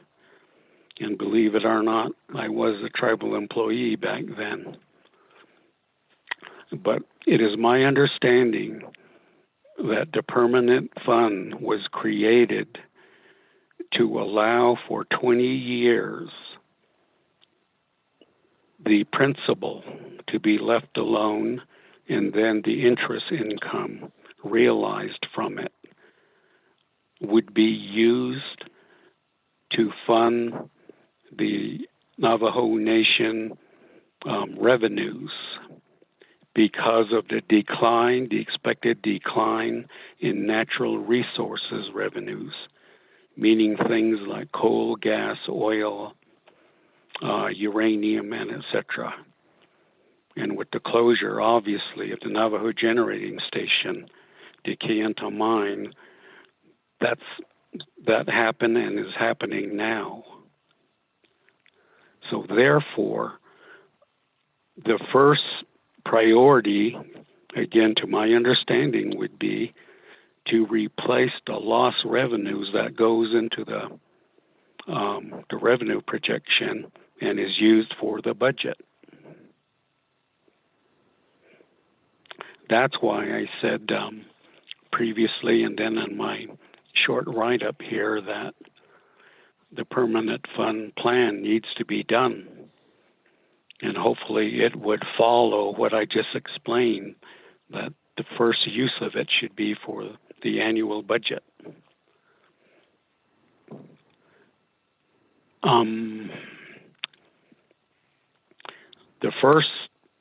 The first permanent fund plan, the last 5 years, really did not do that. It started off by just going to projects, specific projects, spread over 5 years. And what happened is President Russell B. Gay, during his administration, he was able to get the council to add a small box in the 5-year plan that said any excess to the general fund. And that excess has been around 15 to 25 million. You would think that as the principal grows, the interest income as well ought to grow. So that's how the permanent fund 5-year plan, in my opinion, my understanding, should be first applied to the annual budget needs of the Navajo Nation. On Elmer Begay's question, I don't know if Mr. Shorty is on the line right now. Mr. Shorty, are you on the line? I guess not.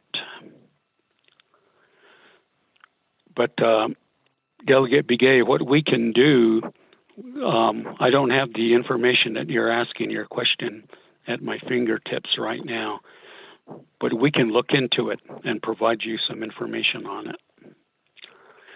All I can say about it really is the food distribution budget, as you said, it's USDA, therefore it's external funds. And whatever documentation they submit for special duty pay or hazard duty pay, as you've heard many times before now from the controller, involves the affected program and the controller's office. And OMB, otherwise, we're not involved in it. But we can look into it and provide some information for you. Chair Henio, that's my response again at this point.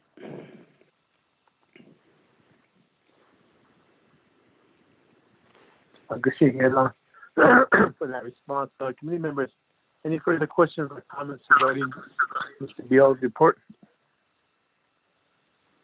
Chairman Henio, this is Delegate Crotty. I believe, Crotty. I believe, Mr. Biel, the question still lingers there. Appendix M of the Budget Instruction Manual. It has not been directly answered. As far as, and we've been asking you since we took office and our first order of business with Budget and Finance during the budget season was, when is OMB going to bring back Appendix M under the Budget Instruction Manual? And your response back then was that it's still in the process. We're still working on it. It will be available. And so far, 2 years later, we haven't seen anything yet. And the chapters that we represent are asking us, when can we get updated instructions on how we could use some of these budget items, like sales tax, for example. It was detailed out as far as what sales tax was used for, what's allowable, what's not allowable costs, what's the unhealthy food tax, and so forth. So I think that's what the question is out there, is when will that be available? And we're still waiting on Budget and Finance. Can you answer that, Mr. Biel? Yeah, Chairman Henio, responding to your question, and again related to Delegate Crotty's question as well. The way we're looking at this, what you're talking about is the budget policies. And the way we've been looking at it is there's three key parts to it.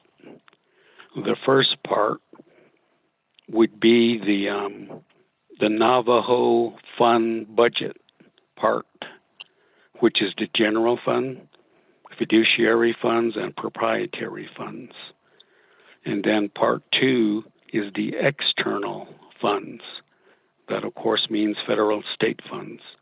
The third part is the chapter budgeting policies, and then the procedures and so forth.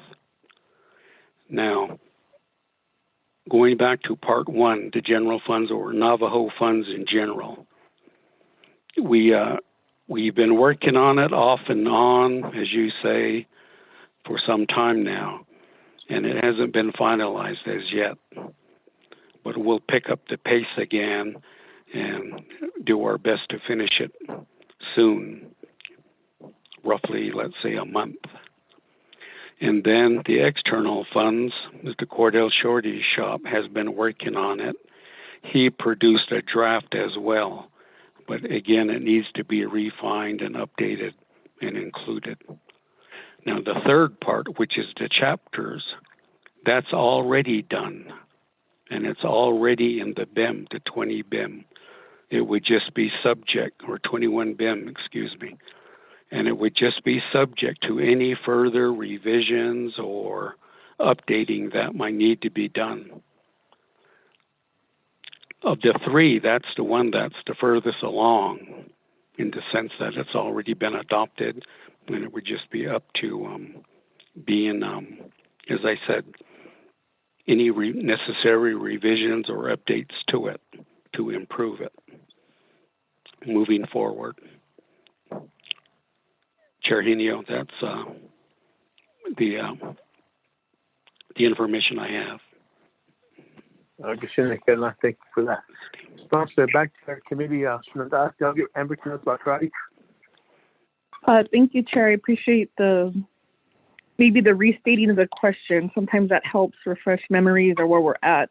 But my concern is that we've used Navajo Nation funding for this initiative, and we haven't seen a product. I think also, Chair, I want to go back to the conversation regarding permanent lapse fund. I know in the memo from the 3 branch chiefs that was stated, I'm still concerned, Chair Henio, that the 3 branch chiefs have not come together within at least this council, so this 24th council, to develop a plan according to some guidance from our laws for the UUFB. So I'm not sure then what is going to be our approach when the 3 branch chiefs also want to be given guidance on the personal lapse fund, whatever that surplus funding is. I think there needs to be some accountability here, and maybe a re-examining the 3 branch chiefs in terms of guidance and how that's being used for the line item veto. We're still doing some analysis on the impact of the line item veto, and maybe, Chair, if we could have a conversation. UNM, they have a Native American Budget and Policy Institute. This could be an area where we start looking at what are some of the impacts that our policy, that our budget, the challenges of our budget. Because in looking at prior memos from office, the president and vice president, it's not always the greatest tone, but it talks about a 2-year budget. And so this is another year that has been advised, but there's no action or no coordination to be strategic in what a 2-year budget cycle would look like, and what would be the benefits, and what would be some of the challenges. So as we have this conversation, Chair, I'm going back and looking at the memos, looking at the discussions, and so committee members, I just wanted to bring that up and see if do we need to have a follow-up conversation regarding the branch chiefs' involvement with UUFB, because that's on every memo that comes forward with UUFB, then to clarify on permanent lapse fund. And then lastly, as we have folks, and I want to thank everybody who helps this committee provide documents and provide subject matter expertise, because I do need to ask DOJ or our legislative council. It looks like our Appropriations Act has that revenue projections will be done by the second quarter. I just need clarification on where we're at with that Appropriation Act language, if that's still the intent, if that's language we have to waive, or should we flag that to possibly amend if we're not meeting that timeline with this draft proposal for the budget. Thank you, Chair.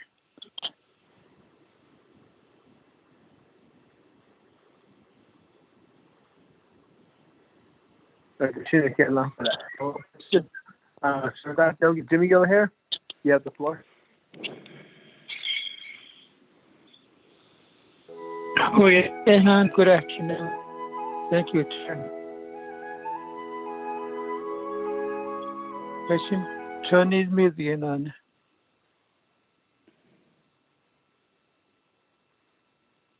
Okay. But it's Aya.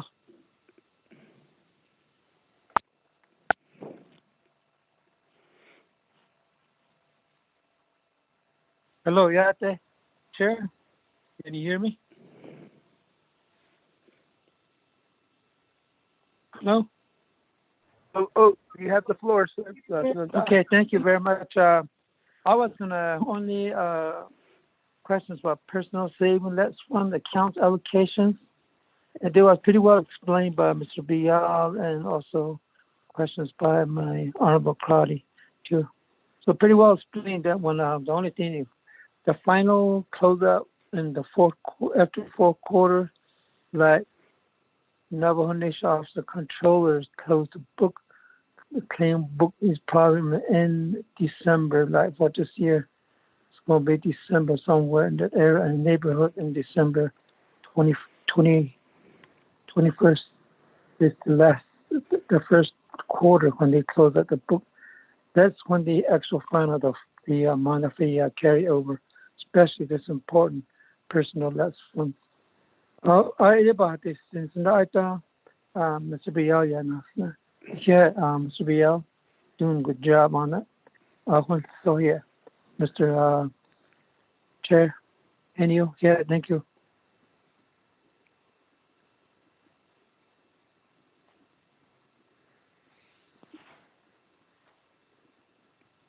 Just head off for that. Back to Mr. Biel for further questions. If you would respond.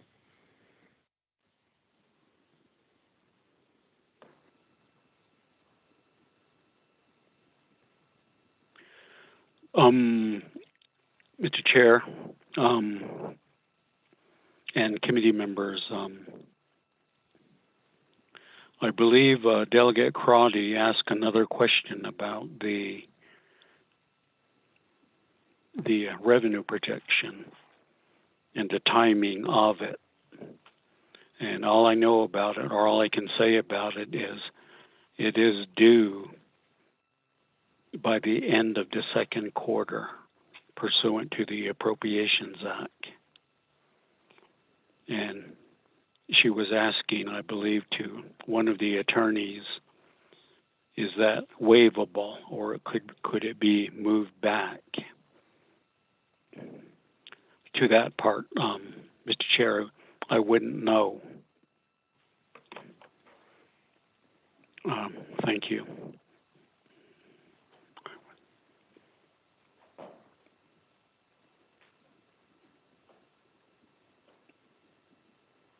Okay, thank you for that response, Mr. Biel. Okay, there was a question from Ms. Lowe with Office of Legislative Service. You can help us out. Thank you, Chair. This is Christian Lowell speaking. So the what's called the long-term revenue projections are required by the Appropriations Act under Section 830, which is the Budget and Planning Preparation section of the Appropriations Act.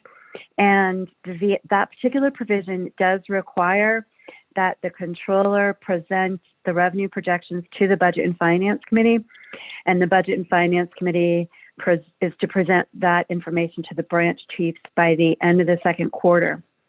However, there is, in the second to last sentence in that subsection, if deemed necessary by the controller, the long-term revenue projection may be changed as economic circumstances require. So under that provision, my reading of that is that the controller has latitude to issue a revenue projection as things exist. She could also put a caveat explaining that she may revise this projection if the Navajo Nation Council passes this before a certain day. Certainly if DOJ or the Office of the Controller has a different opinion on that, I'm certainly willing to listen. Thank you, Chair.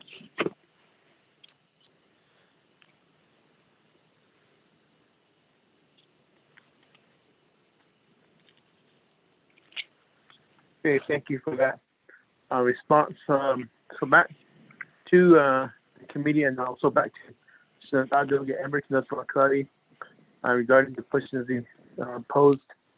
The responses that were given, does that help with your questions? Yes, thank you, Chair. I appreciate it. I think that maybe I would say, because nobody really mentioned the branch chiefs, when could we have that conversation? Maybe I could ask Legislative Council, the branch chief language for UUSB. You could just let me know if that's in Title 12 and the section, and maybe the request would be if legislative services can provide a little bit more history on where that language came from. I assume it was an attempt to prioritize the needs of the nation in as a whole. But if we look at this last UEFB, it was kind of piecemeal together. And so I don't know then, do we need that language, or do we just continue to waive it? I just need a little bit more information on that, Chair. And then also, if we receive a notice when we accept the 3 branch chief memo, and if Speaker Damon is still on the line, I can't recall a time where the council has discussed if the personal lapse fund then would also, that would also then, the 3 branch chiefs would also then have a conversation on how that is distributed. I think that is important in terms of our timeline, because that affects some of the carryover, and it also affects trying to meet some of the unmet needs for programs that go through the oversight. Thank you, Chair.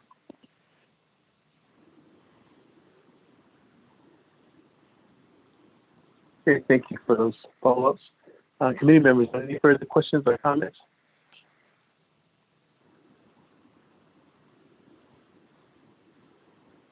If not, Ms. Lowe, if you could provide another response. Certainly, Chair. This is Kristen Lowell again. So that particular provision that I read from is in Section 830, and it is in paragraph B, long-term revenue projection. And it provides that BNF presents the revenue annual long-term revenue projection is to be presented by the controller to be reviewed by the Budget and Finance Committee. The Budget and Finance Committee will present the same to the branch chiefs by the end of the second quarter of each fiscal year. So if my memory is serving correctly, the controller will usually write a memorandum, and then it is to the Budget and Finance Committee and also to the branch chiefs, rather than the Budget and Finance Committee having a separate meeting with the branch chiefs to make a formal presentation. There's certainly, that can be done really though whenever the Budget and Finance Committee decides that the time is right for that. There's nothing in the code that provides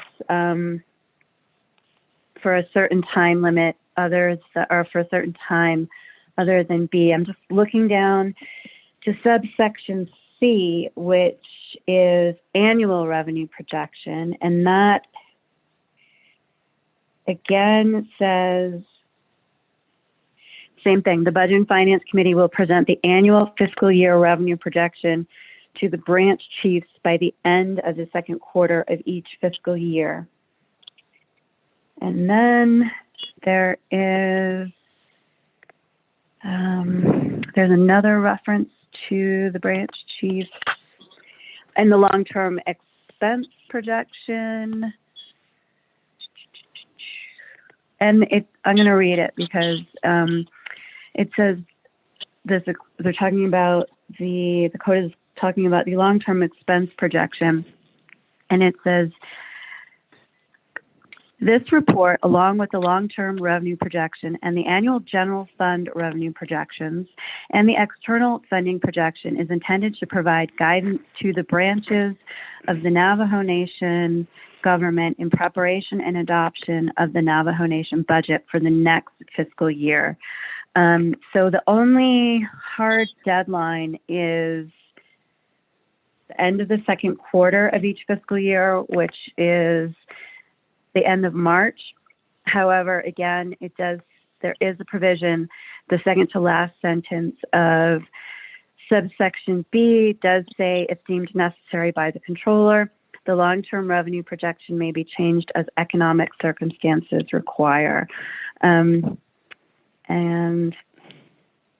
yeah, hopefully that answers Delegate Crowdy's question, but I'm happy to give any follow-up if there are additional questions, Chair.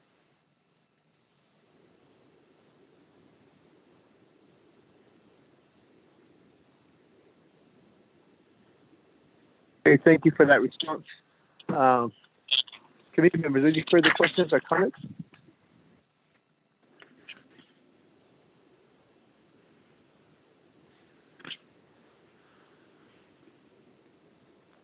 And then I'll call for the question on accepting the report. Shananta, I'll get Jimmy over here.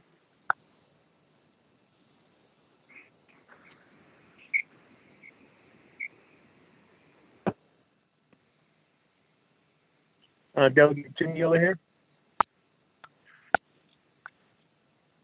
Shananta, Vice Chair Smith.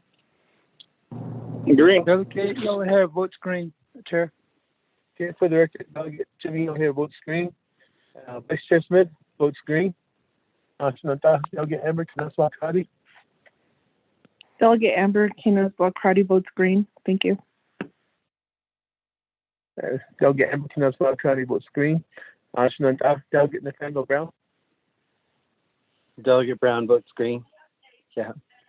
For the record, Delegate Nathaniel Brown votes green. Shananta, Delegate Elmer PBB. Chair, I vote green. For the record, Delegate Elmer PBG votes green. With that, we have a vote of 5 in favor, 0 opposed, 10 not voting. I'm accepting the report. Thank you, Mr. Biel, for all the responses, and Ms. Kristen Lowell for helping us out here too. Next item on our agenda, item C, which is a report from Mr. Cordell Shorty. Mr. Shorty, are you on the line with us?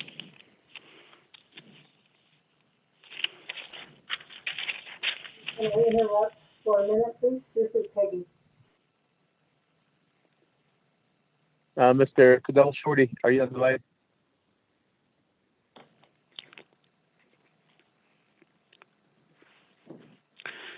Mr. Chair, this is Dominic Bial. I can speak to this. Okay, if you would provide that report, but keeping in mind also question raised by Delegate Elmer Begay. I believe you did provide a response to him. So you have the floor, Mr. Bial. Okay. Thank you, Chairman Henio and members of the committee. When your advisor, Peggy Nakai, informed us that this particular report was being requested of our office to provide the expenditure information both on external funds, and the term she used was general funds as well. But we would prefer to do all funds, meaning fiduciary and proprietary as well. And her email message to us is that we could present it at the next meeting, which is today, or a subsequent meeting. So earlier this morning, I sent an email to her requesting that this particular report therefore be scheduled for the next meeting. So, Mr. Chair, that's the request from OMB. Thank you. Mr. Biel, for that request, and also, in your opinion, how much time would the committee need to hear the report? And I'm sure there'll be further questions after that. So, in your estimation, how much time would this report take up? Well, the report typically, just on the external fund side, it's about 15 pages long. And the Navajo fund side would be something similar. So it's a fairly lengthy report. And for presentation purposes, maybe what we can try to do is get it to you in advance, several days in advance of your next meeting.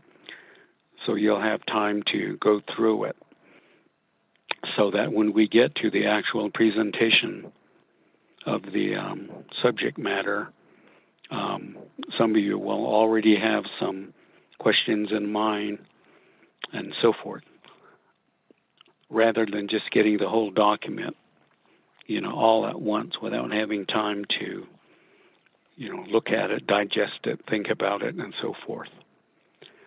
And so we were looking at the presentation, the formal report presentation, would be at your next regular meeting, which would be April 6th. Mr. Chair. Okay, Shane, after that.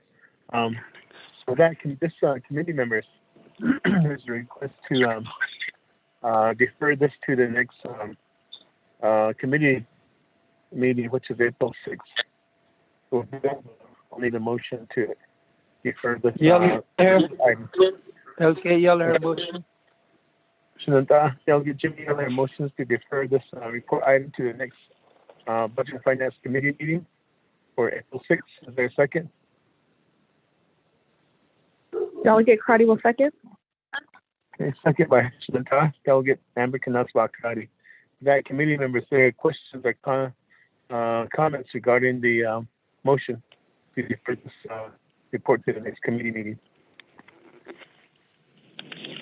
Then I call for the questions. Delegate Jimmy over here.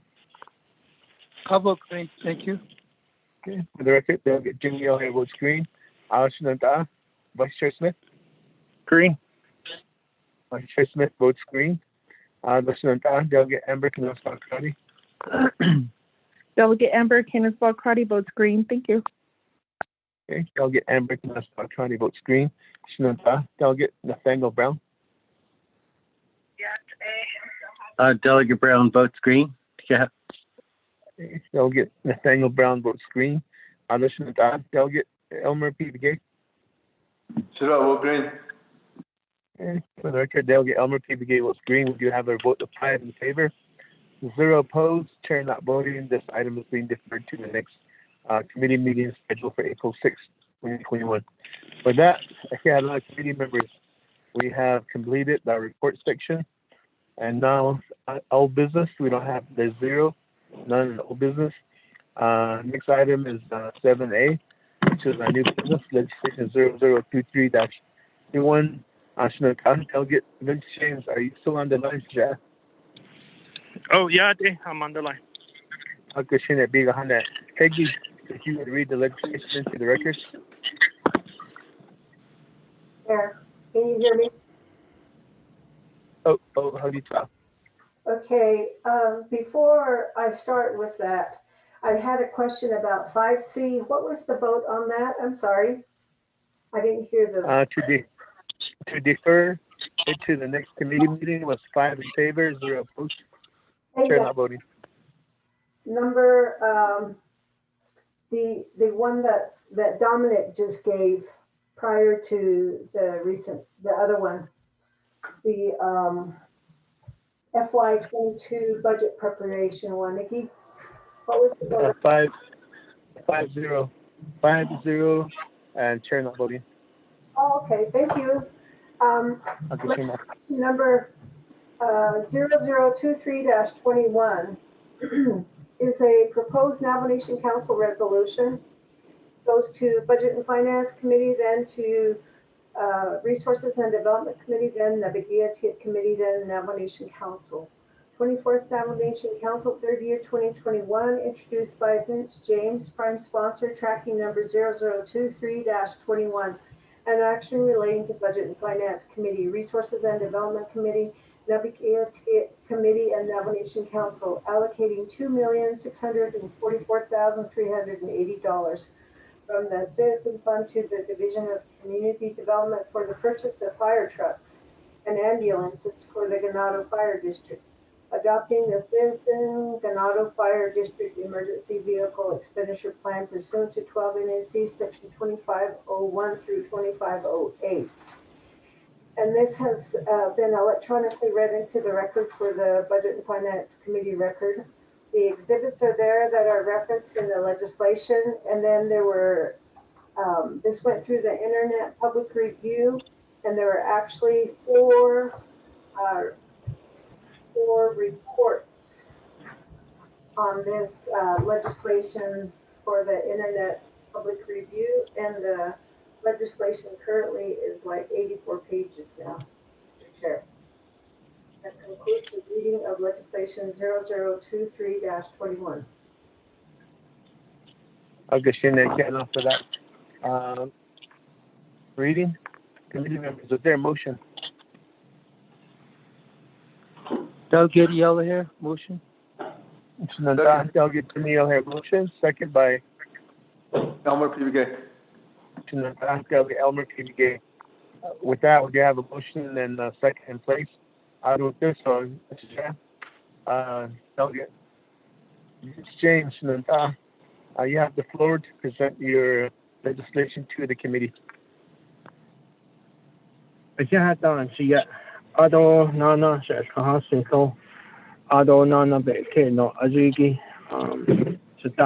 Honorable Elmer Brigado, Honorable Jimmy Yellow here, what the kid no Ajigi Kodo, the Hidato needs Tozigi, ya look until Aja co incessa has Anje, a coco, Hajoba Danes and Oko, Aja, did that chitao any chitter chitao any gi Aja co incess. Quite has any been ya any digi sabanato. Ani digi sabancho de yot sukut out a job in it zone hitato not sauce nigi ni sauce neako oko ni his powers and go look until do says because ani against the hashi hun kilo ya na hike it is a ado hodo the nebekay hot so now foundation but hot so do you can't know upon that ni his whole just La Navajo Nation, you can't know Oko Sato, put out a Kaya, the Hashin Kilo has only Gastanle Indian Wells and a whole Adonle White Conge and a whole Adonle Jeditoge and a whole Adonle Balak Seed, Le Talane, Argent, only Deconana, Nazlin.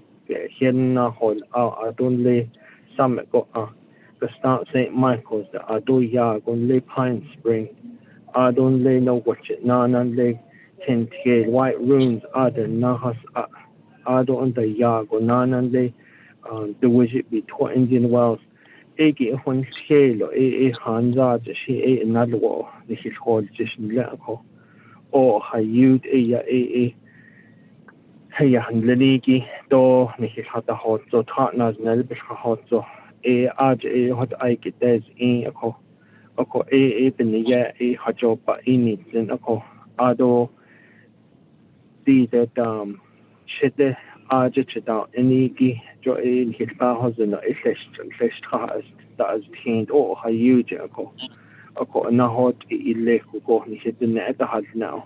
A call the Aja Bananis is Insako. Oko Adona Kin Lenedo Hanet Shaho, quite a Navajo Nation, but Dolis. Johnson Le Tagaho, John Dent, as a sap the dog gas, do sap Ada with Illy, do she any Shikone, the Nadi Kato Nida, Ahos hot the Hanne Doya Hadits in who go Ada asking the cart of do a head up but the hala in a hot Egyptian na ako did has any git ako ni hit a job but a did ne ya did chitin the nigi into the hot yacht is to put the near base or unique head ako what art near Johana ado les ado nana kodo is jo just to Benant and Lido Argite, Neshigi, Jo Hot Ishi Kodo, but the dish article Arjishita Mark Harlow, Roan Horse, Administrative Assistant for Ganado Fire Department Aja Hota Shin Kodoye Kisna Hadnet Dolis Abilagan Echo Adonana Aja Hinat a large seats in Lenigi Cotton says Aja a large seats in Lenigi the Wayne Woody Fire Chief Shin Aja Nisna Hadnet Dolis Adonana Kodo Bananas Idel Enigi a cake on the seats a non-Glenigi not Ani a Glenige Jeremiah Begay Fire Lieutenant a Shin Aja a Hota Nisna Hadnet Dolis Ado Aja Benat Asan Les Nia not Ani the Holo Aja the Handan Binko the Nahas Ado Bigeta Hotin Ho Ea 8 hot nas Nele D that asked what Ea Aja Yikin that Nesra Bigeta Hotin Oko on Hinat Leniki Oko Asian Stott Adam President Stephen Key Shin Stott Aja Shin Nihis na Hadnet Dolis Oko what out Ea Nihis on Ado Shabbat to she Chair Honorable Jamie Henyo and then the members of Budget and Finance Committee. What are is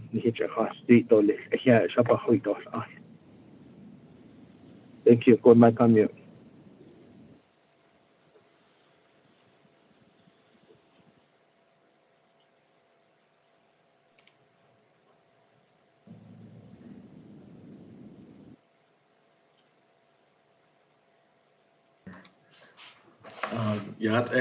Good afternoon. Chairperson Jamie Hinyo.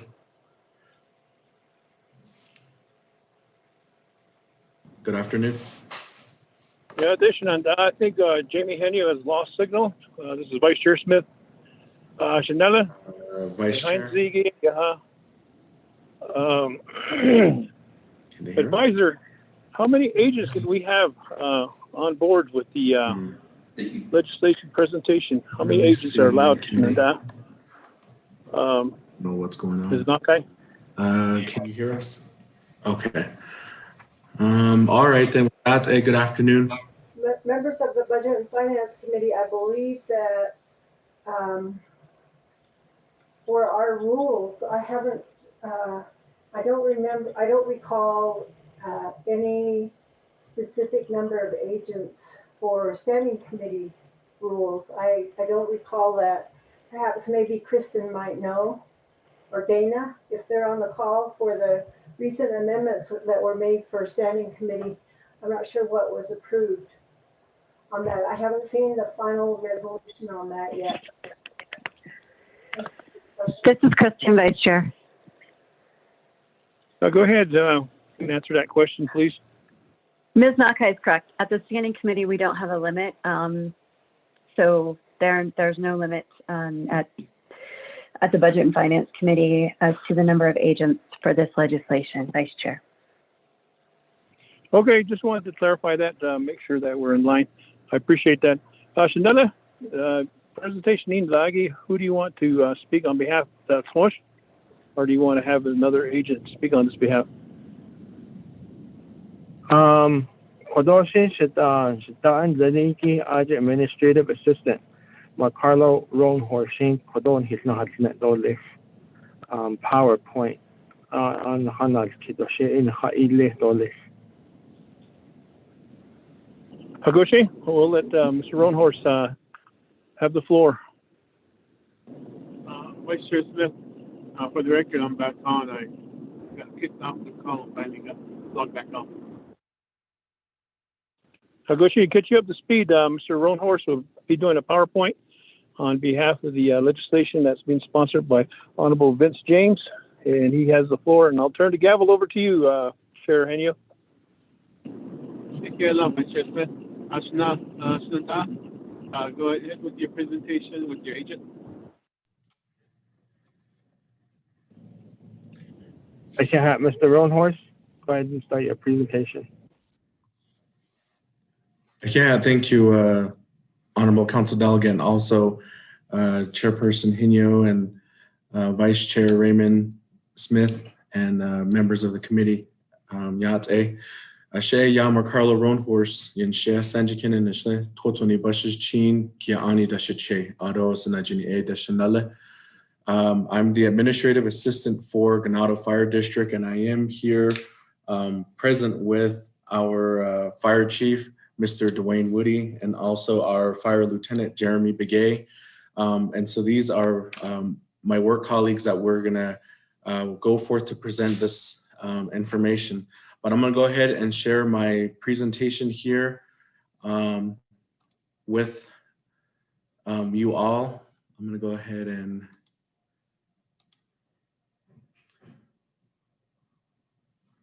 okay. So with that, whoops. Okay, so Ganado Fire District, and this is our presentation to the Navajo Nation Council Budget and Finance Committee pertaining to legislation number 0023-21. So the purpose and the intent of the Fire District's request is to have this resolution be approved in the amount of $2,644,380 in the CEHACIN funds to purchase the emergency vehicles for Ganado Fire District. In doing so, the Fire District will have reliable emergency response apparatus to continue rendering emergency services to the customers and the Navajo people. In doing so, the Fire District will improve the response time of having emergency apparatus stationed at each of the fire stations within the Fire District. We do have 3 fire stations. We have Ganado Fire District, Station 1, Steamboat Fire Station, Station 2, Clagato Fire Station, Station 3. And the district will continue to render needed fire suppression, emergency medical response, special rescue services, and emergency dispatching, and much more. So the Ganado Fire District's firm mission is to achieve life safety for all. The district makes it a priority based upon ensuring life safety for all residents, but more importantly, for all. So some of the emergency and professional services that the district provides. So I'm going to give you a little bit of history and background. Ganado Fire District was established in 1982 to render fire suppression and rescue services. The Fire District rendered emergency medical care, and firefighters and EMTs had done so since 1982. But begun medical emergency transporting with an ambulance since 1987. Ganado Alarm, which is known as Ganado Fire District's Dispatch Center, started in July of 1987. We started off with 5 full-time dispatchers. In 2004, the Fire District started its public education certification programs, which consist of first aid, CPR, AED certification, basic life support, healthcare, professional certifications, and fire safety and extinguisher trainings. So as of today, the Fire District continues to render these services at a low and affordable fee, or depending on the nature, these also could be free of charge.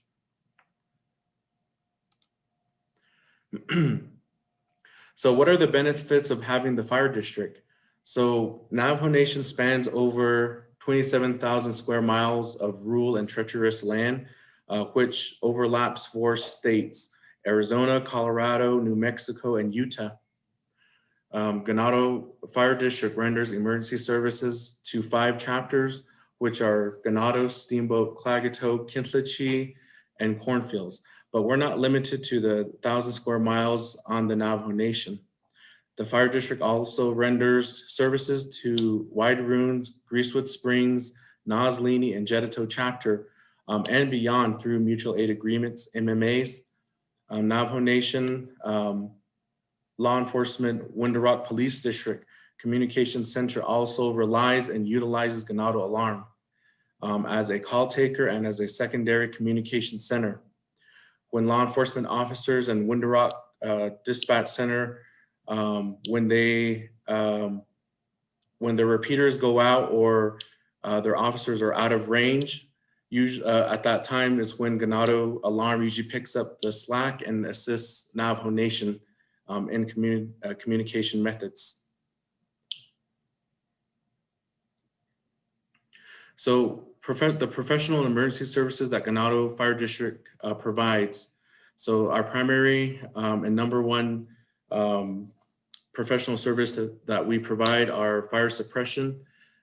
We do structural and commercial firefighting. And our secondary would be urban wildland interface firefighting. We also render emergency medical services. We provide emergency dispatching.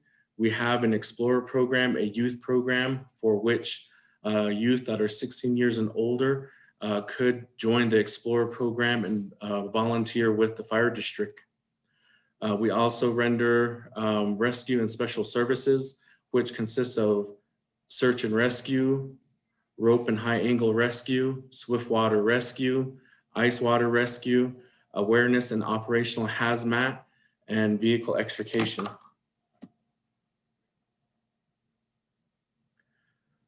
Other community services that Ganado Fire District provides, these are additional services that we provide based upon the need of our community and the need of the surrounding areas here. So we do render vehicle lockout services. We render vehicle battery jump services.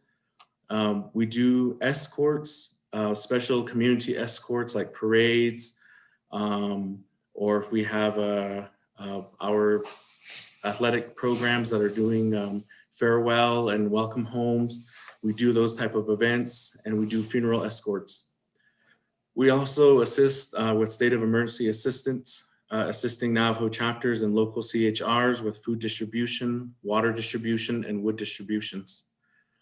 Community trainings, we render first aid, CPR, AED trainings, along with basic life support for healthcare professionals, fire safety and extinguisher trainings, and bloodborne pathogen. We do offer building inspections based upon requests. We do assist with traffic control, knowing that some of the areas here we have, we're not on the state routes where ADOT is readily available. So on the Indian routes, we have to render our own traffic control. EMS standbys, we do special events. Examples are JMI, parades, etc. We do standbys at sports events, basketball games, football games, wrestlings, and rodeos. We provide community outreach. Some of the community outreach is fire prevention. We do that on an annual basis. And when requested upon, we do school presentations and open house. Community events, we do host community Easters. We host the 4th of July fireworks display show. We even go to the point to where we provide Santa and Elf services for the younger children that may need it, or local governments that may need a Santa and Elf assistance. We also provide science fair and school event judges. And again, we just go beyond what is required of our department. We do animal rescue and welfare checks. So on this graph, you can see here that Ganado Fire District, this is the call volume for the last 14 years. And you can see the need and the number of calls that we go on an annual basis. Back in 2007, our annual call volume was 1,231 calls. 2010 was 1,588. 2015 was 1,517. Our highest point was in 2016, where we hit a total of 1,673. So last year, in 2020, we had a total of 1,247. So I know in some of the exhibits that were provided, we did provide to you the monthly run tally as far as what type of calls that we run on. as far as animal rescues, EMS, medical assistance, MVAs, MVAs with deaths, mutual aids, welfare checks, search and rescues. So, there's a whole breakdown. We have it broken down on a monthly basis and all the way down to an annual basis so that you could see the breakdown there. So we did include in the presentation and in the exhibits the 2020 monthly run tallies and the 2019 monthly counts. So those are included. So we are also, we assist Navajo Nation PD as call takers. So Ganado alarm here. We do take calls. So you can look back in 2007. That was probably the highest peak when we received the most calls of 2,090 calls that were received pertaining to Navajo PD. And as you progress, 2010 was 1,696. 2015 was 1,097. Last year was 533. And you can see the trend here that it's declining. And the reason why we have a decline in receiving these emergency calls for Navajo NPD is because a lot of the law enforcement officers are out east. A lot of them are don't really come out west unless it's necessary. And a majority of the calls, when they do call here, they do call, and when there's no officer locally, they would rather talk to the Winter Rock Police dispatcher. So that's why our numbers here did decrease. So based upon what we did administratively is we went out to some of the local bodies, governing bodies here within our area, and we did obtain supporting resolutions for this effort. Initially, the district presented this information to the local and surrounding chapter governments to receive supporting resolutions and efforts to seek allocation funds. Initially, it was to allocate funds from the CARES funding, which later we changed to CEJASIN funds due to the CARE funding being allocated to higher priority projects and higher needs. So you could see the listing of the resolutions provided and the exhibit. So if you look under Exhibit E, that's where you would find them. So the proposed apparatus and rescue medical transport units. We do have a breakdown here. And if you look at Exhibit D, it has the breakdown in detail. So what we're requesting for the emergency apparatuses that we're asking at hand is for a type 1 ambulance. We're asking for a total of 4 ambulances, which would cost an amount of $604,980. And then we're also asking for 3 4x4 300-gallon mini pumper trucks.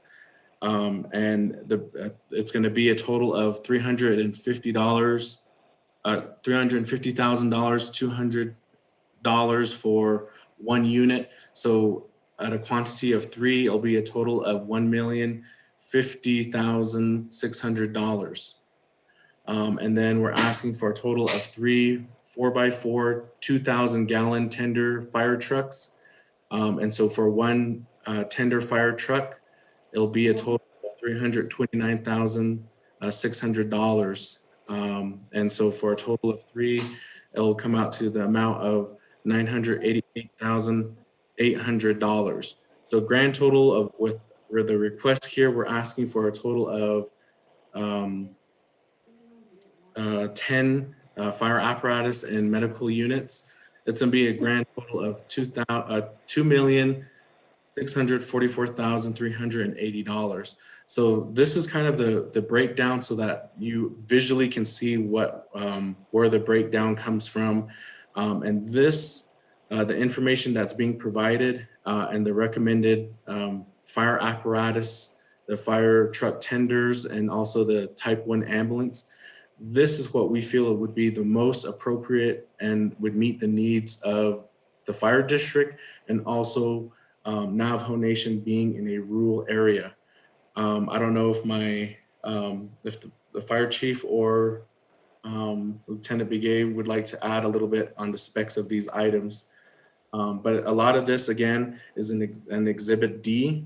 You guys can review the information there in detail. So here are some of the district's goals and objectives. So goal number one, objective number one, is obtaining adequate and reliable fire apparatus and rescue medical transport units. This is an immediate goal, which we're working on presently, and hopefully we accomplish within the next 2 years. We are seeking allocation funds from the Navajo Nation and or potentially the state of Arizona. We do assist Navajo Nation emergency response personnel with emergency and medical response. We will continue combating the pandemic COVID-19 era that we're in with these new units. Our goal number two, objective number two, is building an additional substation. This will help with the increase of bringing in additional personnel. And we also would like to seek additional living space for our personnel. This would be more of our short-term goal. This could happen anywhere from 1 to 5 years. And in the method of doing so, we're going to secure land and funding to build this new substation. We'll be seeking it through bonds and additional property tax revenues to build another substation. And we'll be seeking grants to provide funding for full-time and part-time positions along with French benefits. Our last goal is goal 3 and objective 3 is to expand the fire district to neighboring chapters that the district renders services to through MMAs. This would be our long-term goal. This would be anywhere from 3 to 5 years. We'll be seeking additional outside funding through Transwestern Pipeline grants in the state of Arizona. This would also provide a quick response to areas that consider gray areas, meaning that they're not, I guess a lot of agencies kind of overlook these areas, and they're the areas like Greasewood Springs, Balak-At, Jedito, Wide Ruins. These are some of the areas that are overlooked and you know, what we consider gray areas. So this here is our district organizational chart. The district does follow we are a combination fire district, and we do follow a paramilitary organizational chart.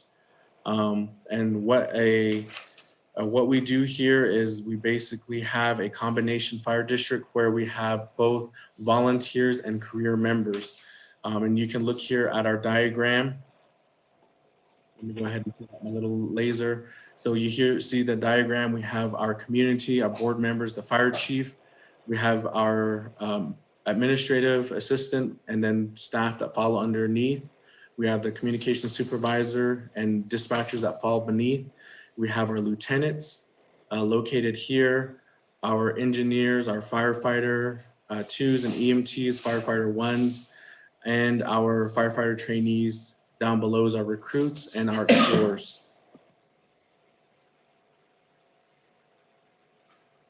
So a little bit about the district, Ganado Fire District Governing Board and administrators. So for the governing board members, Stephen Key is our chairperson representing Ganado. Althea James is our board clerk from Cornfields. Margaret at City is a governing board member for representing Ganado. Laverne Joe is a board member representing Klagetoh. Larry Noble is a board member representing Steamboat. Our district administrators, Chief Dwayne Woody, he's been on the department serving a total of 30 years of service. And then myself, Marcarla Roanhorse, I'm the administrative assistant serving a total of 12 years. So to give you a little bit of background about our departments and personnel, we have 3 departments: administration, operations, and communications. Under administration, we do have a fire chief, 1 fire chief, 1 administrative assistant, and 1 part-time office clerk. The administrative assistant and office clerk are cross-trained in operational and communications positions and serve as volunteers. So you can. Mr. Ronos. Mr. Ronos, can you hear me? How much longer do you have? How many more slides do you have left? I can wrap it up. I just need a couple, 4 to 5 more slides. Okay, you can wrap it up. I'm sure there's questions from the committee, so we can go to the questions. Okay. Yeah, no. We understand. But again, this is a breakdown of our 3 departments: operations, communications, and a lot of our staff are they're cross-trained to assist in helping out one another. So here's our budget that we do have here. And you can see here that our operations budget is a total of 28% of our budget. Our administrative costs is 4%. Primarily our personnel and salaries is the biggest of our budget, which is 68%.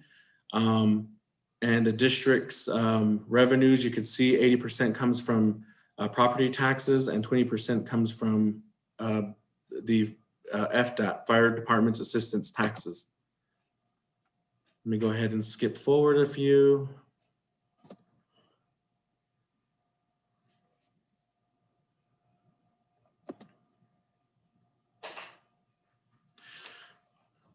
So really what I wanted to cover with everyone here is our financial plan in obtaining an adequate and reliable fire apparatus and rescue medical unit. Our number one, how it will benefit us is number one, we'll be able to repair drastically, and it'll drastically reduce our repair and maintenance costs. Currently, we have a fire apparatus that's going to cost us roughly $50,000 to repair, which we can utilize this to, if we were to get 6 brand new apparatuses and to help maintain it. Secondly, the district will be able to ensure that we'll secure external revenues, grants to potentially by expanding the district. 3, we are still seeking additional assistance from Arizona legislators and the county officials. So again, the district will comply with Navajo Nation regulations set forth by the Controller's Office and DCD. So with that, I'll go ahead and skip to the end. This is our contacts here. If anybody needs to contact us, Fire Chief Dwayne Woody, myself, Lieutenant Begay, and our chairperson. So with that, thank you. Does anybody have any questions for us?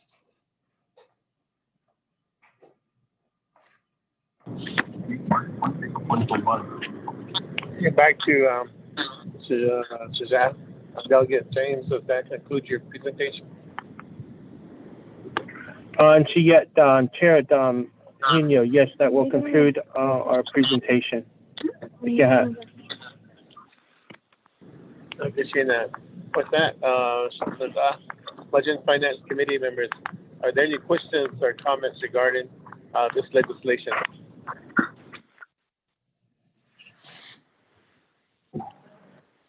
Chairman Henio, this is Delegate Crotty with a question. Okay. Go ahead, you have the floor. Thank you, Chairman, and thank you, Delegate James, Chairman, for providing and sponsoring this legislation on behalf of your region. I appreciate the PowerPoint presentation and the information. Shiaz, can you help me understand? So I'm looking at the legislation on the exhibit that identifies how you're currently funded. Could you just give me a little bit of background on if there was initial funding for your current equipment?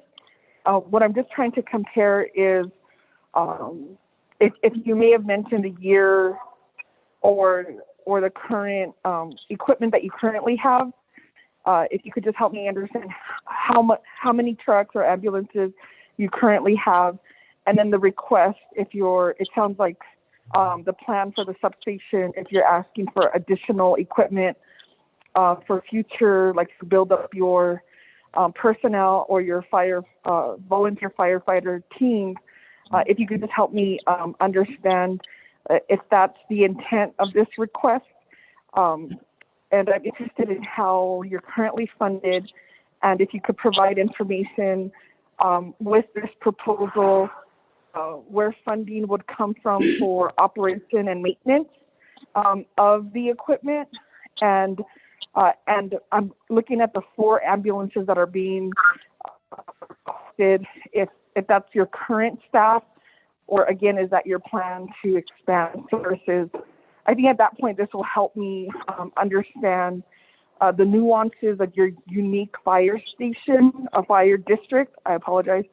And also, if you could give me some, if there has been conversations with Navajo Nation Fire Chief to support the Ganado Fire District, and as sponsor, Delegate James, being on the oversight, if you could help me understand, it's my understanding that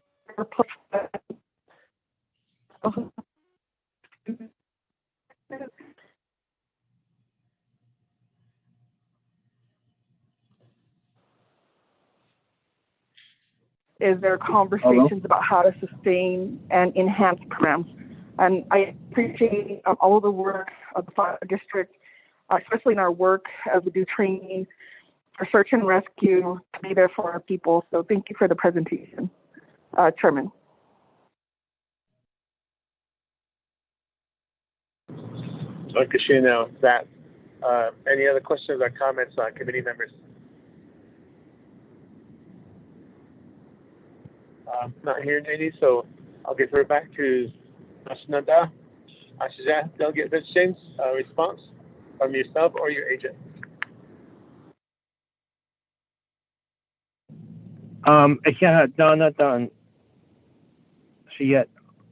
Chair Hinyo. And then also thank you for the question on Delegate Karate.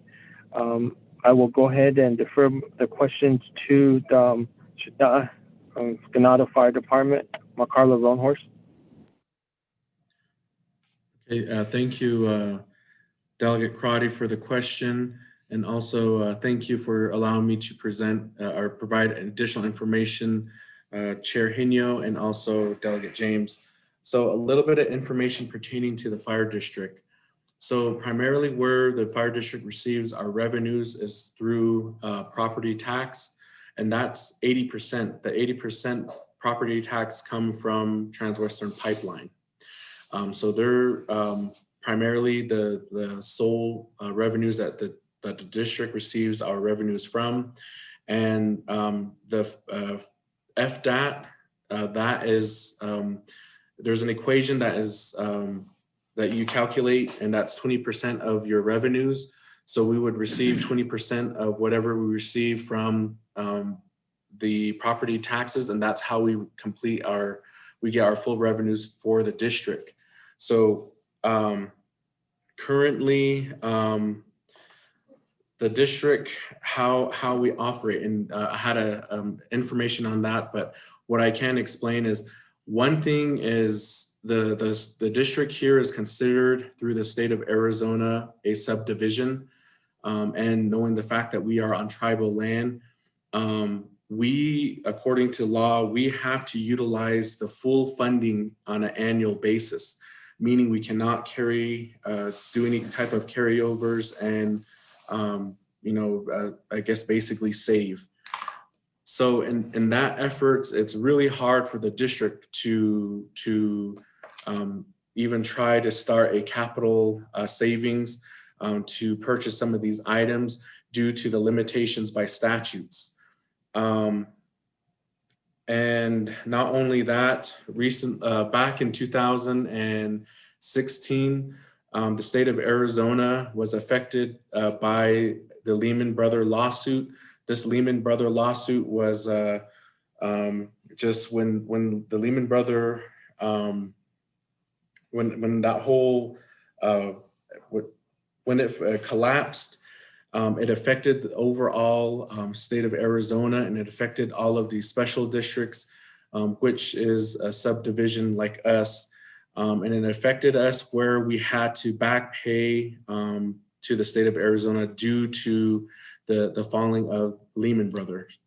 So with that, we had to pay back to the state of Arizona, but our Apache County Treasurer has been very, very helpful, and she's been supportive and helping not only us, but other subdivision agencies within the reservation and also in the surrounding area in Apache County to keep us afloat and allow us to pay some of these fundings back to Apache County. So basically we were operating off of Apache County. And so during that time, this had happened in 2016. It was unannounced, unprepared, but in doing so, we did make an agreement with Apache County to repay the full amount. So now that we're in 2020, 2021, this was supposed to be the year that we were paying off our debt and we would have been back in good standings. But unfortunately, the district was struck by another lawsuit through the state of Arizona. State of Arizona versus the Transwestern Pipeline, and through that was more of administrative issues at the state of Arizona, which affected all of us again at the subdivisions, local public schools, local health cares. So for example, the St. Michael's Clinic, Ganado Public School, Ganado Fire District, Sanders, all these little what they call special districts, we were affected by that. And so we had to, again, pay back. And unfortunately, Ganado Fire District was struck the hardest through this. This year, it's going to be taking about roughly $500,000 from our operational budgets. Again, our budget right now currently sits at about $688,000. And so again, it just knocked us back to where we were at, where we were recovering from. But we are working on with the Arizona legislators to correct that issue. So fingers crossed, if with all the us advocating and working with the state legislators, hopefully they can restore at least 75% of that, and the fire district will continue to function. But with that, right now, what we do render, well, before I continue, we did speak with our county treasurer. She is going to work with the fire district to carry us as we work towards repaying back the county. So the district will continue to operate. But again, these are just a lot of limitations that are brought upon us that is beyond the fire district's hands. And also our hands are tied based upon statutory limitations. But to answer your questions about the reasons we're asking for fire trucks, our budget, we can't really set any type of capital fundings aside so we could save to purchase units. Right now, what we do have on hand is we have 2 ambulance type 1 that we utilize currently. One is currently down and we don't have the funding to get it up and running.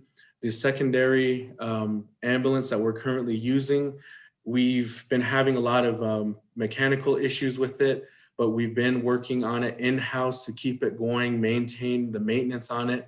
We did bring in external mechanics to work on it. But again, it's pretty costly for us, and just trying to rebuild the transmission and so much work into that. So we do have currently 1 ambulance that we utilize, and we work alongside with Sage Memorial Hospital's private ambulance service, Action Medical Services. So Action Medical Services is the primary EMS provider out here, but a lot of their time and dedication is to transporting a lot of the patients to and from the hospital, which we call interfacility transports. So, and that's what they do a lot of the time. So the backup, and we usually go into these rural areas where 4x4 is needed, because our ambulance is 4x4 and the private ambulance service here is not 4x4. Our smaller mini pumpers, we do have a total of 3. Currently, we have 1 that is down, and to repair that, it's going to be a lot of funding to restore it, and roughly I would say about $50,000 to get it up and running properly. And so again, our secondary unit that we utilize, we've been having issues with it, but again, maintaining in-house maintenance on it, we've been able to keep it going. And the third one, we've been blessed that it hasn't given us problems thus far. But again, I know that it's gonna, we need to start working towards an alternative method so that we don't have units completely breaking down on us. Our engine, our fire engine that we transport water out with, that one is currently out of service. Right now we're in the process of trying to put fundings aside so that we could get that unit up and running, because our tender truck, the largest water truck that we have here, is also out, and that's going to cost us a lot of money to repair. So right now we are operating with, you could say 4 units that are reliable right now.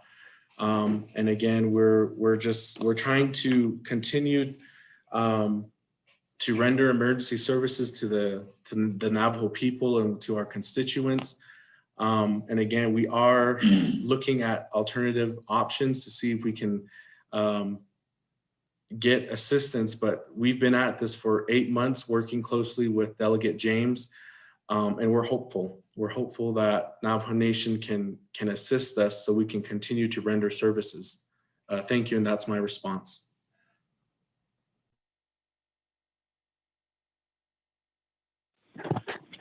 Appreciate you for that response. Committee members, any further questions or comments? I'll call for the question on the legislation 0023-21. Delegate Jimmy O'Hare. I'll vote green. Thank you. Vice Chair Smith.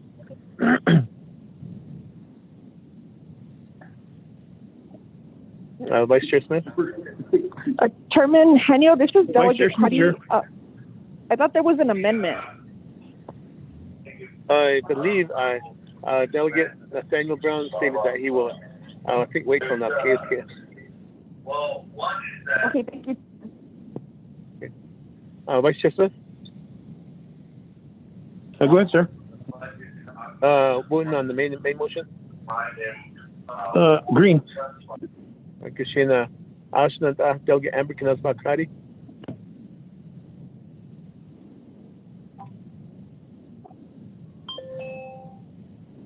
Delegate Amber Kanazbakari. Delegate Amber Kanazbakari votes green. Thank you. Kashina Hiala Ashna Delegate Nathaniel Brown.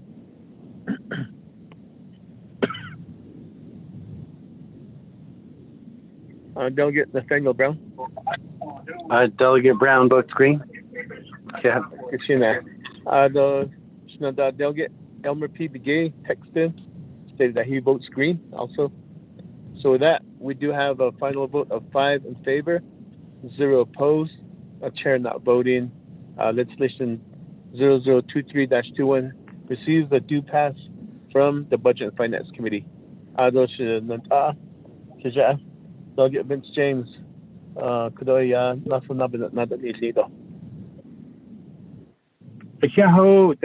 you. With that, Budget and Finance Committee members, we do have one more action item, and I believe it is rescheduling the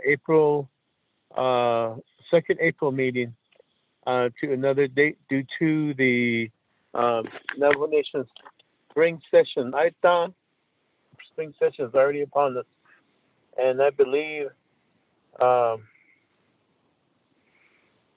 Peggy, if you would provide us information. Chair, you're correct. The second meeting in April, the first meeting is actually the 6th of April, and then the second meeting is the 20th of April. And so generally speaking, that's during the Navajo Nation Council spring session, and the committee can select a different date to have their second meeting for April because of the spring session, and it would be a special meeting that we would have. Kushina, and that was April 20th day, but that's the second day of our spring session. So with that, committee members, are there specific dates that the committee is looking at for rescheduling the April Budget and Finance Committee regular meeting?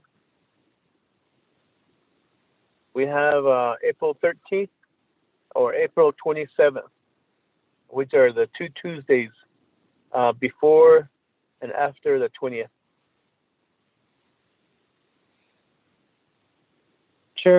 Chairman, this Delegate Yell here. Delegate Yell here. Hopefully that don't mind to my colleagues, and maybe we should have a committee meeting, being a committee meeting on the April 13th. Speaker, so majority vote, I'll vote with my colleagues too. That's my suggestion, Chair. Kushina, so there is a recommendation April 13th, which is the second Tuesday in April. Are there any objections to this date, committee members?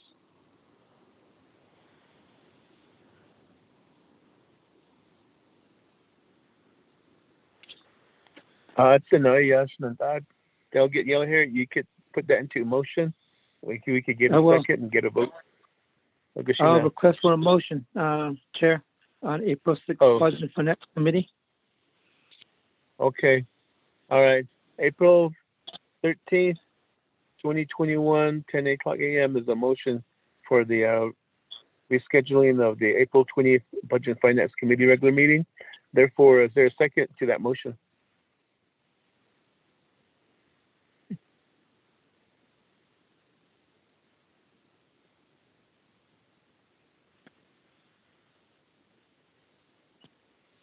Is there a second to the motion to reschedule the April 20th meeting to April 13th? This is Delegate Brown. You need a second, correct?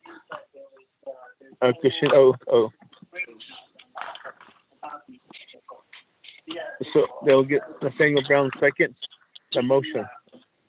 So there's a motion and second on the floor to reschedule the April 20th meeting to April 16th. Are there any questions or comments regarding this motion and second, committee members?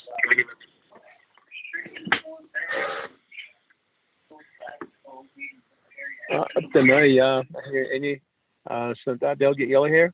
How do you vote? I vote green, he said, for April 13th, 2021 at 10 a.m. Thank you very much, Chair. For the record, Delegate Yellow here votes green. Vice Chair Smith?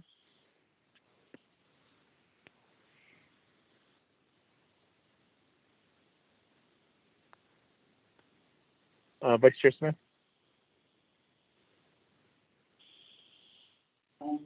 Vice Chair Smith, here. It's, there's a motion and second to reschedule the April 20th meeting to April 13th. There is a motion and second. We are voting on that motion. I vote green. Vice Chair Smith votes green. Delegate Amber Kinas-Valkrati. Delegate Amber Kinas-Valkrati votes green. Thank you. Okay, for the record, Delegate Amber Kinas-Valkrati votes green. Delegate Nathaniel Brown.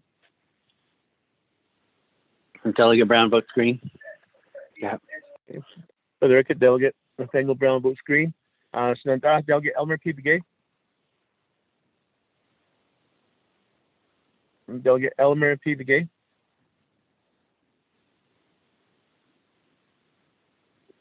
Okay, with that, we do have a vote of 4 in favor, 0 opposed, chair not voting. We have rescheduled our April 20th, 2021 regular committee meeting to April 13th, 2021 at 10 o'clock a.m. With that, committee members, we are at the tail end of the new business, but there was discussion earlier during the report item A, scheduling a leadership meeting, and we need to suspend the flow rules to allow for a scheduling of a leadership meeting next week so we can move forward on this item. Vice Chair Smith?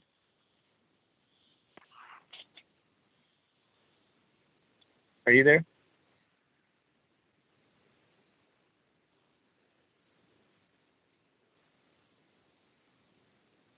Vice Chair Smith?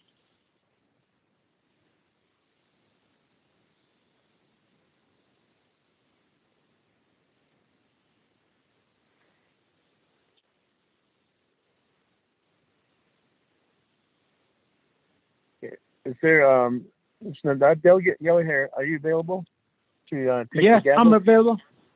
Can Okay. you take the gavel for a short period of time so I can make a motion? Okay, I can take the gavel. Vice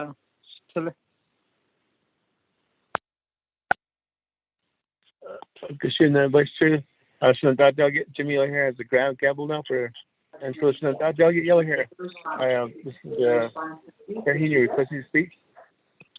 Okay, thank you very much. Go ahead and take over. I think we're all in order right now. Chair, Biga, go ahead. Delegate Yellow Hair, if I could make a motion to suspend the flow rules to add an action item onto the agenda as item B, to schedule a leadership meeting with the Budget and Finance Committee and Nomination Speaker's Office regarding the $1.9 trillion American Recovery Plan, and just move things forward with our initial meeting. So with that, that's a motion to suspend the flow rules. Hakoshi, Stille, Biga, Budget Finance Committee. This is Delegate Brown. I'll second. Yeah. Go ahead, Stille. I done to the flow rules just to add an agenda item. So. Hako, Biga, how is add on.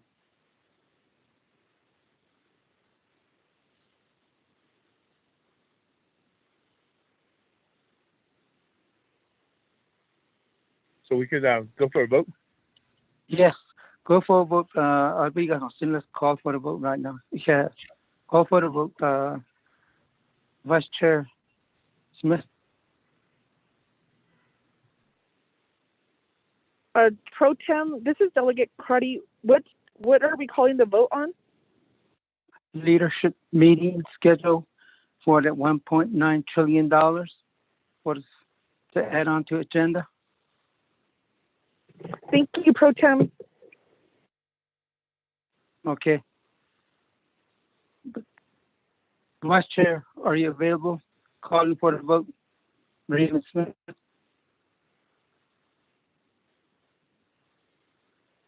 Second call. Next, Honorable Daniel Brown.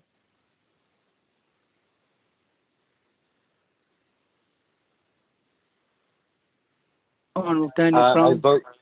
I vote green. Yeah. Honorable Daniel Brown votes green. Honorable Amber K. Crowdy. Delegate Amber Cadence-Block Crowdy votes green. Thank you. Honorable James Hanio. I vote green. Go back to Almer Begay. Green, do you need? Oh, okay. A question. Honorable Raymond Smith Jr.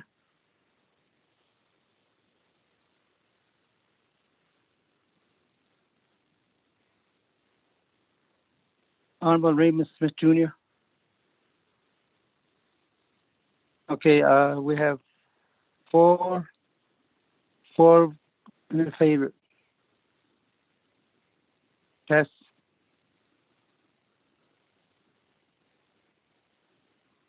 Biga. Thank you very much. Pro Tem, now you need to add the vote on the leadership meeting date.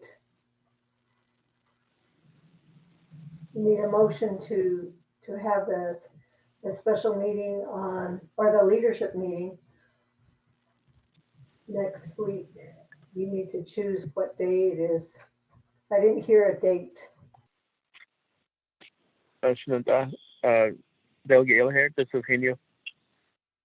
Let's go for pick up the date. Will be a special leadership meeting. Need a motion. Shananta, this is Chair Henio, if I could speak. Okay, you have the floor. Pro Tem Chair, I am introduce a motion to schedule a leadership meeting with the Budget and Finance Committee and Nomination Speaker's Office, Speaker Damon and his staff, to begin the preliminary discussion of the $1.9 trillion America Recovery Act, Relief Recovery Act. So proposing March next week, March 23rd on next Tuesday at 10 o'clock a.m. Could I motion this lado? A question here, we need second motion to pick that on March 23rd, have a leadership meeting. Time, Sean. 10 o'clock in the morning. Or 9 o'clock, whichever is feasible for the committee. I would say 9 or 10. Okay, we need a second motion to select on the March 3rd leadership meeting. And Chairman request for 9 a.m. or 10 a.m. Time. This is Delegate Crotty with a second. If I could recommend 10 a.m., that just helps with this new time change. Thank you. Honorable Member Crotty, let's vote on that one on leadership meeting on March 23rd, and time will be 10 a.m. Let's vote on it. And how's your vote, the Chairman James Henio? James Henio. I'll vote it. Okay, thank you. Elmer Begay. Elmer Begay votes green. Daniel Brown. Daniel Brown. Honorable Daniel Brown, how's your vote? I vote green. Oh, thank you very much. Amber Crowdy. Delegate Amber Crowdy votes green. Thank you. Oh, yeah, thank you. Honorable Raymond Smith Jr., how's your vote?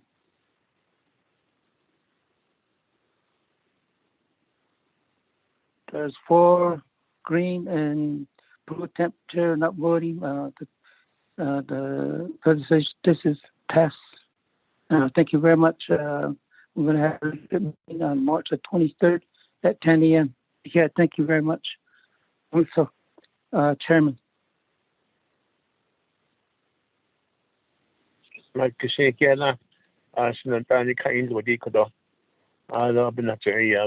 vote that Budget and Finance Committee.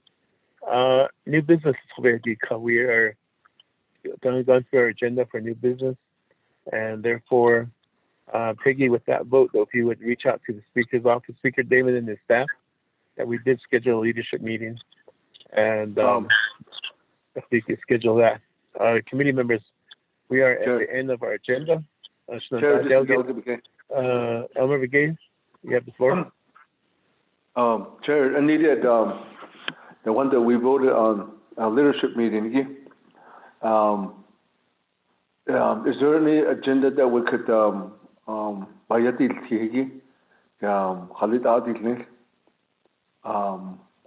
ila bandit ito I know that the person then gini no tahagit isipin niya na halan.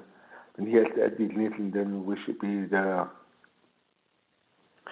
leading that to the person is any external funds or any supplemental funds that actually were initiated with Budget and Finance Committee by law. You see, so even that how do we make the agenda? And is there any how do we can we if we need input on it, then we just request it to put that on the agenda or bandit if you look at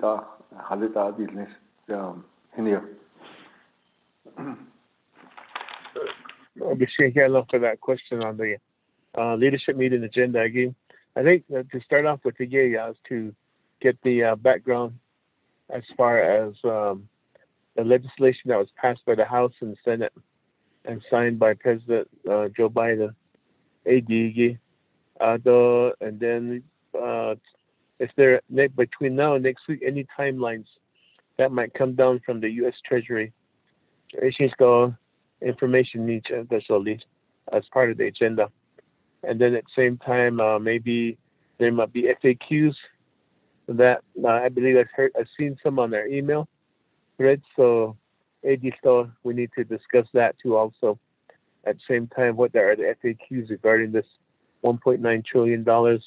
Although the bottom line again is how much is actually going to the Indian tribes, recognized tribes again, and from there a breakdown to what Navajo estimation of what the estimated allocation for Navajo would be. So that would be the first part of the agenda. ADC Sabandate, getting all the necessary information. The second part next steps for Navajo. I think believe that first during the discussion, saying that what the first round of CARES funding, what did we learn from it? What was our takeaway? Would be another item of the discussion as far as what we did, what we could have done better, and what were the drawbacks, and how we could move forward with this spending the funds. So that would be another part of the agenda. The other next part again is next steps, because this won't be the only meeting. There'll be future meetings that we'll have as far as we move forward to get the parameters set on spending this allocation from the federal government. So without I think hopefully I covered some of the bases with you on possible agenda items. Okay, Protect Jimmy, Jancy. Yes. He gave me the gavel back. Oh, I know, yeah. Oh, I thought they used to and to let down Henio, I think what about with Yando the Sigeria, I think Dean Hidet the Sigeria, I think any legislation that's going forward go Budget and Finance Committee, but that any other committee members and any expenditure plan they can do the Yashon Haven. Oh yeah, by Hansi case, yeah. That's in some of the Bansas case, I guess hit the Budget and Finance Committee as a group, and then there's a committee I think we can sign up on it and co-sponsor that he's on Zondo Haven. Yeah, you talk about this case here, Chair. Abiga Ho, other production and they'll get the final brown there you have to see as far as his expectation from the chair and vice chair. So that will be taken into consideration. So we could put that as part of our agenda as our conversation discussion items. Abiga Ho. Kashina. With that, committee members, I'll work with Peggy and how we can get the agenda moving, and then once we get in contact with Speaker Damon and his staff. So with this, we are at the end of our agenda. We have a closed session, a motion to adjourn. Committee members, is there a motion to adjourn? Motion by Vice Chair Smith. All right, hey, Vice Chair Smith. Motion to adjourn by Vice Chair Smith. Is there a second? Second, Delegate McKay. Okay, second by Delegate Elmer P. Begay. So with this, we do have a motion and a second to adjourn. Committee members, any comments on the motion to adjourn? Delegate Jimmy Yellow here. How do you vote? Motion to adjourn? I vote green. Delegate Jimmy Yellow here votes green. Vice Chair Smith? Green. Vice Chair Smith votes green. Delegate Amber Kines Bakrati? Delegate Amber Kines Bakrati votes green. Thank you. Okay, for the record, Delegate Amber Kines Bakrati votes green. Delegate Nathaniel Brown?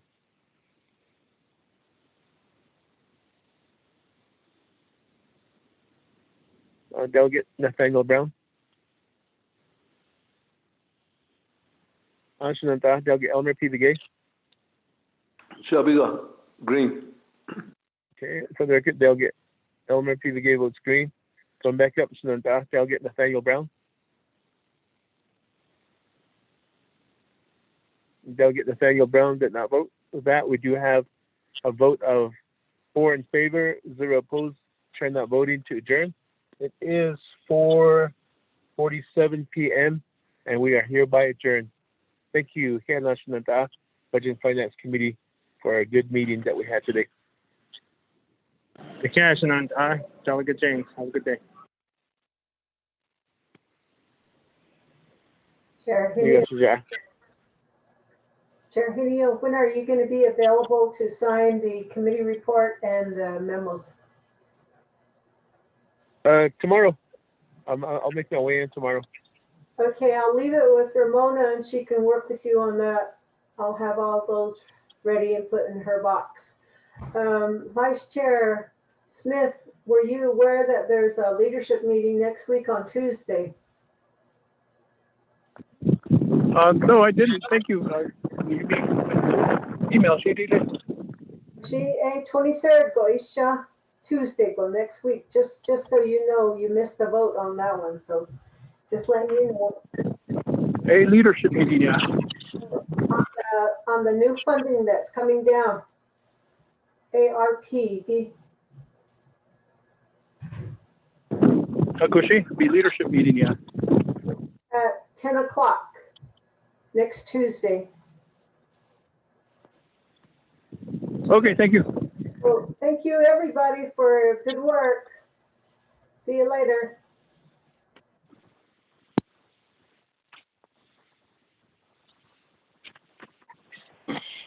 Hello, Chair. Did we adjourn our meeting? Yes. They left the meeting at 4:47 p.m. Oh, okay. I vote green for adjournment. The vote's now be taken. Thank you. So, thank you.